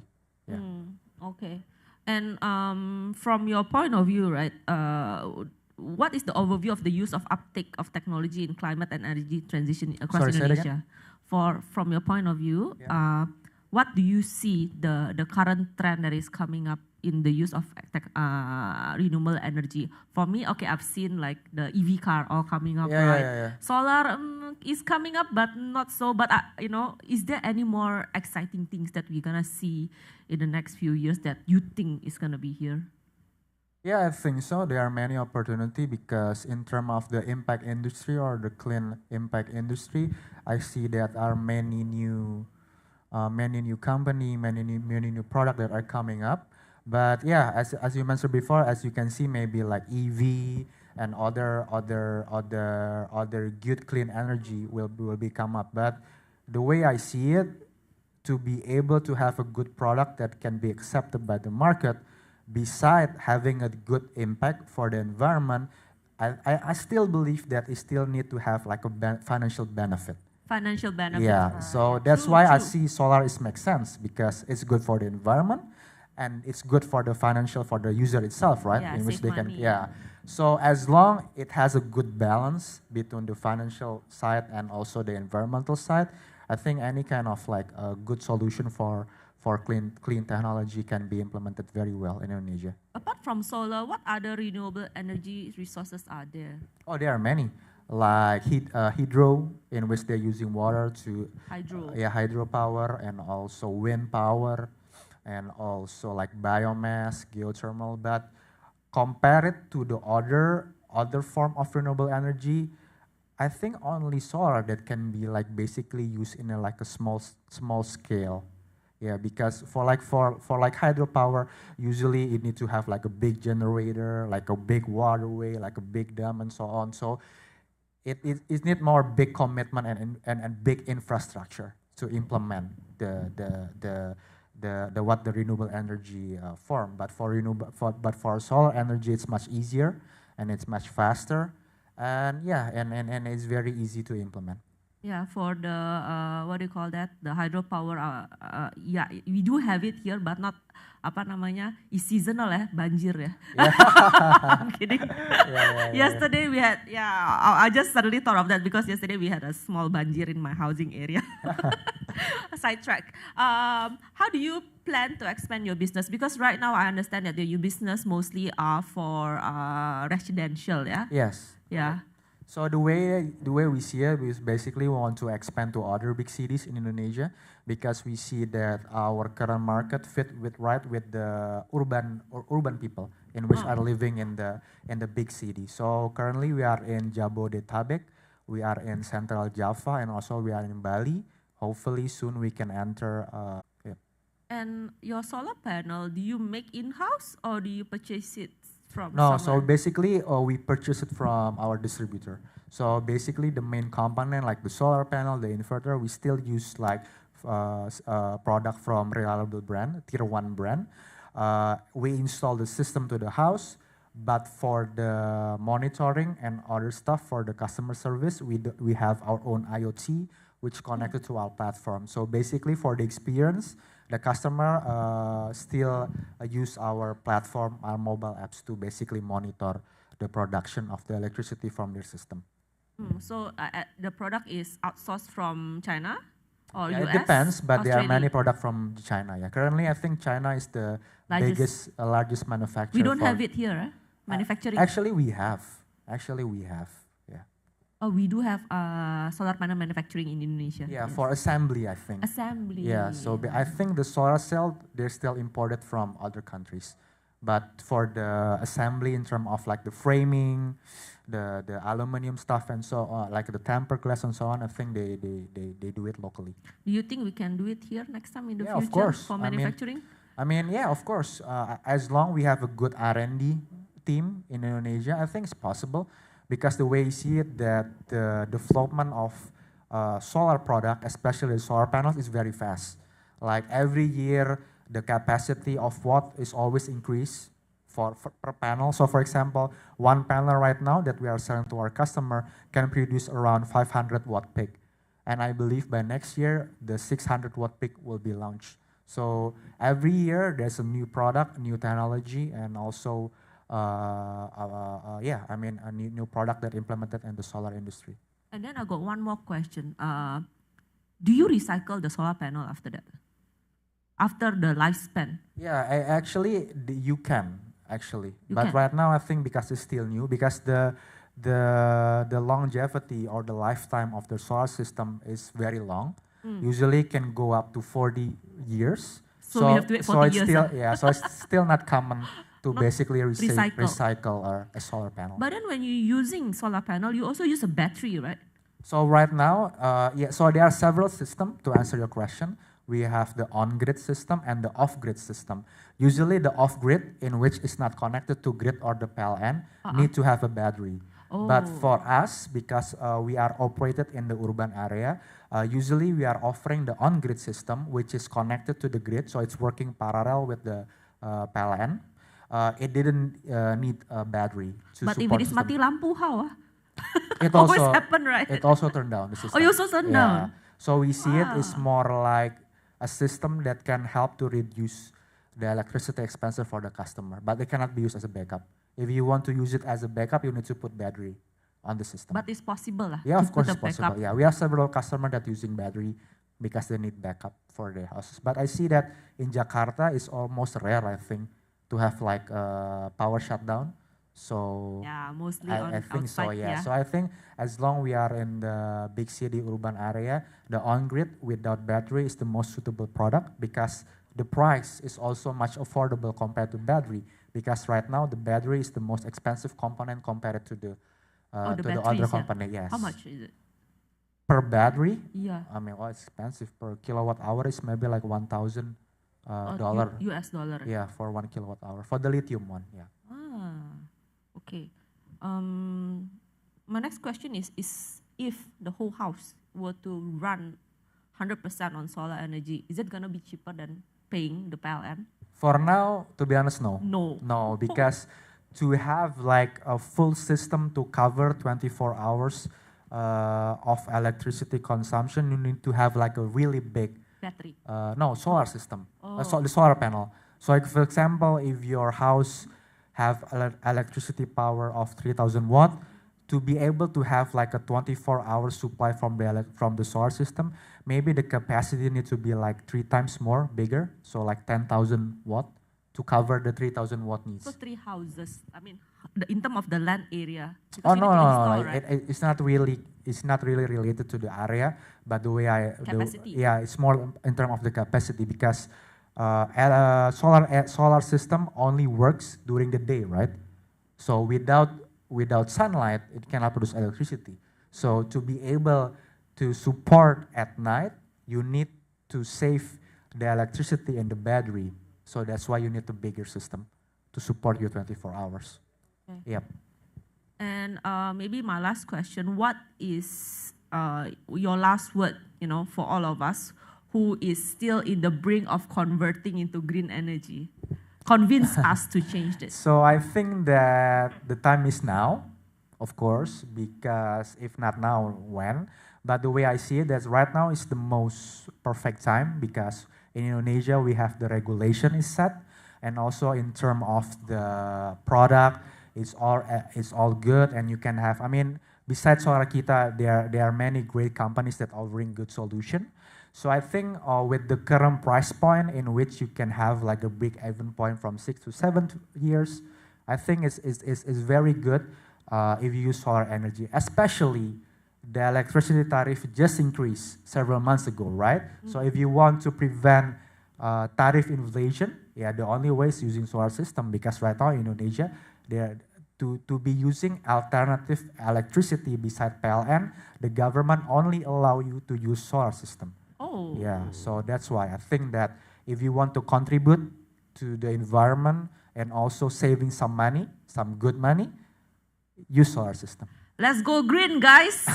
Give it up to Mas Rangga. Thank you. Thank you so Mbak. much. Thank you for your time. Thank you. Thank you.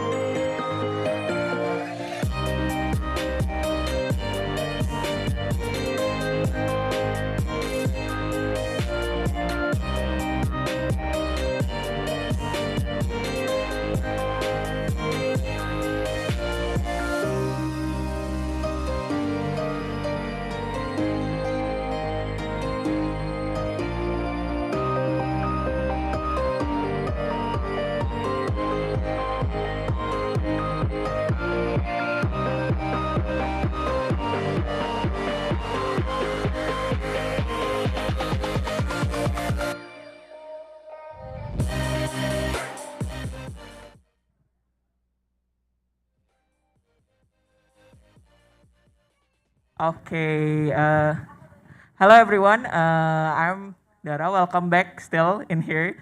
So we're gonna talk about another sustainability issues. Yay! Yay! I like the spirit. Okay, yeah. So previously, I actually I'm program manager from Block 71, and we have here, I think I would say the superstar of sustainability in Indonesia actually. Yeah, we have here Kak Gita. Kak Gita has been working in a lot of places actually. I've seen you doing a lot of movement in sustainability, but most of all, I think you were part of Lingkar Temu Kabupaten Lestari. Yes, correct. Yeah, is that correct? Yeah. Would you tell us like what you are doing there and what are exactly Lingkar Temu Kabupaten Lestari? Because actually it's very interesting in the organization. Thank you. Thank you for having me. Hi everyone watching. So Lingkar Temu Kabupaten Lestari, or LTKL, is an association of district government actually. So for those of you that's not from Indonesia, just as context, there's national government, then provincial government, then there's district government. And the reason why district government becomes such an interesting thing for me personally is because their authority is actually right down the middle of what is exciting, but is what is also challenging in a sense. So in a way, by working with district government, you can really tell what needs to be done, especially on sustainability issue. And Lingkar Temu Kabupaten Lestari, or LTKL, has this commitment that by 2030, all of the district members want to make sure that their ecosystem is being protected. But at the same time, they also need to have a business model that allows everyone to not only protect the environment, but also to uplift their life quality from welfare perspective. In total, we have 9 active districts. So it's a bit like what Block 79 is trying to do actually. Because in LTKL, we have limited spots, so there's limited number of members that can join us, only 10 maximum, but we are an accelerator within the National Association of District Governments. So in a way, the reason why the number cannot grow is because we want to make sure the ones that stays are the serious one. So now we have 9 active members. So as you can tell, we have disqualified some that is not serious enough. So they are in Sumatra and Kalimantan and in Sulawesi, and in total, all of the district represent around 5 million hectares of forest and around 2 million hectares of peat, with more than 1 million smallholders in various commodity sector. Okay, that is actually interesting. Yet the fact also you actually eliminate a couple of district that's not serious enough. But it's not me, it's the General Assembly. So basically, because it's an association, it works like an association. So if maybe you're familiar with like ASEAN Secretariat, or even the UN sometimes, the Security Council, for example, there is certain threshold that members needs to adhere to. And if every year we do an annual evaluation, and then we report the result to the General Assembly, and then the General Assembly is the one that decides what happens to the member. Okay, so I have one question. Why districts? So because at the same time, when we are talking about Indonesia, there's 3 main targets that for me, Indonesia is right now focusing on. The first target is on SDGs, Sustainable Development Goals. The second target is on emission reduction. We have Mas Bram later going to talk about the net zero hub, but basically responding to the national target for achieving the emission reduction that we need to prevent climate crisis from happening. And then the third important goal is actually to enhance investment opportunities. So that is basically the 3 things that the president and the national government kept on asking the regional government or the local government. And districts is essentially, from my perspective, is where it happens. If there's an investment opportunity on extractive versus something else, the one that will feel the consequences from the get-go is actually the districts, because it is the closest to the location. Actually, it's within their administrative jurisdiction.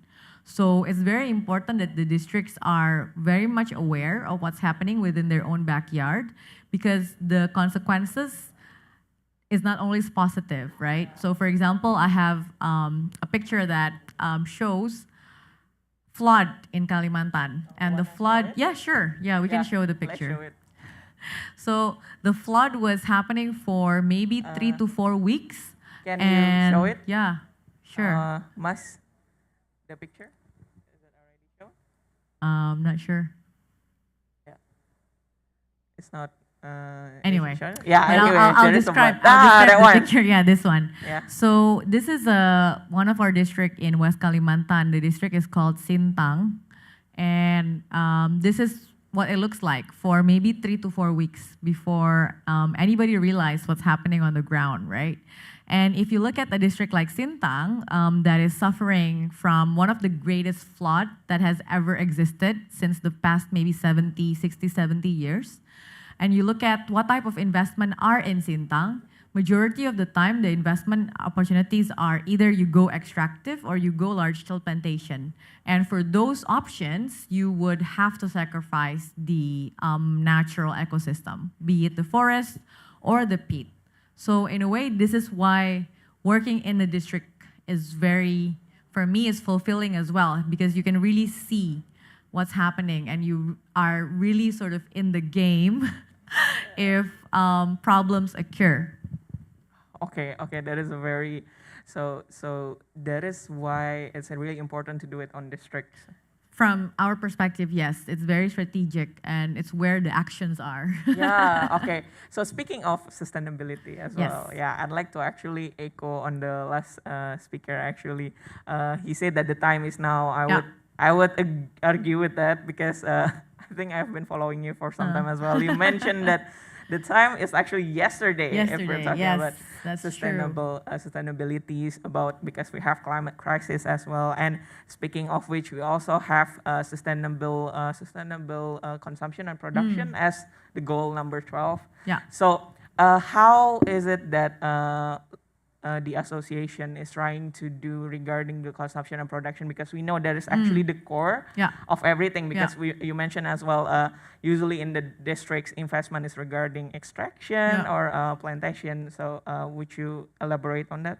So I think from the second year when we were starting to do our work with the district members, a lot of the ideas that they have, protecting the ecosystem and also enhancing welfare, we know that the common thread is actually on commodities, because at the same time, this is almost the make it or break it kind of decision, if you invest on commodities in the right way, it allows you to increase your income, not only people by people, but also as a district. But at the same time, if you have a poor decision making on commodities, it will backfire on you.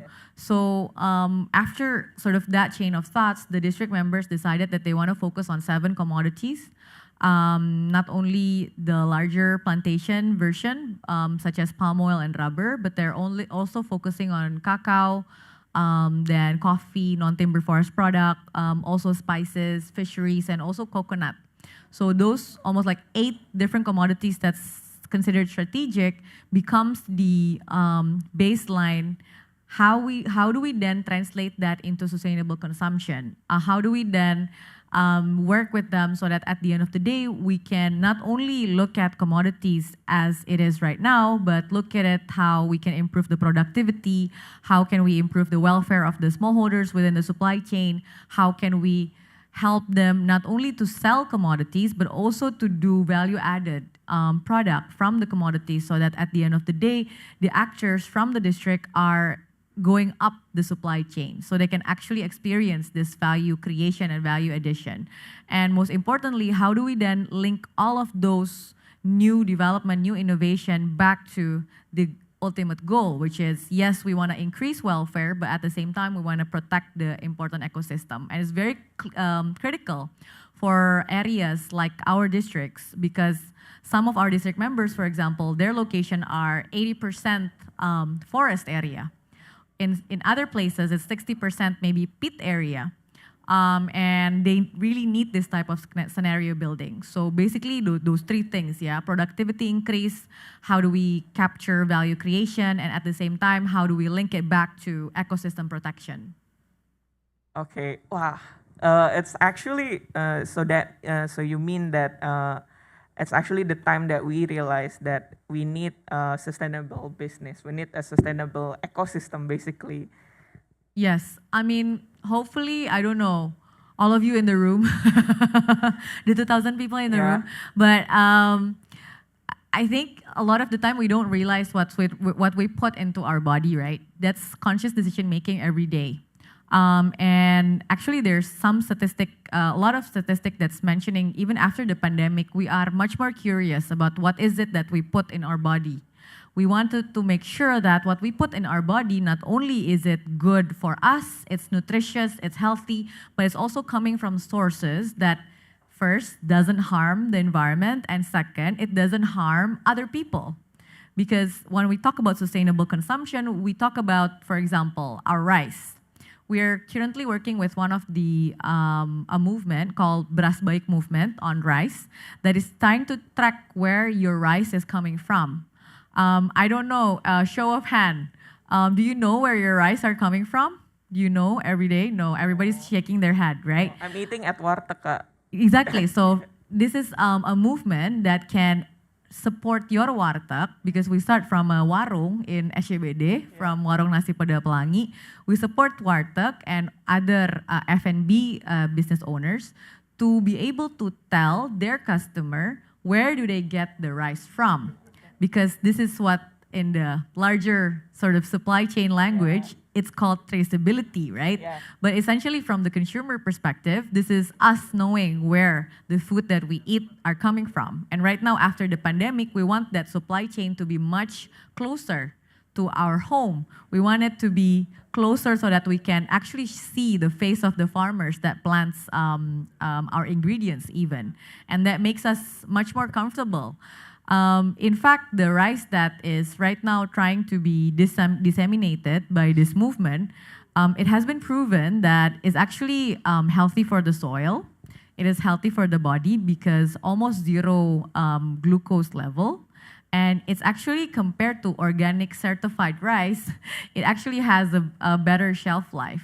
So this type of regenerative agriculture is what we're trying to promote at the production side. It starts with rice, but hopefully throughout the movement, we can actually spread to more commodities. For example, from this location in Sintang, if we want to go to the next visual, if we want to go from Sintang in the left side, then we want this to be connected to us as consumers, right? Yeah. So I'll give you an example. There's one fruit that belongs to the pristine peat forest in Sintang, in West Kalimantan. It's called buah maram. And usually this fruits, nobody wants to eat it because it's very sour. But turns out when you put innovation and R&D and you introduce technology, they can actually extract that fruit to become a very high quality syrup. And right now what we do with them is to pair that syrup with business owners. So we partner with Potato Head Group, for example, and bring that syrup as part of an alternative mixer for their mocktail, for their cocktails. So at the end of the day, we go back to the small, medium scale enterprises in Sintang, and they can now add their income because now they can sell those syrup. And now they also have off-taker in other places, including in Jakarta. The second thing that was done was also we integrate other technology and allow the maram syrup to actually become the ingredients for our new soft drinks in our partner's brand, which is called Miring. Miring in English is tipsy, yeah. But it's actually an abbreviation of minuman ringan, so soft drink. Okay. So this kind of sort of integrating supply chain hopefully allow us to consume more sustainably, but also not in a very serious way, right? Like you just want to drink, but instead of maybe drinking imported goods, we drink soft drinks that belongs to ingredients, which also allows us to save the forest at the same time. So it makes it easier for consumer to make better decision as well. Okay, speaking of decision, this is actually very interesting because that means we are providing another alternative for the people who wants to live sustainably and like making sure that their body is actually sustainable as well, to sustain their body. So we now actually, I realized that Gen Z, like young people nowadays is actually more care about what they're about their body, what they're putting, and also we care about a lot of issues as well. And I think how is it related to? I think that's very closely related to what you were mentioning, that you want the district to actually provide something that is more, that can be consumed as an alternative that is safe for our environment. Yeah.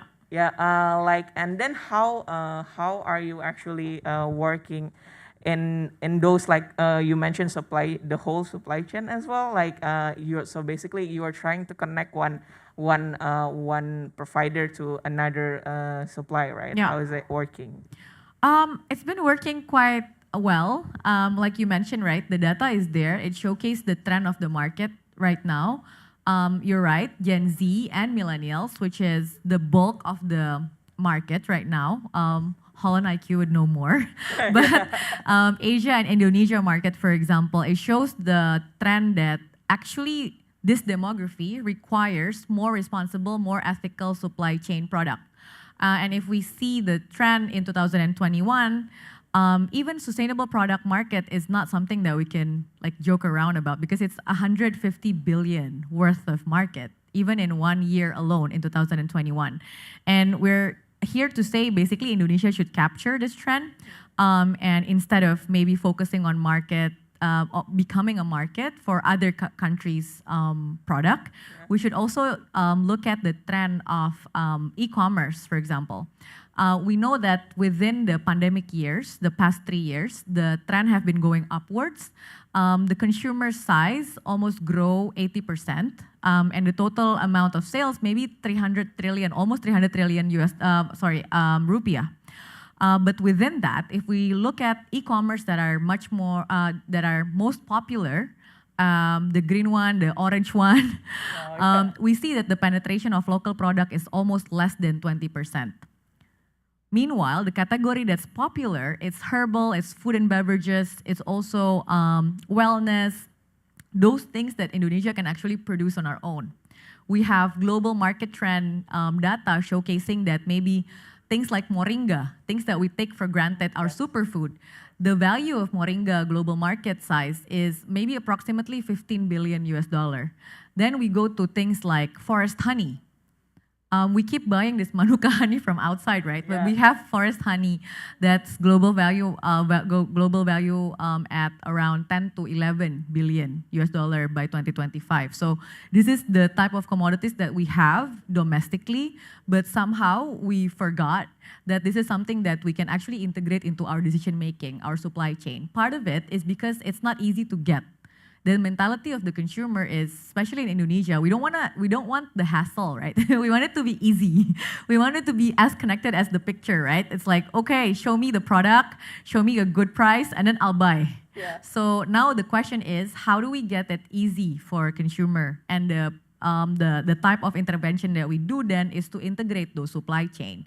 How do we connect the producers at the local level? For example, they're selling things like forest honey, connecting them with supply chain that allows them to actually distribute it to other locations in Indonesia. But arguably though, because the infrastructure problem, right now, you don't even have to look at other places. You can go super hyper local.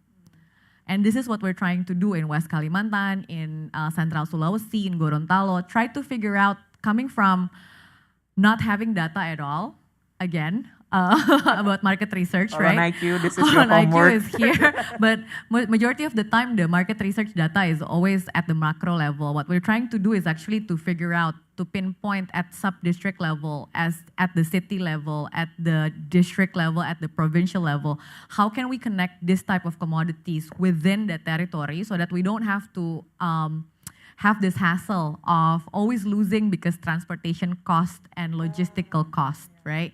So it's almost going backwards, like, okay, we bring the product to Jakarta so that everybody believes that it's a good product. It's sort of like a marketing play, but your actual consumers is actually closer to home. Because for areas like Sintang in West Kalimantan or Sigi in Central Sulawesi, it's much easier for them to focus on domestic market, super hyper local market, and majority of the time their quantity will get absorbed, and they don't have to compete with the pricing from other region.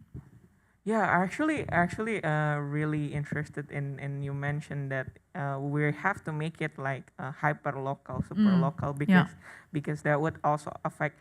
I believe that especially if we could produce it in Indonesia, why not, right? And then also we have to also consider the logistic, moving things around is also gonna be costly. And sometimes I think one of the things that I want to complain that sometimes most people actually are saying that sometimes living healthy is expensive. Right. Like exactly. And it shouldn't be like that, right? If you're thinking about hyper local, and like one of the healthiest people that I've come across is actually people that lives within and surrounding the forest area, because their supermarket is the forest. And the stuff that they eat is actually coming from a very healthy soil and a very healthy quality of water. So how can we replicate the type of mentality? We introduce things like regenerative agriculture. We introduce supply chain that is very start with hyper local. Then you can cut the cost. And you can allow, for example, very good forest honey to make sure that the people in Entete, the place where it gets produced, are healthy first because they make before they make other people healthy. So something like that. But it's also about the mentality of the consumer. Sometimes the consumers in Indonesia don't really trust domestic product quality. That's also another problem in terms of mindset. We think anything that comes from outside of the country are always better than the ones that are coming from inside the country. So in a way, it's also about showcasing success stories, how local product can actually be very high quality and how local product can actually give you the benefit that you want. I'll give you one example in terms of being healthy and hyper-local, yeah. So there's this one district in Riau, in Siak, actually. I don't know if anybody have heard of the district of Siak, I don't know. But yes, okay. There's nods there. But the district of Siak is basically located for maybe 3 hours from Pekanbaru, and it's one of the district with the highest peatland area. And yes, this is the guys from the ground. Their company is called Alam Siak Lestari, and Alam Siak Lestari is on a journey to try to actually prove they can generate value-added product from peat-friendly commodities. The reason why is because the peat keeps on getting burned, and in 2015 they experienced one of the largest fire that actually caused Indonesia to lose around 16.1 billion US dollar in 1 year. Is that all money? Yes, all money. Okay. And also lives. Yeah. It's like they lost a generation literally, right? Because of the respiration problem and health problem that comes with pit fire. But anyway, so these youngsters built one of the first community-based enterprise where the shareholders is actually part of the village companies, BUMDes. And what they do is actually they pair up with biotechnology company, they pair up with R&D institutions, and come up with innovative value-added product that is coming from fish. That's their first experiment. Fish that lives or native species of the pit area. It's called snakehead fish or ikan gabus. And snakehead fish, there's a tradition of people that's recovering from surgery or it's just post-labor. There's a tradition where they would eat this fish in order to speed up the healing process. Now, they took that concept and actually tried to attack this 6.5 billion US dollar global health and wellness market, right? But try to do it from hyper-local. If we can go to the next slide, the next visual, you'll see the technology is actually based on the soup of snakehead fish. So this is the type of technology that they built because the requirement was it needs to be local, it needs to be inspired by local tradition, it needs to be safe, but it needs to also produce high-quality product. So at the end, they built this low-temperature distillation method in order to extract albumin and high-protein substance from the fish. After they extract that, it becomes health supplement. Now, the remaining fish meat gets grind, and now you have a high-protein flour that you can actually make other food to attack what they have. One of the other problem they have is stunting. So once the fish is in, it goes bye-bye and you're only left with the name. So everything they use the extract, they use the meat, they even use the remaining to actually build compost product for agricultural supply chain as well. So from one company, we can actually save and protect around 16,000 hectares of peat by involving 10 villages. And this is only one company. In Indonesia, there's a study that says there's around 300,000 social enterprise. So if 300,000 times 16,000, then you can actually have a chance to really save the forest and the peat in Indonesia. Should I start one now? Okay, bye-bye. No, actually. So now they just got their BEPOM approval. They already have the off-taker and they got investors. And actually last year they won a global MIT challenge competition. So they also got this global recognition as well. And that's just, by focusing on one company alone. Wow, okay. That is very good. So we know that we have all of those resources in Indonesia actually. Like I always a believer that we have everything in Indonesia. Yes, I feel like we do, actually. Yeah, and like me as a proud Indonesian, like really would love to see more coming from the districts especially, and see how we can be a provider. Like, what kind of support have you been like, how is it, what kind of support have you been receiving from the government? So because it's an association of district government, right? It's basically up to them whether they want to keep investing on this type of solutions or they just want to go to sleep. If they want to go to sleep, we just disband the association and I'll go find work elsewhere, right? Yeah. So it really depends on them. We cannot speed up the process unless they speed up themselves, so to speak. So what we wanted them to invest on are on 5 things: on regulatory framework, on planning document, on multi-stakeholders governance, on reporting and communication, and on building concrete models such as this. And right now we're partnering with Ministry of Investment and Ministry of Cooperative and Small Medium Scale Enterprises, as well as national planning agencies and SMESCO Indonesia. And fingers crossed, next week we will be launching the Sustainable Investment Guidelines.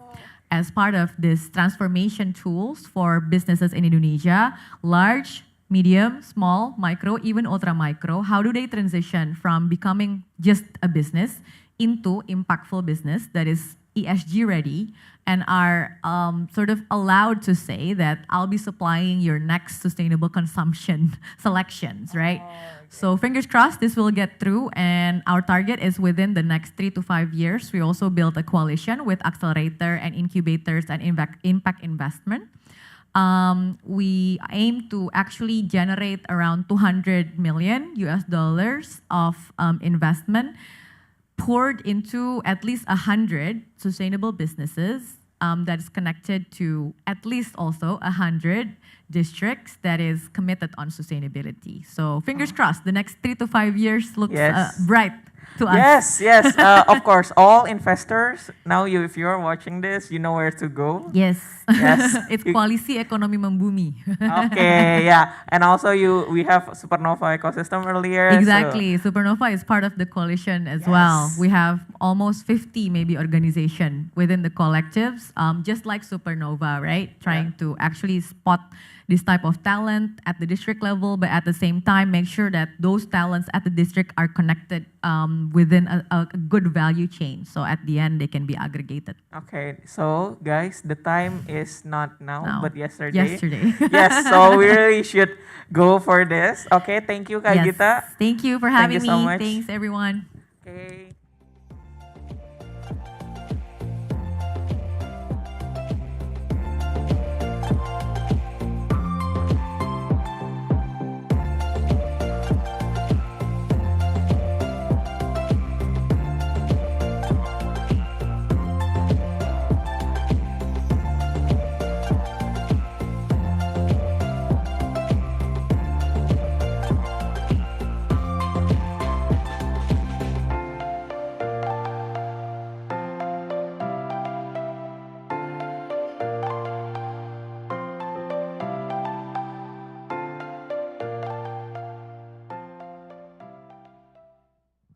Welcome back, everybody. We have a really interesting session ahead of us right now. We're switching gears to learn more about the Kaiden Net Zero Hub. I'm joined by Bram. Welcome, Bram. Thank you, Patrick. Nice to be here. Thank you for having us. Oh, it's an absolute pleasure. And I, for one, am really looking forward to learning more about the Kaiden Net Zero Hub. Perhaps you can share what the hub is, how it came to being, and how it's governed. I'd love to learn just the big picture about the hub. Okay, thank you, Patrick. So, Kaiden Net Zero Hub is actually an initiative born by the Indonesian Chamber of Commerce, or Kadin. We live under the Sustainability Committee, in which actually Gita is also part of the central person. So we're, in many ways, overlap one another. The point of Kaiden Net Zero Hub is that we create an initiative that we can take Indonesian companies to actually take their journey to a net zero company. Because maybe in the last 2 or 3 years, we've heard the terms of often a net zero company 2030, 2035. Last year, we were asking ourselves, what does that actually mean? What does it have to do with the companies? So in the running up to the COP26, we kind of like have this idea. So that was the first time Kaiden Net Zero Hub ever heard, actually. But as the time goes on, and as we learn more and more, we then kind of like realize we cannot stop just by being some kind of exchange ideas or making a platform. We have to also help these companies more to like providing a guiding hand. So that's where we partner up with institutions like World Resource Institutes and CDP. Basically what we have right now, it's come down to, we have this kind of a 16-week program onboarding companies to actually take them, what does becoming a net zero company mean? It starts from a very, let's say, mundane and boring ideas of sitting in the desk, calculating your emissions. How do you calculate that? Then you have to look at your production process, your supply chains, what kind of energy that you're using. All it boils down to a figure. All right, we emit this many carbon dioxide equivalent per year. If we want to be a net zero by 2035, how far should we reduce? More importantly, we tied up the reduction to the Paris Agreement, so you cannot go above 1.5. So there are disciplines in that. There are mechanisms to do that. So that's the initial idea, and that's where we are right now. We're still very early in the game, so we're still working with these companies first, doing the desk work. Super interesting. We talked briefly about, at least I was trying to understand why companies would be self-motivated to reduce their emissions. I mean, of course, we hope this, but you were explaining some really fascinating dynamics to do with the supply chain and to do with regulation and I presume investment as well. Perhaps you could share more about why Indonesian companies are taking this really seriously. Okay, no offense to all the CEOs out there, but I'm not sure they're like self-motivated. It all has everything to do with the regulation, with the investments, right? I mean, it is what it is. So, right, so we can probably pick several aspects. But for example, let's pick a trade aspect where we are part of the interconnected global trade, the footwear, for example, right? The European Union, as you know, they have this kind of a carbon pricing from way back, 10, 20 years ago. The question is always on the carbon leakage. Sure, if a manufacturer from Germany produce in a certain area, they might get hit by carbon pricing. What do? Well, I move my manufacturing where there is no carbon policy. That's got the carbon leakage. But then slowly, but bit by bit, slowly but sure, we heard this kind of the CBAM, whereby you adjust the carbon on the carbon pricing. So eventually it becomes a question of, well, there's nowhere to run, nowhere to go. Eventually, all the value chains, all the principles of these footwears, especially those who have joined the UN Fashion Charter, they start to have this kind of a commitment. So Nike, Adidas, all the big names, you name it, we will be a net zero company by 2040, 2035.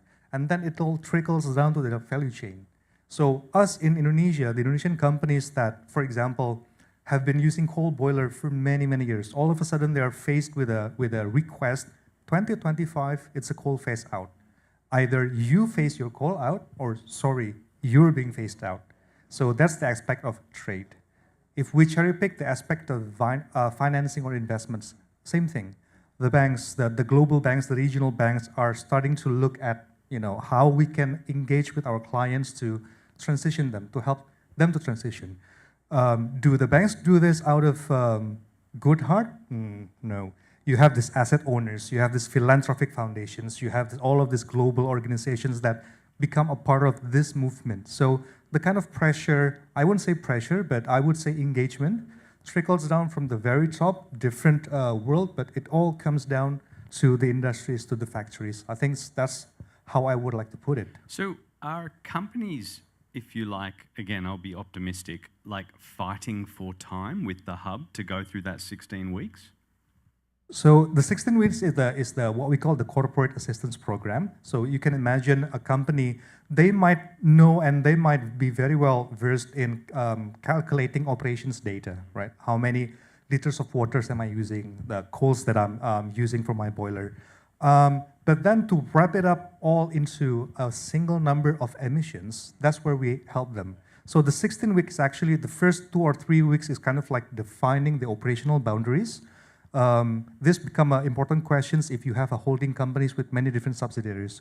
Which do you should include? And if you include this one, how far you should go along with the boundary? And then after that, we kind of like look through the operation chain, collecting all the relevant data, and then the longest is the data collection. We kind of like 8 weeks in itself. Then the last weeks would be some kind of a preview to a CDP questionnaire, because CDP is also Net Zero Hub partners, and also a preview of if we want to be a net zero company and we are building roadmap, how would it look? And what would be the interventions that we need from electricity, switching alternative fuel, improvement in efficiency and everything. So it's kind of like take to a journey, but of course, beyond the 16 weeks, they still have plenty to do actually. So this is just an incubation and accelerator, so to speak. Yeah, that makes sense. I would have thought some of your recommendations or best practices come from process and awareness and knowledge, but I would have thought some of those also come from products and services and new technologies. How do you interface with the market to understand what the kind of range of, presumably as well, ideally Indonesian technologies are used to help your constituents? So that's a very interesting question, because before we started this Net Zero Hub, we heard a lot of ideas about, let's say, the IoTs in the factories. Yeah. A lot of young people, young entrepreneurs are studying on this field, but where's the traction? So that's kind of like the thing that we see.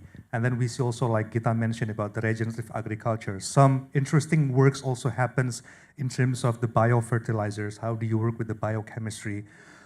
When we work with the Net Zero Hub, we work with a lot of different institutions. Actually, a lot of them are enabling these companies to transition into a lower carbon. So for example, agriculture, how do you increase the efficiency of the fertilizers? Because if you're not, you'll see the runoff to the river stream and then down to the ocean. That will change the biosphere as well. And the fertilizer is actually a part of the calculation for an F&B company to be included in their Scope 3 emission. So the idea is that if you can increase the efficiency from the upstream, then it will help you along the value chain. So I'm sure there will be a lot of technologies, a lot of the upcoming, probably it's not rocket science, for example. If we have an IoT in measuring a flow of our heat transfer, sounds very boring. But at the end of the day, you can very much calculate what's the emission from my energy and thermal use, in which then you can see, okay, then I'll have an opportunity to increase my efficiency here, here, here. We cannot have that without technology, without new thinking. It's probably, again, not rocket science, but clicking it in the right direction and putting it in the right area, I think that's opening up a lot of the interesting investments or ideas. Super interesting.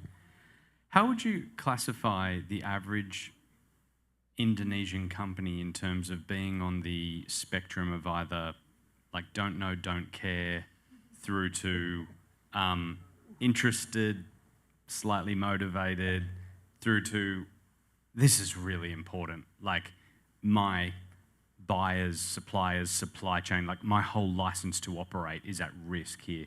How, like really, really broadly, how would you characterize the split of companies? And the follow-up, sorry, is I'm interested because as a follow-up, are the industries, that are, if you like, moving versus the industries that are sitting back? Well, that's a very interesting question with not so easy answer, but take it to a lighter tone, for example. How many of us here are aware that sitting sedentary lifestyle leads to a high risk? I think everybody knows that. Yeah. How many of them take into actions, waking up 10 minutes, 15 minutes earlier? So I think companies, industries, corporations are pretty much like us as individuals. We know that there are risks. So for the companies, they know that their business is at risk, right? Food and beverage company, they know that the yield in the farming, in the agriculture keeps declining, right? And that gets the question, what should I do? So then it creates whether or not they're motivated. I would say among that you mentioned then, we've seen companies across the spectrum. So we've seen companies, pardon my expression, but I don't care. I know, but I don't care. As long as I can still move my operations around, as long as I can source around, I want to give the cheapest price that I can do, and that's it. But these companies are then taken aback where their suppliers, their buyers start to say, wait a second, right? Hold on. How many waters that you use for this product? and they're selling 4, right? It's all about pricing. No. So that's a spectrum from, we're thankful that we have the MNCs of this world in Indonesia. They are part of the force that changed the landscape. All of a sudden, Indonesian companies start to see, well, okay, I have to be still competitive in my pricing, but there are aspects that I cannot just neglect. So that's kind of like changing from the don't care, all right, let's do this, just for the sake of us to getting the business. And then we can, moving on, again, there are some local companies with very advanced ideas. Again, not because they're very, this kind of philanthropic, but they're saying, if I can get ahead of the curve of this decarbonization of the low carbon production, I'm ahead of everyone. And for that, I need to build my companies. There are also companies, interesting companies in that spectrum. And of course, the one segment would be the multinational companies. They are, of course, way ahead. So Indonesian companies are interesting. I am very happy to see that there are championing companies in Indonesia, Indonesian born and bred, that are looking forward to get this kind of an advantage ahead of the curve. And is it, there's so many, it's so broad. Like, I'm just thinking, how Indeed, do you yes. focus? Like, do you go into agriculture, heavy industry, transport? Like, how do you think about where to start? That's the question I'm asking myself every single day. What should I do today? Which company should I focus? Again, the Indonesian Chamber of Commerce as the umbrella organization, we are lucky to count on the support on industry associations. So for example, on the footwear apparel, we have the industry associations. They know better on the field the challenges that they're facing, the demands from these international buyers. So when we have this kind of discussion, they're kind of like leading us towards, this is the area, right? So I think, I agree, there will be, it's very broad, but I think that the spirit that Kadin is bringing is on this collectiveness and collaboration. We cannot do it ourselves. So every now and then we've had audiences, we have meetings with the associations, kind of like pinpointing that and kind of like trying to unravel the thread. I have to say, each company have their own different ideas and perspective, right? Because what matters for them might be different with the other companies. But right now, regardless of the industry, we are facing a clear idea of what we call the scope 1 and scope 2, which means scope 1 is pretty much the energy that you consume. Scope 2 is that you buy. So the Solar Kita is actually intervention methods for the scope 2. But focusing on that itself, we are seeing, again, still varying across industries, but at least we have this kind of segmented approach. When you talk about heat transfer, food and beverage and textile, different application, but within the same technicalities, low to medium temperature, then might be the intervention could be similar, the heat exchanger, the heat recovery. Of course, when we look at a totally different industries like steel, that's totally different intervention. And for that, we are counting the support of our partners. We're really focusing on the hard-to-abate industries, not only steel, but also fertilizers, right? So I think there's no simple answer to that, how to focus. I cannot answer whether Ocean or I can focus in 1 or 2 aspects. But the idea is that once we see the landscape, once we identified some kind of intervention methods, we'll try to see whether or not we can use this to other fields, other industries. So you mentioned Kadin comes out of the kind of a commerce, governance framework. I presume you still interface though with ministries, so Ministry of Transport, Energy, Agriculture, etc. What are those interfaces like? Because presumably those ministries see the hub as a force for change, a force for good. What's that collaboration like at a ministerial level? So Kadin position itself like as the advisor of the government, which means we represent the interest, the force from the private sector. Quite true. So for example, if we take the carbon pricing, the regulation which is recently issued by the Ministry of Forestry, we applaud that. We love that very much. It's been a long time coming. The next step would be to define, if we are talking about the carbon cap and then the carbon trade and everything, we work with the Ministry of Industry to actually define what would be the cap for a certain industry, because definitely footwear will be different with F&B and everything.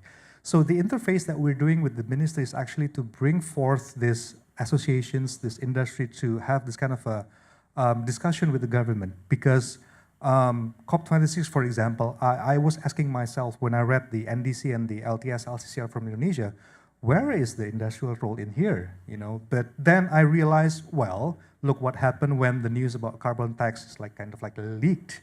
The kind of the reaction that we show by the industry. So I think there was a lack of understanding, and also that's what Kadin did back then. We go through, you know, not one by one, but through the associations. Guys, relax. It's not like all of your emission is going to be taxed. There will be cap mechanism, there will be trade mechanism. And to be able to have this cap, then we have to talk to the ministry industry. But one thing for sure, we cannot reject this. Either we go through the dynamics, we adapt, and we come forward, or, well, your business is gone. There's no way, there's no, you know, that's the only option. I think for sure at a national level as well, right? That's why the initiative is so important, because Indonesia, my own take on the commentary I see out there, might have been perceived by some as a laggard, but is catching up very quickly. And as you said, like, if you continue the momentum that you're on, you won't be a laggard, you'll be one of like a bunch of leaders, which is a very significant change in, and we look at things like the G20, like Indonesia's profile is now starting to rise to its size and its scale as well. So I would have thought it's a very important initiative collectively, not just reducing individual companies' emissions.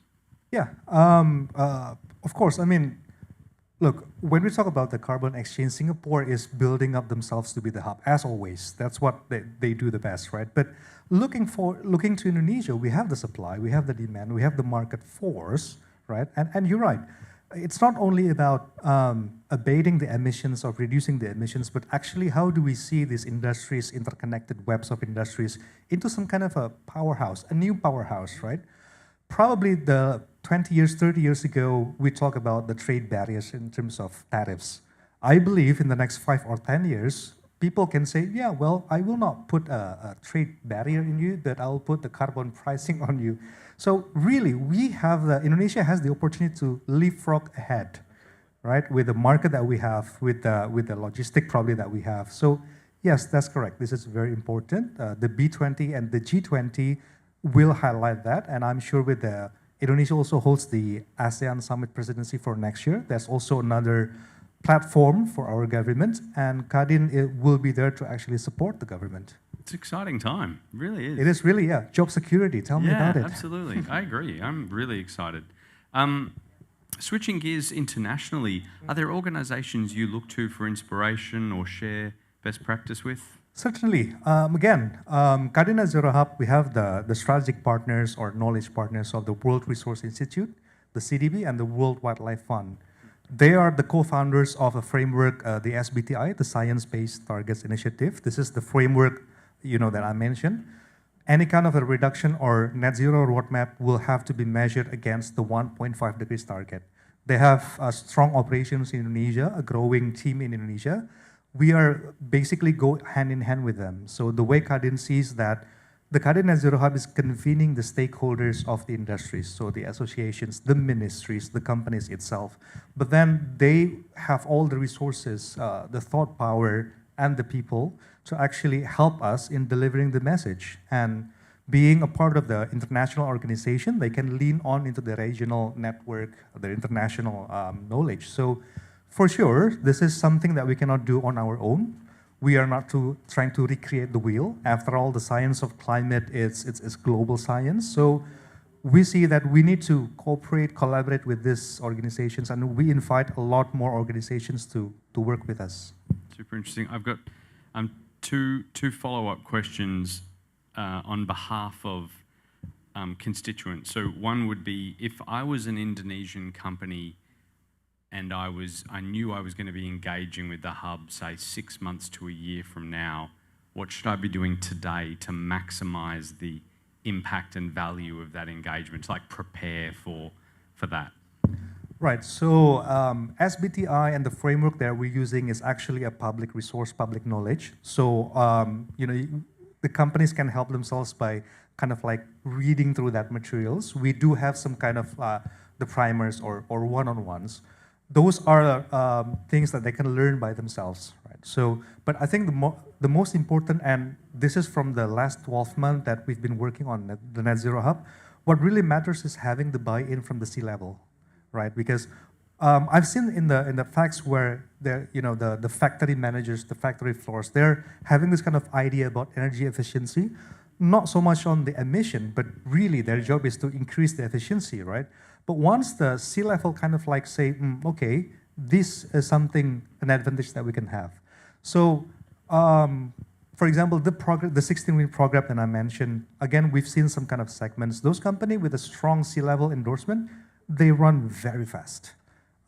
When it took like a week and a half or even 2 weeks to define the operation boundary, those with endorsement, they do it in 1 week less.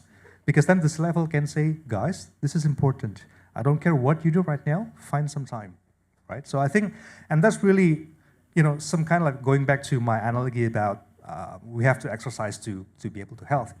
That kind of endorsement really drives the company because it needs to start from the top, right? So before opening up resources, before engaging with anything, I think I appeal to all the C-levels or the future C-levels here to actually commit to that. Just say, all right, I want to do this.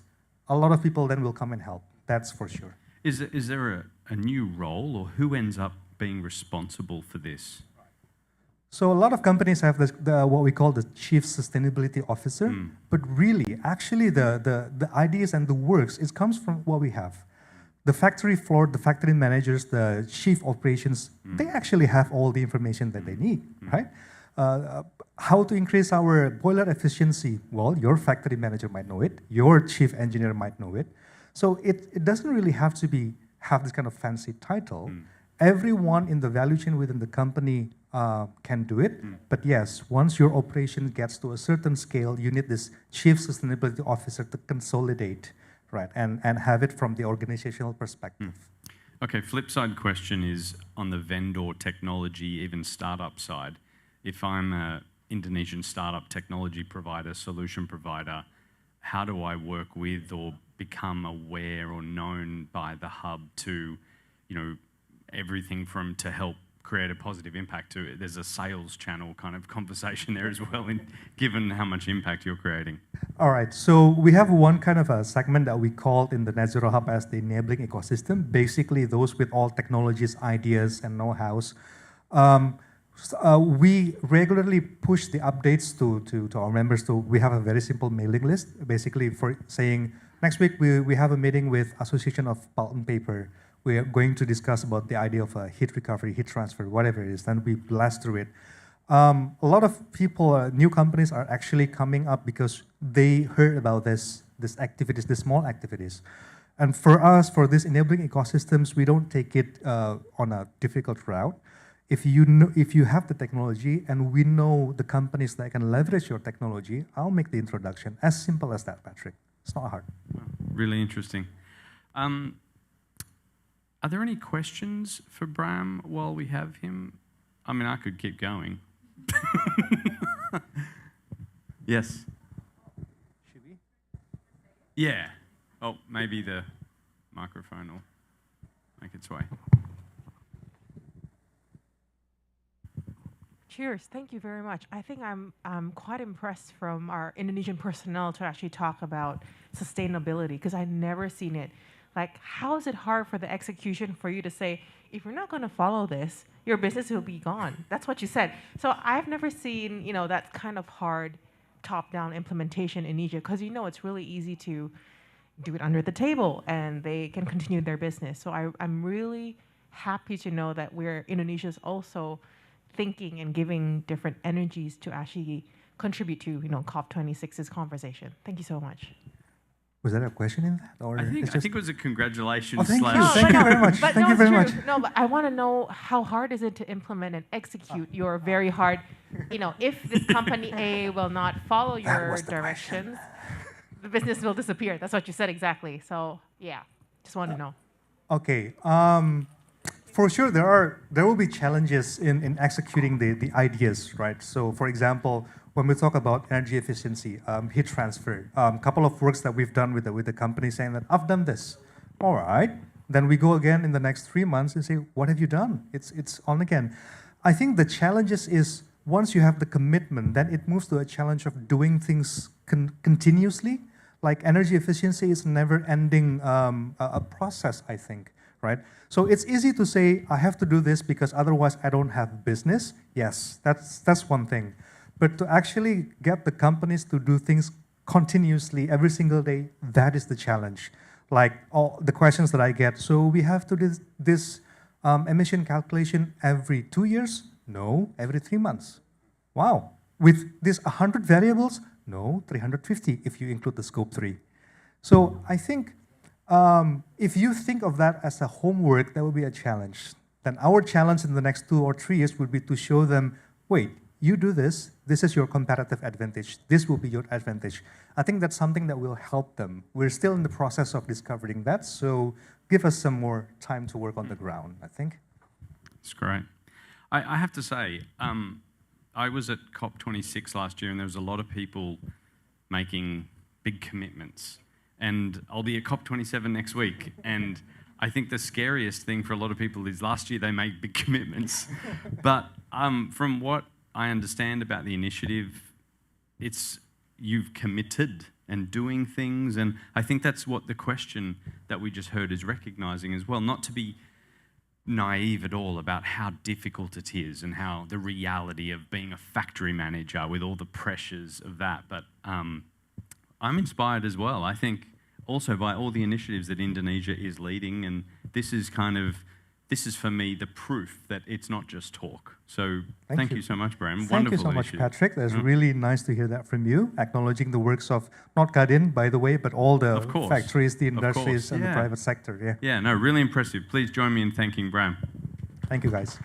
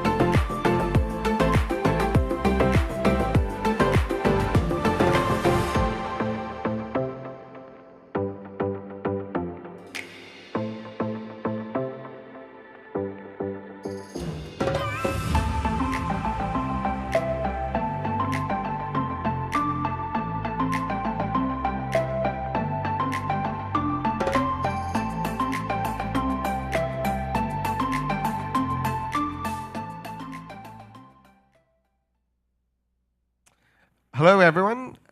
Thank you for participating so far in the HolonIQ Global Impact Summit. I realize you haven't heard from me today, so I'll just briefly introduce myself. My name is Vernon Baxter. I'm the Vice President of Health at HolonIQ. So we've got a bit of a change of flavor, change of texture in our next session, because we're going to have a discussion about the healthcare market. And I'm delighted to be joined, I'll take a seat now.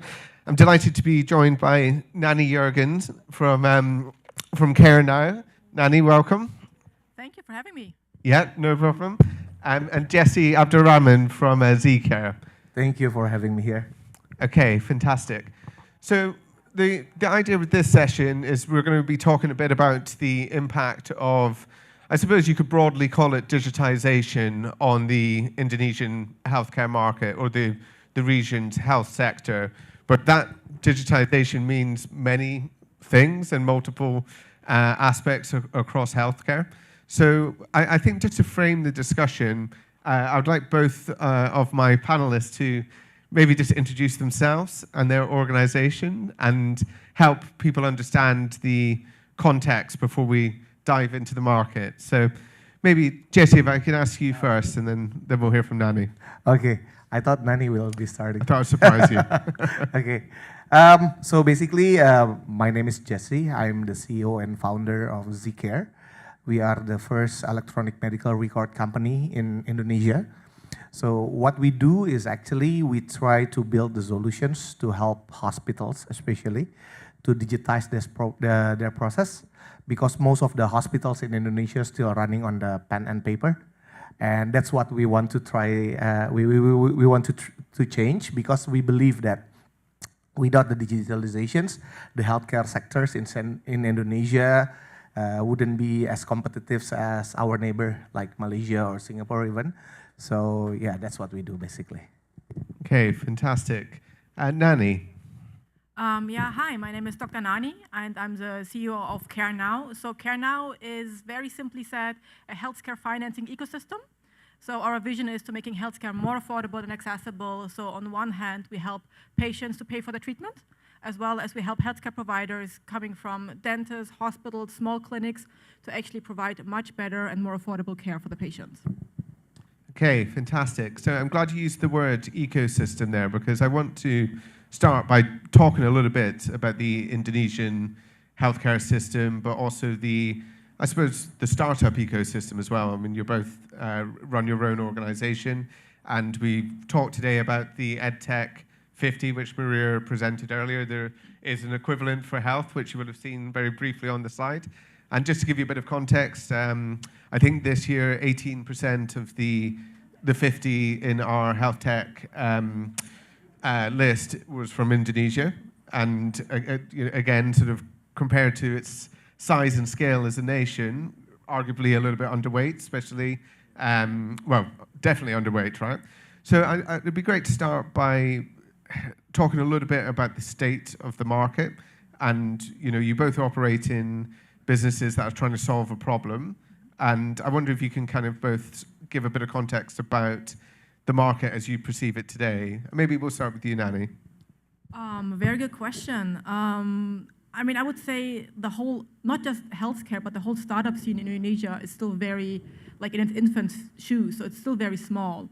And we're still in the very beginning, and healthcare itself is even smaller to that. So now we just came up with like a lot of, I mean, you having a SaaS, I kind of also fall in the SaaS sector. But one thing which has not been done in the Indonesian market, for example, is hardware. So you mentioned our neighbors already. They already a bit more advanced in that sense for hardware. I hope we will go there very, very soon. I've seen a few startups left and right popping up. So I would say we're still very early on in Indonesia. There's still space to grow. Yeah, so just to repeat, I suppose, what you were saying, that there's both a degree of nascency in both how developed the system is, but how developed investment into the system as well. I think, just for a bit of context, looking at the amount Indonesia spends on its healthcare kind of globally, I think the latest figures, I think it's about 2.9%, just below 3%. And so to compare that with probably in mature markets, somewhere around 10 and 11%, or in dysfunctional markets like the US for about 20%. Sorry, shouldn't say dysfunctional, challenged and very advanced markets in many ways. But Jesse, if I could come to how that plays through for your business, because obviously you're trying to, I suppose, directly address a lot of that problem. Yeah. So I think the way we approach the healthcare industry is quite different. I don't know. I think somebody will say, a lot of investors say that this is not scalable, they believe, because we try to attack where it hurt the most, which is the hospitals. Because the centers of the healthcare is the hospitals. Our friends like a teleconsultation player like HaloDoc, Hello Doctors and Click Doctors and those players, they try to digitize from outside. But at the end of the day, as long as the hospital's still running on pen and paper, so it's disconnected. Somehow it's not seamlessly connected. So the patient's experience will be lost. But the thing about the healthcare startup in Indonesia, right? Since the industry, I might say, is a kind of dinosaurs. I mean, like, to be frank, I mean, like, compare with financial sectors, compared to the e-commerce, for say, I think they are more ready to accept the changes through technology compared to healthcare, because the doctors here, I don't know, because they've been, I've been doing this since I was graduated, and my professors also doing this. So why should I change? That kind of attitude still there. And that's the biggest obstacles for the healthcare industry, I think, to change in Indonesia. And before I come to you, Nani, just another question for you on that, Jesse. Obviously, COVID, we're still living through the pandemic. It did have a massive impact on attitudes to technology, and you reference businesses like Allo Doctor, or globally, telehealth has seen a mushroom in terms of the participation levels, etc. But as you say, you work in the acute sector, you work with bricks and mortar healthcare. Have you seen a similar change in attitude sort of post-March 2020? Definitely COVID is a good catalyst, yeah. It helps to jump the industry 10 years, 20 years ahead of its current positions, right? So the doctors now afraid with the paper because they believe that that paper contains some bacteria or COVID, So they say, okay, I need some screen, I need to see it digitally. So that helps. Definitely that helps. But I think the biggest push, it's coming from the building across the street, which is our Ministry of Health. They just launched this new regulations that make the EMR, electronic medical record, compulsory for the all healthcare facilities, not only hospitals, but also the pharmacies, the clinics, the laboratories. And if they don't, I think the deadline will be December next year. So we only have 13 months to adopt. So it kind of gives us some kind of, a boost to push this digitalizations through the facilities. Sure. So we've been talking just now about systemic issues, but Nani, I want to come back to Care Now and your vision for why this was needed in the market, because I suppose without trying to sort of interpret for you what the business is about, I would say like primarily it's about access in terms of helping people be able to reach services when they need it, really crucially. But do you want to help us understand why you felt this business model was needed in Indonesia? I mean, healthcare is expensive all around the world. It's a fact. I mean, if you go in Indonesia, and I'm from Germany, you mentioned America earlier, it's very expensive. So we all do know that. However, where I'm from Germany, we have universal healthcare coverage. So if I have a broken bone, I go to the hospital, I don't have to worry about the bill. I'm just going there and I know I will get treatment. Now, the problem in Indonesia is that there is BPJS, which is a national healthcare insurance, but very often there's a waiting period on that. And sadly, they are still not able to cover everything. As one example, like denture, like braces, or even like if you have a hole in your tooth, they would maybe consider, insurances, private insurances would consider that as a aesthetic procedure. Whereas we all know that infection can go to your heart and you can actually die from it. So there is actually a medical indication for that. And being a doctor in Indonesia, I've noticed a lot of patients delaying the treatment because they fear the cost. They're basically scared of it. And we all do know the longer you delay your treatment, the more expensive it will get, and the outcome will get much, much worse. So that's why my co-founder and I, we came up with Care Now to actually, like you said already, to just make healthcare more affordable and to take the fear away from the patient that they cannot afford it. Because now they can pay in installments and they can finally afford the treatment they need and they deserve. And just in terms of how you get that message out, I mean, because as you say, when people are encountered with a medical issue, it can be quite traumatic, quite scary, especially when financial element has come into this. So how are you going to reach, everyone knows the problem exists, but how do you get the message across? So we work closely with like healthcare providers all around Indonesia. And just this morning, I had a meeting with a dentist who said since they were able to offer care now in their clinic, they actually now have an increase in patients because now the patient can go there and actually can pay like in installments, and it's much more affordable and it's easier for their financial planning. So we work with the clinics. Yeah, so I suppose, actually, Jesse, if I could bring you in on that kind of point, like in terms of collaboration, and you talked about how the pandemic has brought with it many kind of positives, do you feel that there's, within the market, a greater level of collaboration at the moment between the stakeholders? Or? Oh yeah, definitely. For example, me and Nanny, actually, we met, we talked like a month ago, right? I think so, yeah. Yeah, we talk about the possible of collaborations because we are kind of digitizing the hospitals, right? So once we build the hospital as a digital hospitals, so we can build another technology stack on top of that. Just like ride-hailing, for example, like Grab or Gojek, right? I think the basic business is just like teaching the driver how to use the apps, right? So the people can drive from one place to another. That's the basic. But once it's settled, it's a solid, then they can build the food deliveries, goods deliveries, everything on top of that. So it's the same thing. We need to digitize the hospitals. Once the hospital already digitized, then every technology, the pay laters, the I don't know, precision medicines, the IoTs, the big data, everything can come in after that. Yeah, so I suppose it's the foundation on which data can flow through the system. Well, I'm interested in that point in terms of Indonesia's relatively immature or early stage in terms of digitization. To what extent do you think there's an opportunity to kind of both change the way the system is configured rather than just taking the existing configuration and digitizing it? Okay, I think it should be a mixture of both, because you already have very good established hospitals, clinic chains all around Indonesia, and you're already working with a lot of them together. So there are already very good existing ones. And if you want to change bottom up, it will just take way too long. So we need to pump this out much faster. It has to be from the both sides, the top down and the bottom up. So I think we have to find the right balance between the world standards with the best practice in Indonesia.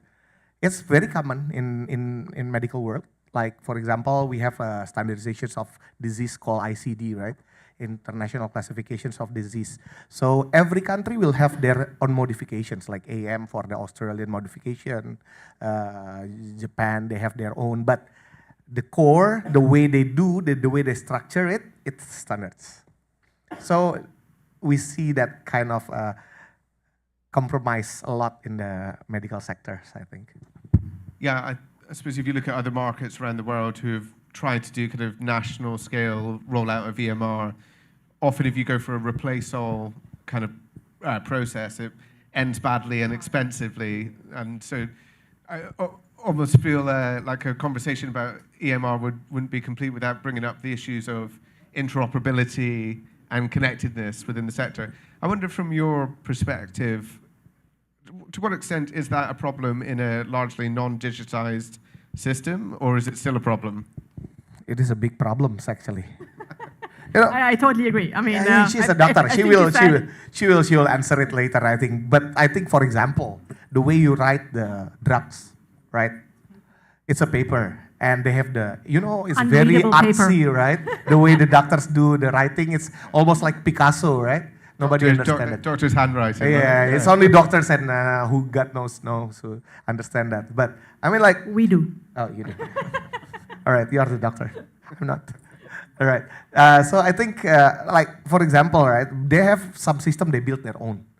And they will have, like, for example, paracetamol, right? Some hospital using C, some hospital using S, some for the paracetamol, right? And how can they be interoperabilities with these kind of things? So the government now is stepping in to kind of create the standards, terminologies.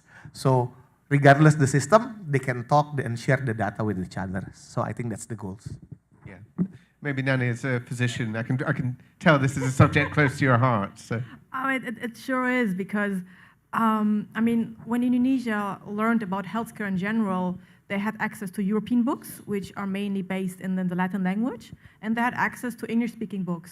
So sometimes even for me during my medical education, it depended on if my docent was educated, let's say, in Holland, then I know he or she would prefer for me to use the Latin language, whereas when my other professor was graduate from, let's say, Yale, then I should use for better grade the English terminology. On top of that, you have the Indonesian language as well, and then you have local languages. So this is a huge mash-up. Like you said, paracetamol is PCT, S, and then the dangerous part comes in that, like, I'm a microbiologist, we use maybe different like abbreviations like a ENT doctor, and that which can get messed up. So which is actually a very dangerous thing. And then now with the digitalization, it's easier to read because everybody can read it, and it's standardized. So I cannot write S anymore for paracetamol. I have to write paracetamol. Yeah, I hear that when it comes to the rollout of technology, it's that the technology is actually the simple bit. It's people that are complex, people that are difficult to corral. And I wonder, Jesse, like when you go to an acute facility or a system, like how do you get around that? Do you need internal champions? How do you bring an organization with you? All right. Yeah, I think my background gives me some advantage because prior to Zcare, right, I was helping 3 largest government hospitals in building their system, right, in-house system. So I've dealt a lot with the doctors. They are the toughest of them all, I might say, right? And so it helps Zcare. So we are not building only the products, but we kind of build the SOP, how to use it and how to implement it. But that's right, when you say local champions, we create in each hospital the team called DTO, Digital Transformation Office, which is like 20, 30, 40 people of the hospital staff, but from all the units. So we only engage with them. And they are the one who will engage with their peers in the hospitals. So this kind of methodology is, we keep refining this because we have churn anyway. We have like 4 or 5 hospitals that already signed, and after a year, 2 years, we broke up because they cannot keep up with the digitalizations. That's the thing. So yeah, implementing it is the hardest of them all. So I think we've spoken a lot about the difficulties and the challenges, but I also want to talk a bit more about the opportunity. I mean, it's been remarked upon so many times today, the vast potential in the Indonesian market. And you look at healthcare and pretty much universally across the world's economies, as economies become more wealthy, they spend more on healthcare. It's just one of those kind of primal spending decisions and societal decisions. So when you look at both the startup ecosystem, but also the general ecosystem in healthcare, how much excitement / positivity? I mean, obviously, Nani, you've made the decision to start a business in this market, so can I maybe start with a characterization from you about, I suppose, the optimism in the market and what might be achieved in the kind of short to mid-term? I'm very excited. I mean, I quit my job. I had a very secure job, a study income, a pension, and I threw all that away just to make healthcare. So my father actually said I'm crazy to throw all that away. But here I am because I do see the potential and I see the opportunity, and I think you also agree on that because there is so much potential here. We are still in the beginning, and the only way is up. Yeah. And Jesse. Okay, so I will give some numbers, right?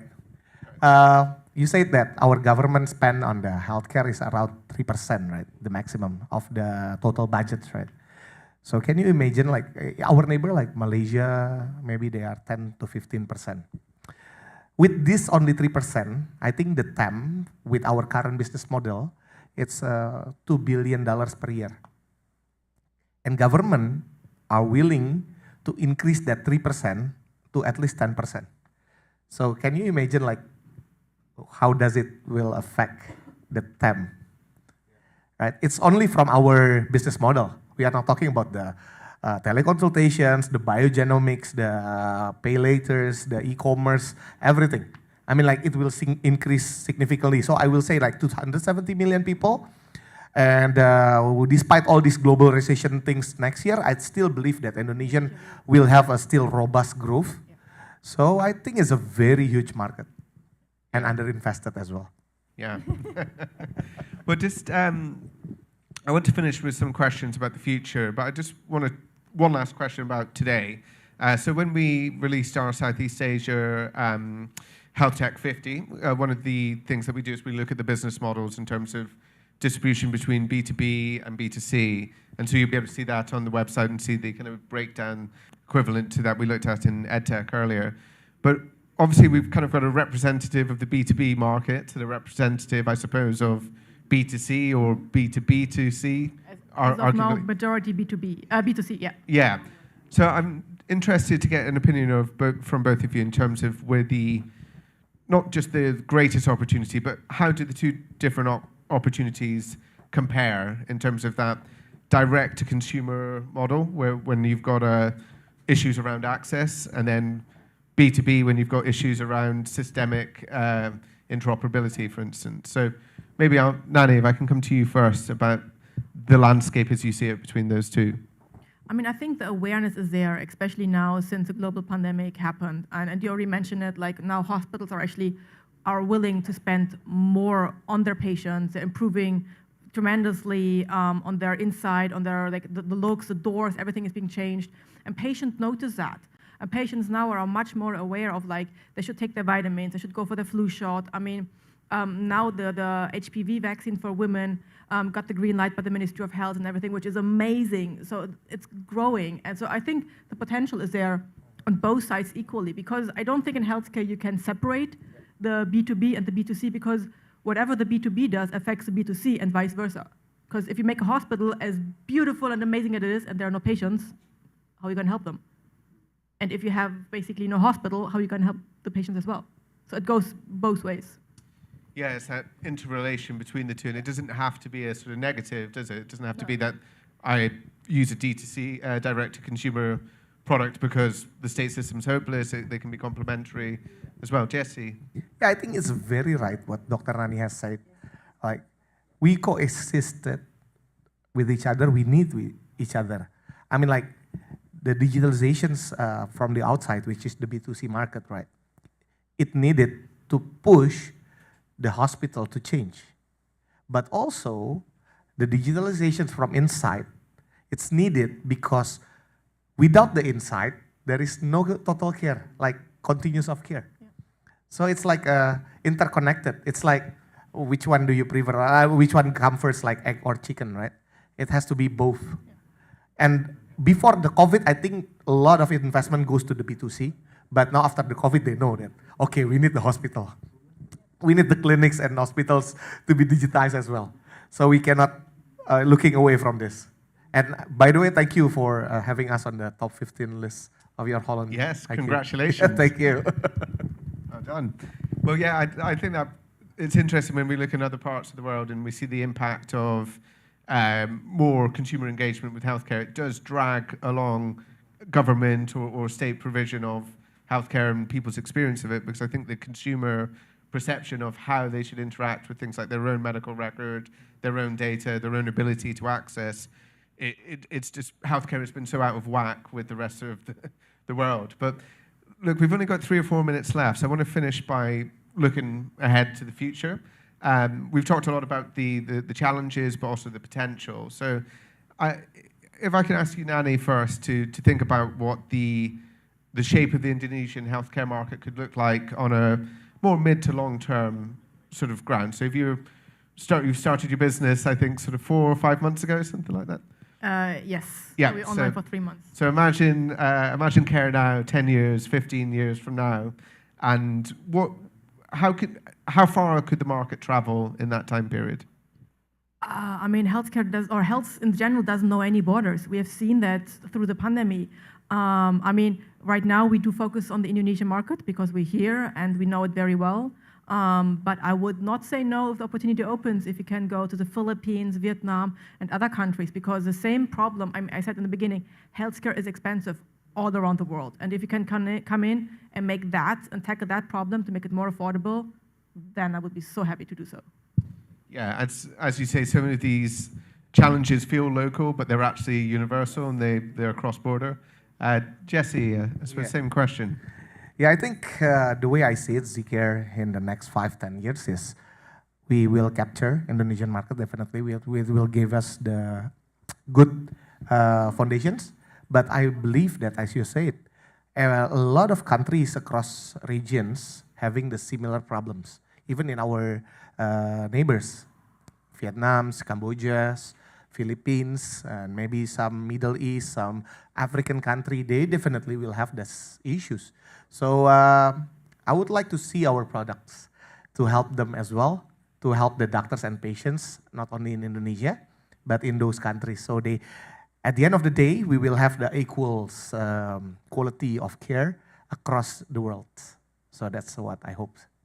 Yeah, and I think just going back to the name of the session, you know, when we talk about what a kind of digital care looks like, it's not just how you receive care, it's how it's recorded, how it's measured, how a system understands what is actually happening in that system. And so, you know, just one final. Okay. Yeah. All right. So I think the healthcare will come to the precision medicine because we believe that everyone is unique, right? And it's the same with their health treatment. We need, like, not only like conventionally it's just gender, the height, the weight, everything, right? But there's actually some chromosome DNAs that actually matters when it comes to the way you treat the patients. So I believe with this data that already captured digitally, we can provide some kind of precision medicines. So I believe that's the futures of the medications.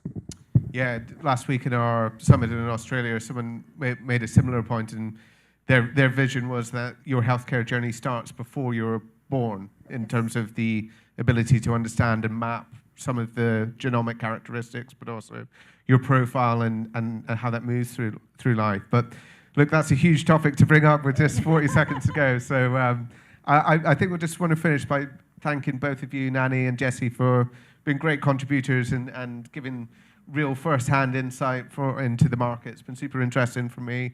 And if everyone could join me with thanking our panel. Thank you. Thank you very so much. much. Thank you. Yay.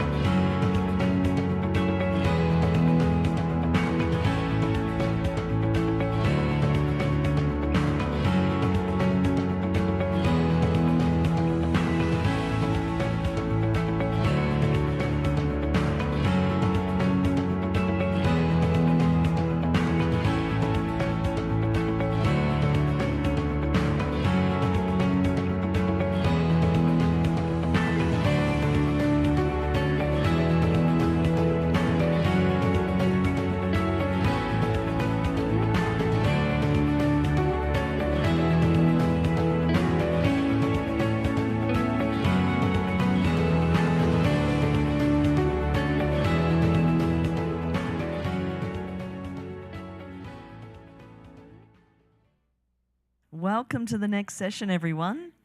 I'm excited about this discussion because the future of education models, upskilling, the way in which education and training is for life is close to my heart. And so I'm very pleased to introduce our two speakers, Anga Fauzan. Anga, CEO of MySkill. Yeah. Welcome. And Ronald Ishak. Ronald is CEO of Hacktivate. Glad to be here. Yeah, thank you so much for joining us today. I'm going to start off just if you could each give us a few minutes of a summary of you, the business, the startup, what you've been doing, just to give the audience a feel. Okay. Why don't we Thank start you with all. So my name is Anga Fauzan, the CEO and also the co-founder of MySkill. MySkill basically is a upskilling startup that focus on preparing students, young workforce to get skills, prepare for their careers, and then we have three main features.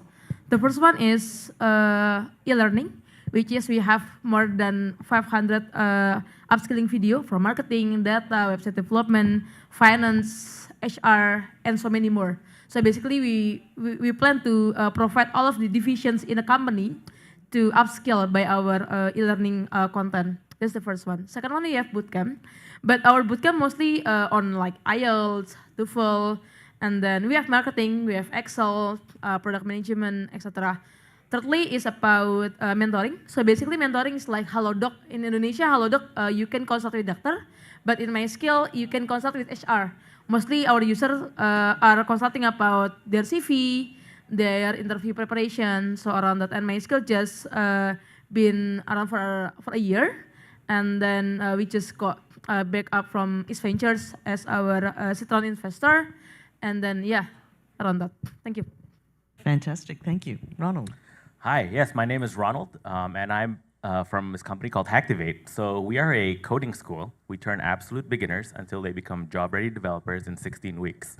But the way that we do things a bit differently is that nobody pays for the school. And what that looks like is that students study for free. Once they get employed into a job, we take a percentage of their income. And that way we can get a lot of students that don't have the financial means to study to be able to study first and pay once they get into a great, thriving job. And so that's what we do. We connect students all the way until they meet their employer. And today we supply talent for every bank, every unicorn, every telco, and all these great companies around Indonesia. Fantastic. I hear echoes of the previous session when people were talking about affording healthcare, but also affording education, because the benefits of that you don't see until later, so affording it and getting up, getting the finance for it is really important part. The other thing that I heard both of you saying in different ways was you're not just about one slice of a value chain. So you're thinking about training for skills and getting a job and doing the financing as part of that. And Anga, you were talking about, well, there's coaching and there's CVs and there's training and there's self-paced and there's boot camp. And so you're thinking of it in a holistic way. This leads to my sort of first real question, which is, these are new, well, compared with the last 50 years 100 years maybe, of education models, these are new ways of thinking about how education fits into somebody's life. And so I'm interested in your thoughts on how these new types of models,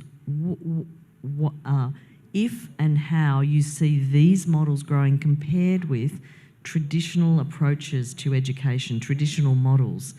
Is this going to be, your types of models and how this might evolve, going to dominate or take a new place or take growth? Tell us about how you see traditional models, why even these new ones are needed. What's wrong with the traditional? Well, the way that I see it is that, for the specific things that we teach, which is technology, the pace of change of technology evolves too quickly for curriculums to be built around it in a formal education setting. The way that we do things is that, usually within a span of 12 to 16 weeks, a lot of these curriculums change, and we have to adapt to what the industry is looking for if we want to make sure that these students, once they graduate, they get into a job quickly. And so we've sort of taken that different approach, just being very agile and trying to understand what employers are looking for and matching it into our curriculum quickly. Okay, yeah. For me, I think that the traditional education is still really, really important because it teaches the students about maybe morals, ethics, mindsets, and basic thinking framework, things like that. Because my wife is here, she is a school teacher. And then when I say the traditional education is not relevant anymore, maybe she will hit me after this. But for the upskilling thing, I think the problem in Indonesia is that the university as the main supplier for skilled workers is not enough, because mostly in Indonesia, the criteria to become a lecturer in the university, you should finish like master degree or doctoral degree. But not everybody who finished the master degree or doctoral degree has real experience, has professional experience. So they may teach their students from what they learn from another university, maybe in abroad, things like that. So in my skill, our approach is to close the gap by facilitating experts from various companies to teach to train, to nurture the next young professionals by teaching about marketing, for example, teaching about product management, or teaching about UI UX design. So that's the thing that they couldn't get in the university because the curriculum is really different. In university, when you want to change a curriculum, it takes months, it takes years. But in our side, okay, let's do it tomorrow. Things like that. Yeah, so you've both talked about connection with, well, the pace, the topics and the pace, and also connection with industry. So I guess using or working with industry leaders as the mentors, teachers, guides, coaches, and so on, and that's another part of the difference. The other thing I wanted to talk about was scale, because part of it is the speed of traditional institutions. They have a different purpose perhaps, and the speed is different to the pace that's required in the workplace, but also the scale of need, I think. Tell us about how these models can scale. Okay. Let's start with you. Yeah, in terms of features, we have bootcamp, for example, but in our approach for the bootcamp is more for the mass market. So for the example, for one topic like marketing or design or product management, we can get 500 and 1,500 of participants, but we divide it into several classes. So we prefer to have affordable and mass market in order to allow everybody to learn. So we lower the barrier by reducing the price and make it like mass. But we believe that bootcamp is not for us. I mean, it's not. We couldn't rely on the bootcamp because you need more operations. We need more teachers on that. So we are more focused on the e-learning side because it's more scalable. So in general, you only need 1, 2, or 3 contents for the example, and everybody can access it. Like 1 million people can access it at one time, right? So it's more scalable on the e-learning video. The other one is the mentoring side, which is we collaborate with a lot of freelancer HRs to what's that? To open for the consultation. It's simple like Halo Dokter or Halodoc that collaborate with doctors in Indonesia to reply if there's any other questions from the patients that chat to their app. So that's our scalability plan for my scale. Okay, so you're scaling in 2 ways, if I hear correctly. One is through network scaling. Yeah, network scaling. Even though it's one-to-one via coaching, Yeah. and the other is through building assets and allowing a lot of access to that. Building the scalable product. Yes, yeah. And how about on your side? How do you see scaling occurring? No, scaling is definitely something that is quite challenging, right? Like for us, like we have made our business so aligned with the students' interest to get a job, right? So if the students succeed, we succeed together, but we're skin in the game with the students.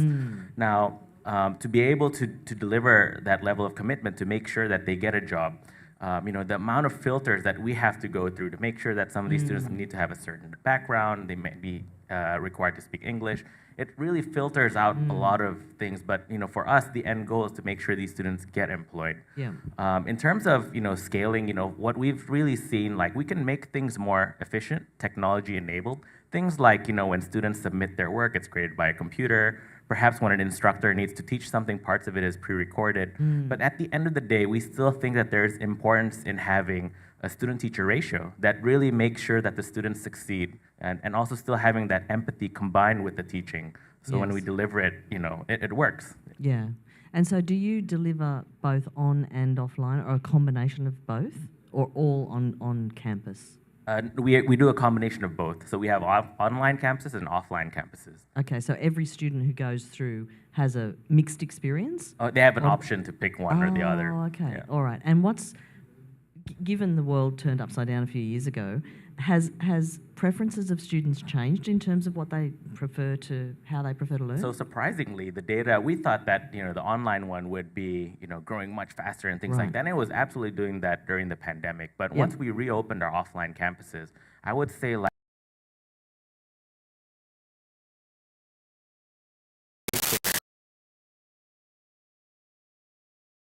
And so I'm just sticking with you for a second, and then I'll come back, because you mentioned outcomes. So outcomes are really important. And for you, it's placement into jobs. And I guess you work very closely with the industry to align with where the need is. But tell me, I'm guessing that placement percentages or something is the way that you measure outcomes? Absolutely. No, we even publish our outcomes on our website. We measure it, every 6 months. Right. And we're so happy to be able to say that 100% of our students that are job seeking, they actually get a job with a salary bump of 100% as well. Wow. And so we're really excited with those types of outcomes, but to scale that into thousands of students, Yeah. it is much harder. Yes, yeah, absolutely. And how about yourself in terms of outcomes? What? Yeah. So firstly, we thought that our core students could be like college students or the one who want to prepare for the job like a active age. But it turns out like most of the students in our bootcamp, in our e-learning are experts or young professionals. They Okay. already work. They already work, but they Yeah. don't get much upskilling or learning opportunity in their current companies. So Okay. they are joining in our bootcamp, they are joining in our e-learning. They prefer to have like shorter, so it's just like 1 month or 2 months period, but it's quite intensive. So for the example, there's one company that delegate around 30 of their employees to join in our bootcamp for like 2 months. The other one is like 60 of their employees in our bootcamp. So that's our outcomes that they got the upskilling for their current job. I see, yeah. So, I mean, I guess that is the trend, Yeah. in terms of the need to continually change their Yeah. skills because jobs are changing and requirements are changing. Can I add something? Like, Yeah. the employers are starting to notice as well, right? In the past, we've found employers that are only looking for students that have a college degree. But now, a lot of times, even banks are deciding to hire students that don't have a college degree, right? If they have the right skills and they have the portfolio to prove it, then it works. They get a job, And so at Hacktivate, we're really focused on, making sure we're not delivering a diploma or a piece of paper, but we're delivering jobs to people. Yeah, that I is... agree because we hire developer from Active too. Oh, thank you. Yeah. Fantastic. I mean, the changing acceptance of different forms of credentials, if you want to call them that, is very interesting, especially given the very, very changing tight labour markets we've got right now for technical skills particularly. That's a great segue into the next question which I wanted to ask is, what are employers starting to look for? What are they asking for? What are they seeking either to help their current employees continually upskill? What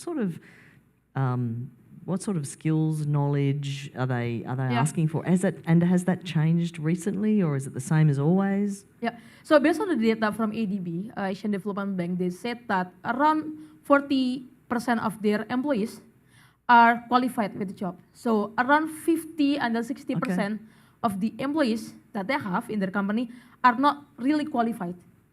Mostly are the entry level or the mid-management level because mostly they just finish from the college, they just move from maybe 1 or 2 years in another companies and the culture is different, the standard is different. So they said that around 50 and 60% is not really qualified.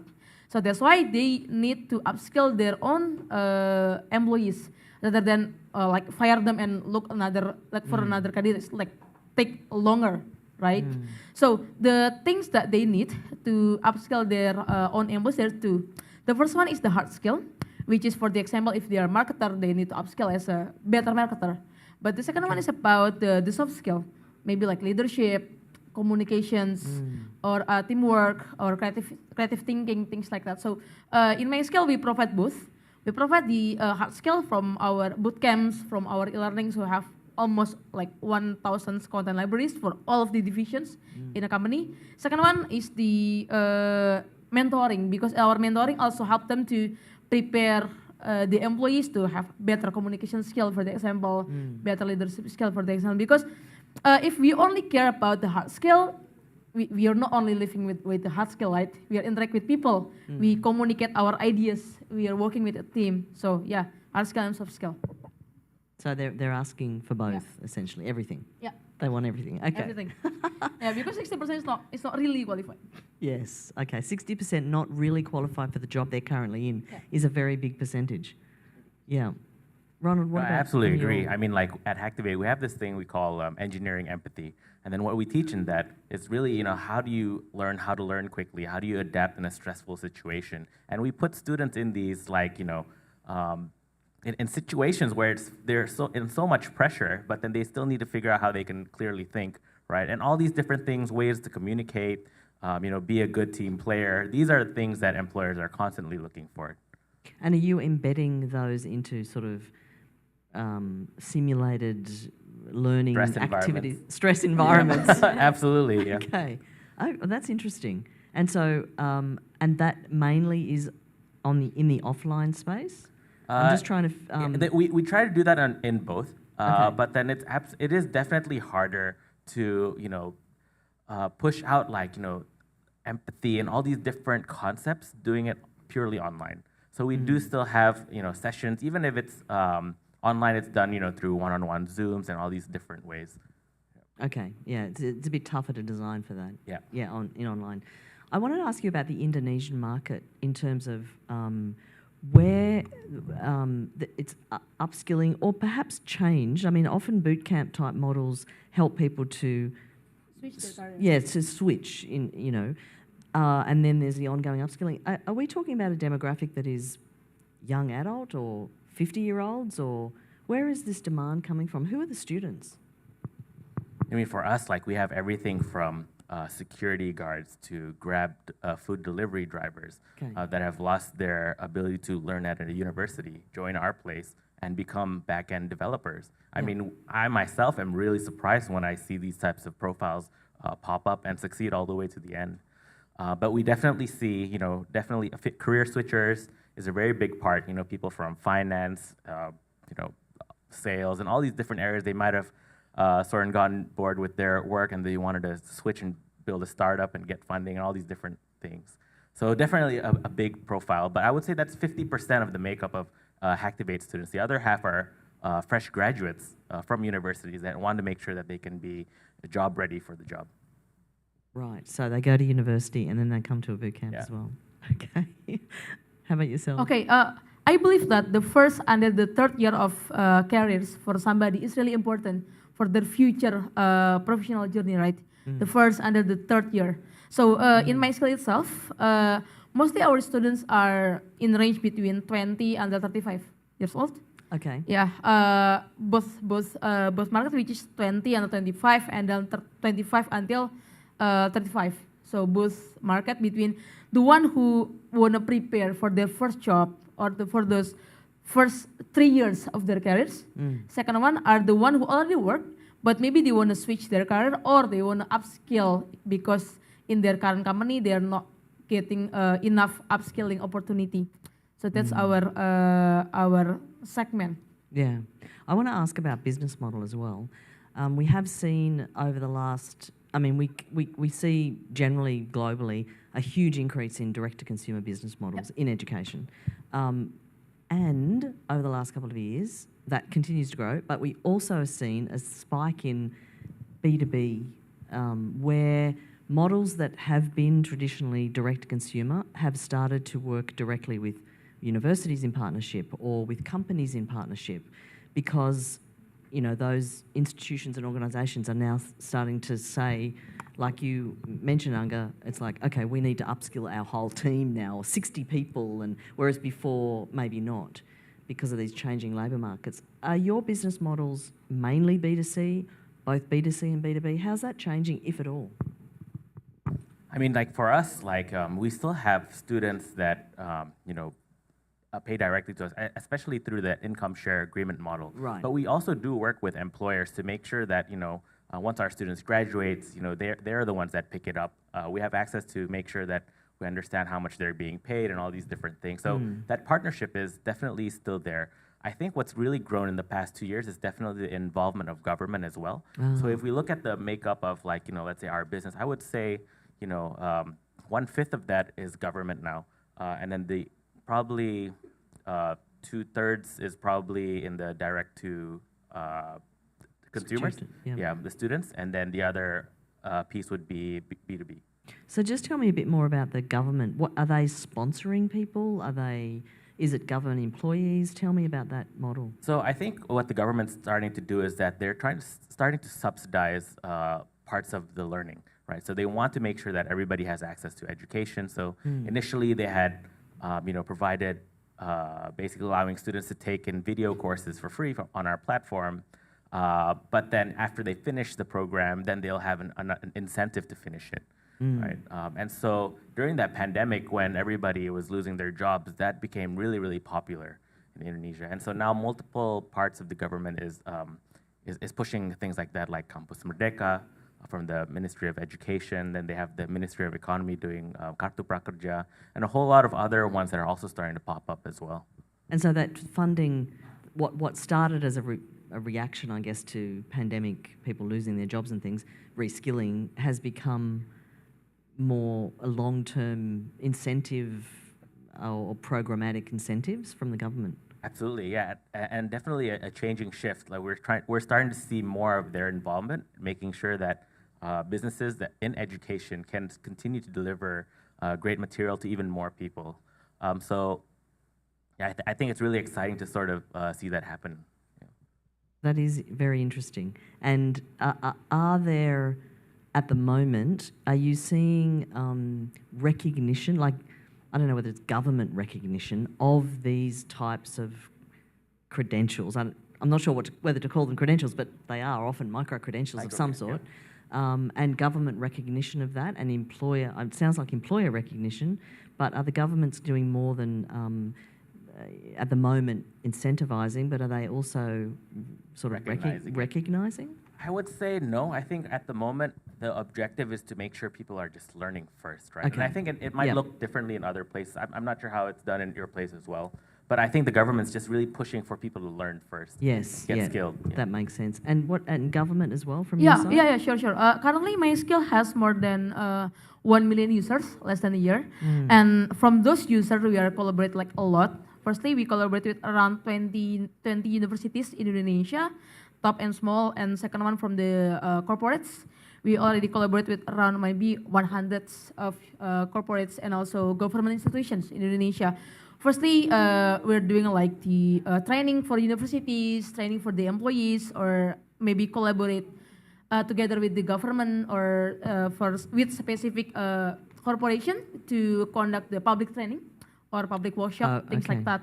So that's the first one. Second one, we also strong in the B2C market because my skill actually started from social media.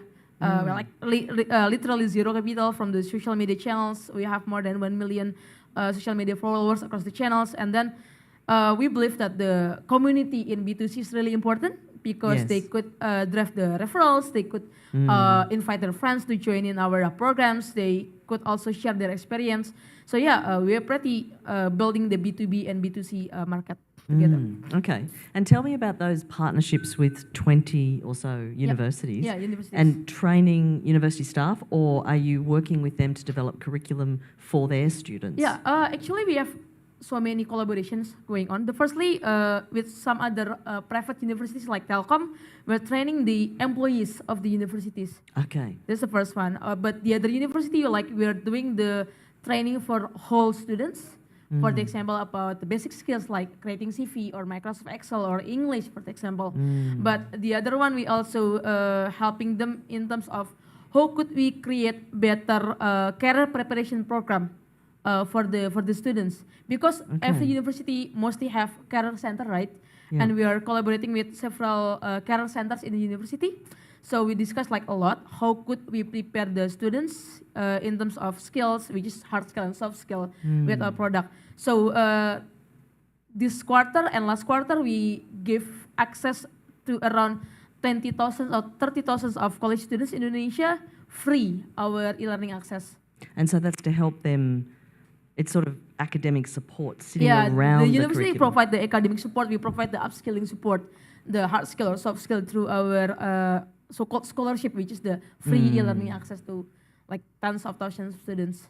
It's really wonderful to see parts of the industry that traditionally are sort of quite separated becoming very enmeshed. Because they became more aware that their students are not really ready for the job with the current curriculum. Particularly during the pandemic, like the university seeing the students that graduate from the university, and then they saw that maybe it took 6 months or maybe 9 months or maybe 12 months to get a job. Yes, during the pandemic. But Yes. previously, maybe just around 1 month until 3 months, right? So the pandemic really hit not only the business but also the university. Yes, Because our government make sure the quality of a university based on the employability rate. Yes, yes. Yeah, and if the graduates took longer, maybe the ranking or the value will be like a little bit decreased. Yes. Okay. So that's a solution, which is a fantastic one. Yeah. Just one final question. I'm interested. We're looking to the future now about sort of the things that you see for your own startup or your own company. Exciting things ahead. If you can share them, that would be good. I'm also interested in the sort of trends that you're seeing right now in the market, some of the things we've already talked about, and where you see they might be heading, the sorts of directions that the market might take in your part of the market. Predictions, if you will. Yeah, no, I really think like one of the things that's getting more and more exciting is actually this concept of income share agreements, right? Because in Indonesia, we do have a lot of models of education financing, but then because there's a interest component that's tied to it, it prevents a lot of people from being able to take on these types of loans, right? Whereas an income share agreement, it's really investing in the student's success, right? And I think that as that gets proved out over time, I think more and more institutions will start heading that direction, and I hope that there's even more headwinds from the government to support that. Yeah, great. Yeah. What about you, So Angga? from my side, we saw that various corporate learning tools like LMS, Learning Management System, only providing the videos, bunch of videos for their employees. And they said that that's corporate learning. But we believe that learning in corporation or learning during our work is not only relying on the watching videos. So we're trying to redefine that by creating a new product will be released like next quarter. Okay. Yeah, we're gonna release a new product that helps companies to really upskill their current employees by a lot of features or approach, not only watching videos. Because currently, like I said before, mostly we only define learning by providing videos. It's not enough. Yes, yeah. Not enough. So movement in that area, fantastic. Angga, Ronald, thank you so much. Please join me in thanking our panelists for today. Thank you. That's super interesting. Thank you.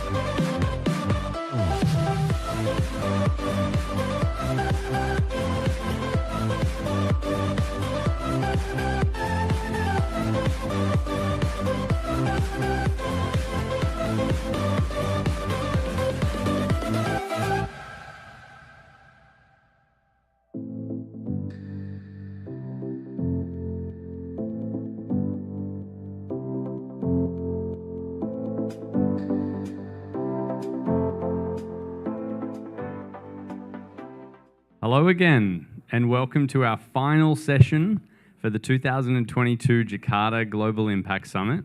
Really excited. We are bringing it home strong as well.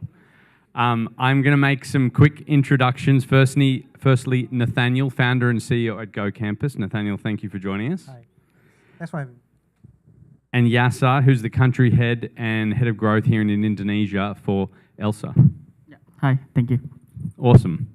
Now let's start and get to know these two organizations just a little before we dive straight in. So Nathaniel, perhaps you can kick us off. Tell us about Go Campus. What is it? How did it start? What do you do today? Sure, I would love to. So Go Campus is a digital platform that provides access and scale for young professionals to learn from top companies and universities for free. So currently we have more than 700 courses. We are growing at about 200% on a month-to-month basis. And so we provide access at scale for people, especially those outside of Java. And so we are actually tackling, there are three main problems that actually drive our company how it was started, because we identified there are three main problems in education. The first is actually issue on access. That we see that there's the huge discrepancy between learning opportunities in big cities versus those outside of Java. And so these discrepancies actually tied and allowed a lot of people outside of Java not to have the same opportunity as those that are located in the big cities. And the second challenge that we found for Indonesian learners is actually affordability. So we see that a lot of young professionals and first jobbers, millennials, their salary vis-a-vis the study programs that they're supposed to take is a huge discrepancy. Sometimes study programs could take about 2 or 3 times as much as what their monthly salary would have. So affordability has been a problem.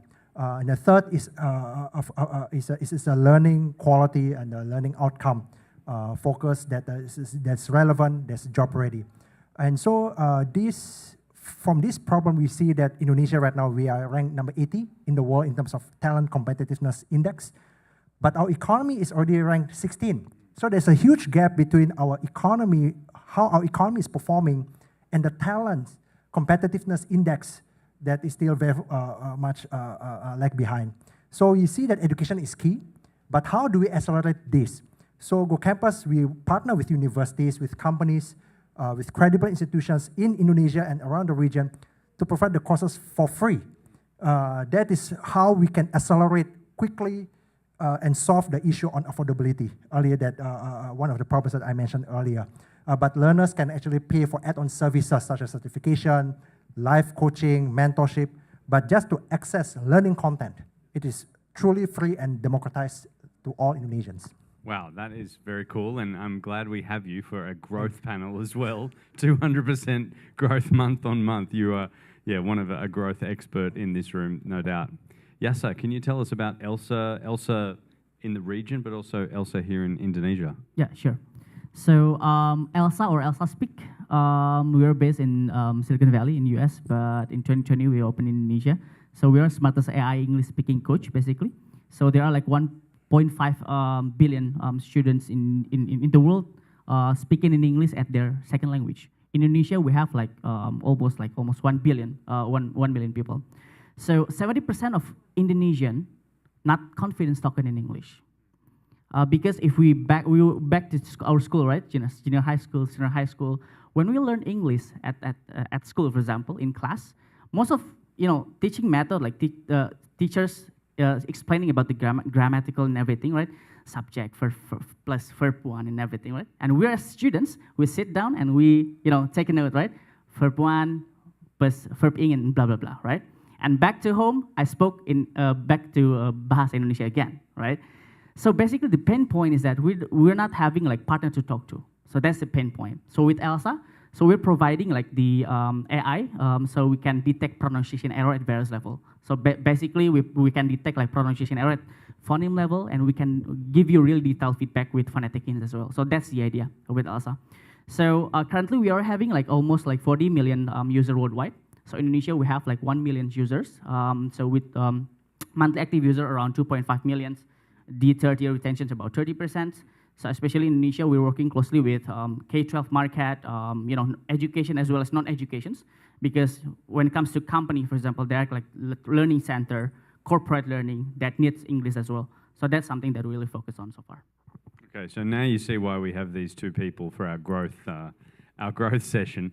Switching to growth, Nathaniel, like what are the immediate growth both challenges and opportunities that you're going through? I mean, there must be a ton if you're growing as fast as you say. Right. I think there's no silver bullet, because I think what from our experience is that we need to really understand the local needs. We need to understand the learners' understanding and why do they want to learn something and what prevents them from learning. And so it was a lot of product improvement, program improvement, a lot of localization that we needed to have. I mean, Go Campus, when we began with this program last year, we iterated and improved a lot while we actually understand better and better about our users and our learners. And so one is that product market fit. I think that is the key component. But for Edtech, what we found is not only the product and the journey, learner's journey, but also the program itself. Does the program provide impact for the learners? Is it at a very affordable cost? Right now, it's already free. So there's no excuse for the program to be expensive anymore. We used to charge, but we found that the growth with that is very, very different than if you provide for free, but students can pay for add-on services later on. And so the first is actually the program market fit.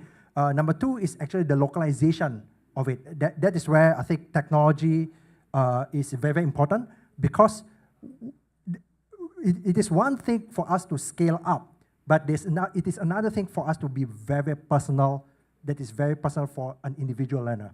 Someone who learns digital marketing, for example, someone could take, the first person could take only 2 weeks to master entire Google AdWords. The other person may take 6 months. It's okay, because we cannot have a one-size-fits-all kind of a learning expectation for learners across the archipelago.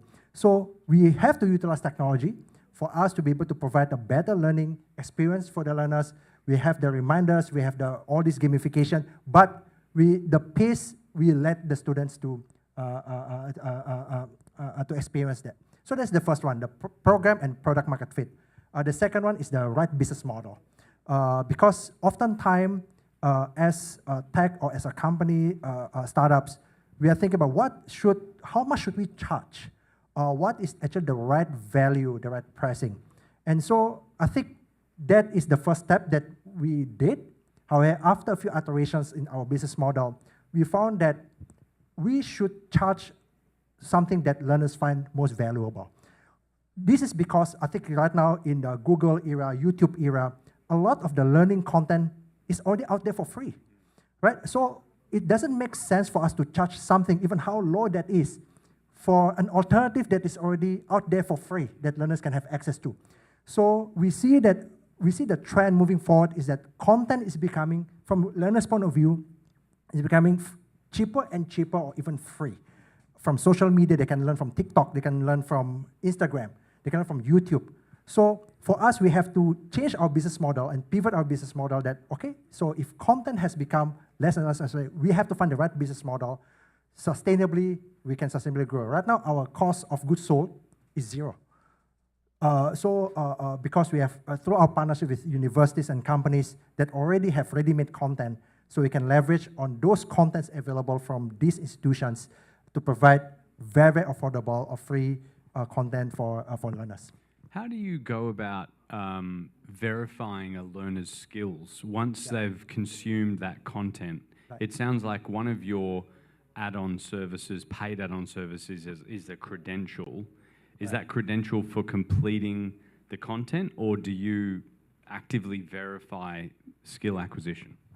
Currently, we're doing it at the course-by-course level because, for example, we have courses in business and marketing, and the other course is on AWS cloud server, how to set up cloud server on AWS. So how do we measure the learning outcome of the learners? Is through engagement. So we have engagement points within the sessions, and for us is that engagement is still free. What is the point where the learners need to pay is for live sessions with a coach. They need additional mentorship. They need additional tuition for them to be able to learn deeper into the subject matter. Or even after looking at the materials, the video, the engagement, they still do not understand, and they want to engage with the tutor. That is where the price point comes in, as well as the certification.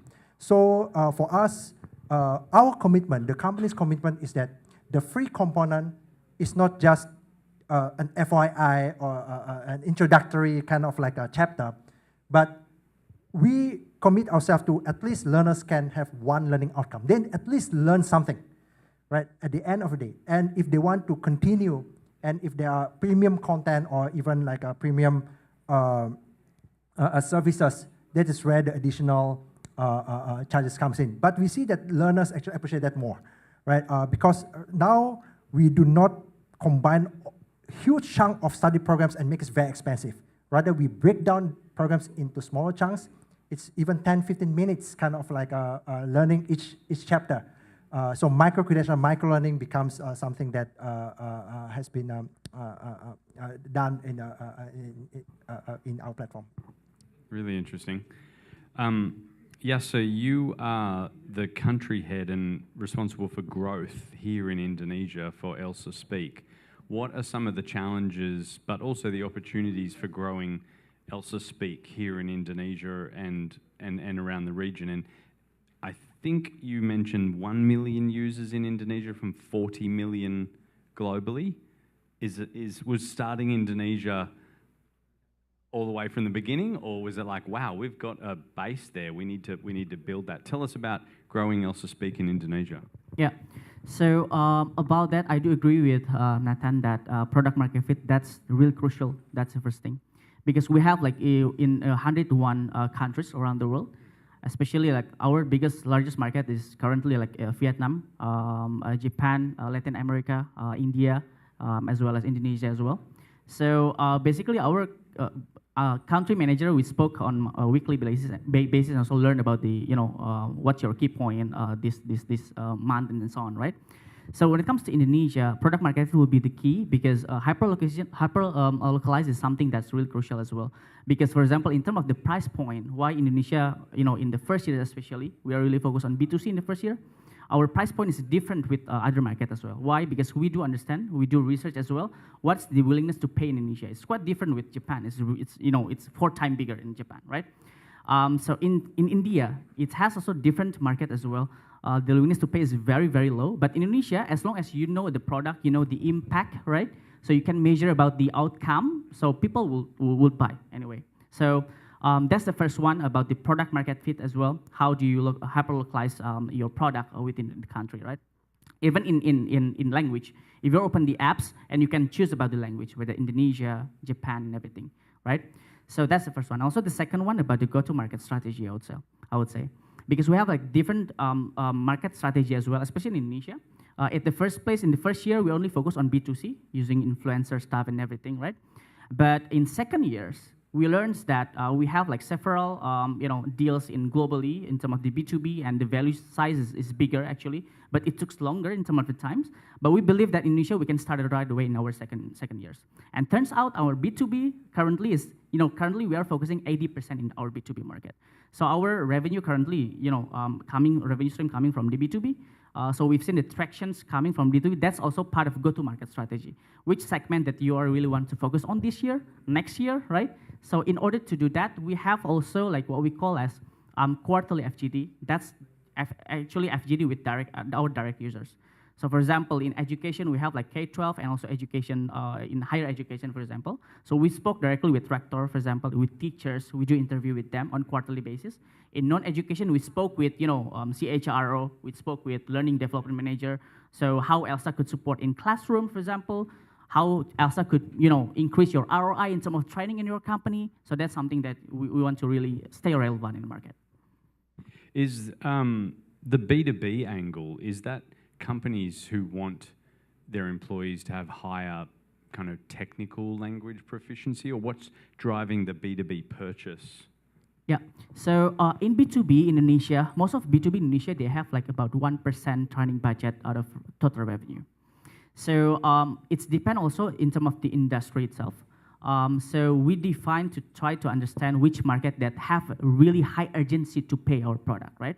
So we found that hotel, hospitality, they have a really high urgency, but in terms of value, it's very low. So when it comes to state-owned company or government, they do have budget. They do have the urgency as well. That's something they're really focused on as well right now. So other things, for example, like banking, retail. That's something that really, for customer service, call center, they need to talk in English, right? So that's something that we've seen, that understanding about the market, like about, account-based marketing, what we call account-based marketing. So from that, we understand that, for example, in B2B models, for example, in non-educations, they do have like learning center, for example. They have to provide like English program, for example, for employee about 6 months, for example, right? And they do understand which which role that really need English, for example, in hospitality. Not all employee has a hospitality English, but for example, like for those who really have like really guest contact directly, for example, front office, right, security. So they need to buy our product, and we provide dashboard as well. So everyone can learn in their home, talking with our AI, with our robot, right? They can get a feedback inside directly. And their general manager, they can see our dashboard real time. So that's the use case with B2B, actually. Really interesting. I'd love to hear from both of you about, we're hearing globally and we're feeling globally a big shift from grow at all costs to profitability fast. How is that impacting? Are you seeing that as well? Is that in Indonesia? What are the conversations you're having? I mean, people obviously don't really want you to stop growing. They just want you profitable sooner. But that's a big ask as well. So, I mean, how are you tackling with that change of emphasis from just grow the top line, forget profitability, through to you need to be profitable tomorrow and keep growing the top line? Yeah. Okay, sure. So for answer that question, that's really interesting because I would say like all growth theme, that will be like the most challenging part to answer, right? So as I mentioned before that in our first year, we only focus on B2C, right? So along the way, because we already compare with other region as well that there are like opportunity in B2B, right? So we are trying to start small and really focus on how do we measure this pilot project, for example. In our second years, especially in the first quarter, we do like pilot project for B2B. And because that's like to proven hypothesis whether this is gonna work or no in Indonesia, right? So in this pilot project will be the key to answer whether this business model will be beneficial for you or will be profitable with you or no, right? So that's why we put like, working with two companies and really asking about feedback, willingness to pay and everything, right? So that's pilot project, one of the most crucial things. That's part of like to minimize your margin of error, I would say. In our second quarter, we've seen that, okay, I see that, hospitality, banking, and also state-owned company, as well as the Edtech, they are like 4 main industry because we provide API also with other Edtech. So we are really focused on that. So after that, really easy to approach them and also to get a deal, but how to monetizing, that's other case, right? So that's why we are trying to understand as well about the number of users. We are trying to do segmentation. That's really key as well. Which one, for example, in hospitality, not all hotel we approach. We only approach, like for example, like 5-star hotel Buff. They do have budget. They do have urgency. They can start right away in the next 2 months, right? So that's something that kind of like segmentation that we learn to focus on as well. Interesting. Nathaniel, how are you grappling with that? Sure. I think the issue is going to be in the unit economics. So for us, because profitability as well as growth, I think it can go hand in hand. It depends on the business model. So for example, our cost of content is 0 because through we leverage on our partners from Amazon, from Google, from NUS, NTU, University, Indonesia, ITB, and others that have ready-made content. The issue will be for us to just tweak the content to make it more job relevant, to be more bite-sized and all those things. So our cost of content is already 0. The issue will become our CAC, our customer acquisition cost. Right now, because we have partnered with institutions, with communities, our current CAC is about only 10 cents. And so we are able to stay, in terms of our gross margin, we are able to, at the very least, break even from the add-on services that we charge to the students. So I think in terms of profitability and in terms of growth, our learning had been, number one, the business model at the unit economic level. The cost of content, that is something that currently we are doubling down on our partnership model. In fact, from today's session, we got, I think, 3 more partners. They're partnering with us for as content providers as well. And so that is something that we are looking at. So for us, growth, profitability, at Go Campus, we foresee ourselves as we will have a huge profitable margin at scale. Because it is a very high scale, low cost program for learners that literally they pay for certification is only like $30, $40. And then the add-on services, I think the lifetime value of our learners at this point, as per today, is about $150, $200 lifetime value. Of course, with more add-on services, with more content, we will see the increase of the lifetime value. But our CAC is only 10 cents. And our cost of content is literally zero at this point. So that's how we see we are not only growing the top funnel, but we have to fix the unit economics, because fundamentally that is what makes a company, whether it can grow, but grow sustainably as well. I want to add something at economic growth value. I do agree with you that, you know, in our second years, instead of, you know, selling directly to B2C, we learned that, you know, how if we can sell our product to other edtech. So that's the idea, because that's why in our second years in Indonesia, we provide like our technology. If like one of the edtech, for example, focus in English learning, we can say that, hey, if you see that, you know, have a pinpoint in order to assess speaking, we have like technology, our voice recognition, and you can adopt our technology within your apps. They already have like 1 million users, for example. We don't have to acquire new users. What we do is we just, you know, partner with you using our product. You can pay as you go, right? So that's part of, you know, mentioning about economic value. That's something that, you know. Really love it. Really disciplined, really creative, and yeah, really impressive. All right, we're on the home straight, and to bring it home, I gave both of these gentlemen about 1 minute notice of how I was going to suggest we bring this home. So, we're closing out today. So, two really impressive organizations, both growing phenomenally, but an ecosystem that's also under a bit of strain as we've switched gears, and we're moving through a difficult time in the kind of broader economy. So I'm going to ask you both just to throw in some thoughts on what edtechs in Indonesia should stop doing, what they should start doing that they're not doing already, and what they should keep doing because they're doing a great job.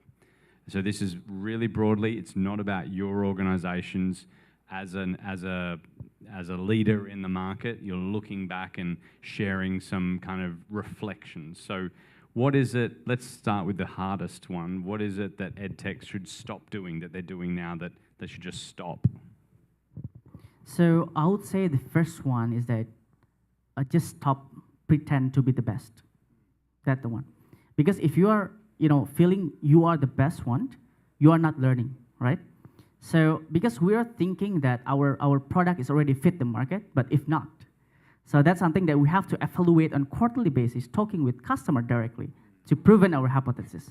So most of edtech in Indonesia say that, okay, my product is really fit. Yes, fit for this quarter, for next quarter. For example, like, you know, in Indonesia, especially in, you know, our MOE, for example, we change our curriculum twice within 2 years, right? We eliminate our national tests. You know, education is really dynamic. So that's the first one, you know, just, you know, stop pretend to be the best. Yeah, I like it, I love it. Nathaniel? I would say that perhaps edtech, so this is also a reflection, we should stop being distracted by something that is not really solving learners' problem. This is something also we learned along the way, whereby we have a couple of metrics that at the end of the day, we had to put a stop, say, hey, what is actually our number one metrics that really solve problems for the learners? And so oftentimes edtech companies or even startup companies, we are very opportunistic in the way that there could be opportunities that come along the way, but doesn't fit into our vision. What problems are we trying to solve for the learners? And so it becomes a distraction. And this distraction, it could take us a quarter or 2 quarters of product development, but at the end of the day, when we look back, hey, actually this doesn't really solve the problem that we're trying to solve. And it was only like a certain dollar of revenue that we get from this opportunity, but after 1 or 2 quarters, it kind of disappear, right? So I think we should stop being distracted. We should be very focused on what is the problem that we're trying to solve and what is that, maybe one single solution first at this point. What's the one single solution that we can offer the service that is very clear for the learners? For our case is learn for free from top companies and universities. very simple, something that we great. learn along the way. I love that. So stop thinking you know it all. Stop thinking you're the best. Stop being distracted. Stop all that and just focus on something that's great. It's great stop advice. All right, let's switch to start. So this is something that is not being done today that needs to start happening. What is it that edtechs in Indonesia should start doing that they're not doing already? I would say the collaborations. Most of edtech since that, when I say the collaborations, it's really important to mapping out the stakeholders. Most of us, collaboration, it's related only for government. It's related to only for the one company and everything. But the key is that how do we mapping out the stakeholders itself? So the collaborations, that's something that I've seen that if, edtech, for example, in ELSA, when I opened in market in Indonesia, we've seen that the bigger player like Cakap, Bahas, or Wanggu and everything, they already have like 20 million users and everything. I've seen that how do we collaborate with them instead of competing with them? That's why we come up with, hey, we have this technology. You want to use this? So we can go together. So that's cool. Nathaniel? I wanted to say that, but maybe I've taken another point. But I think at this point, I think edtech, we should look into also be aware of the macro condition in Indonesia. And that teaches us that there needs to be more sense of urgency. Because right now, as what I said earlier, our talent competitiveness index is ranked 80. In ASEAN, we are number 1 in terms of economic size, but we are number 5 in talent competitiveness. So career mobility is very, very low. And so a sense of urgency is needed. I think startups need to start be more agile, provide very fast solutions at scale, start with at the unit level, as well as to think about scalability. Because I think Indonesia as a country, I think we are a huge country with 18,000, 19,000 islands. And so we cannot only think about the solution on just in Jakarta or Java. And we should not think about replicating what is successful in Java, therefore it is successful in Ambon or in Manado. It could be different. So I think collaboration is key. The market is so big that I think through these collaborations, I think we can cover even at the very remote areas in Indonesia that allow people to have more opportunities to learn. I'm loving this. I'm not feeling guilty for springing this on you either now. You're both killing it. This is really, really, really impressive advice. Okay, last question is, what is it that edtechs in Indonesia are doing already and they should keep doing? Stick to it and keep going. Yeah, I would say in terms of the having vision where we have to provide education for all. As Nathan said before that we have like 17,000 islands in Indonesia, is really scattered, right? So that's something that education for all. For example, like with ELSA, we have like, our technology nominated as top 4 best AI in the world. But if we provide a not affordable price, they don't even buy it. How do we cater also to acquire all the students to use our product? They can feel, using AI, they can talk with the, ELSA every time, everywhere. And, that's for education for all. I've seen that almost all edtech, they've seen that because, when we see the segmentation in Indonesia, they are like A, B, C segment, and B, C, that's the largest one. That's why education for all, if you're, together, still thinking that education for all is really important, they will be really awesome. Cool. Yeah, I think what edtech should continue doing, and I think this is the uniqueness of Indonesian edtech, which is most of the edtech founders that I spoke with, they understand local needs and their solution is very localized. This is something that I found very, very unique compared to some of my peers in other countries whereby, they have a model that is more global, but most of Indonesian edtech players are, my solution is for Indonesians, relevant for Indonesia, Indonesian pricing, Indonesian content.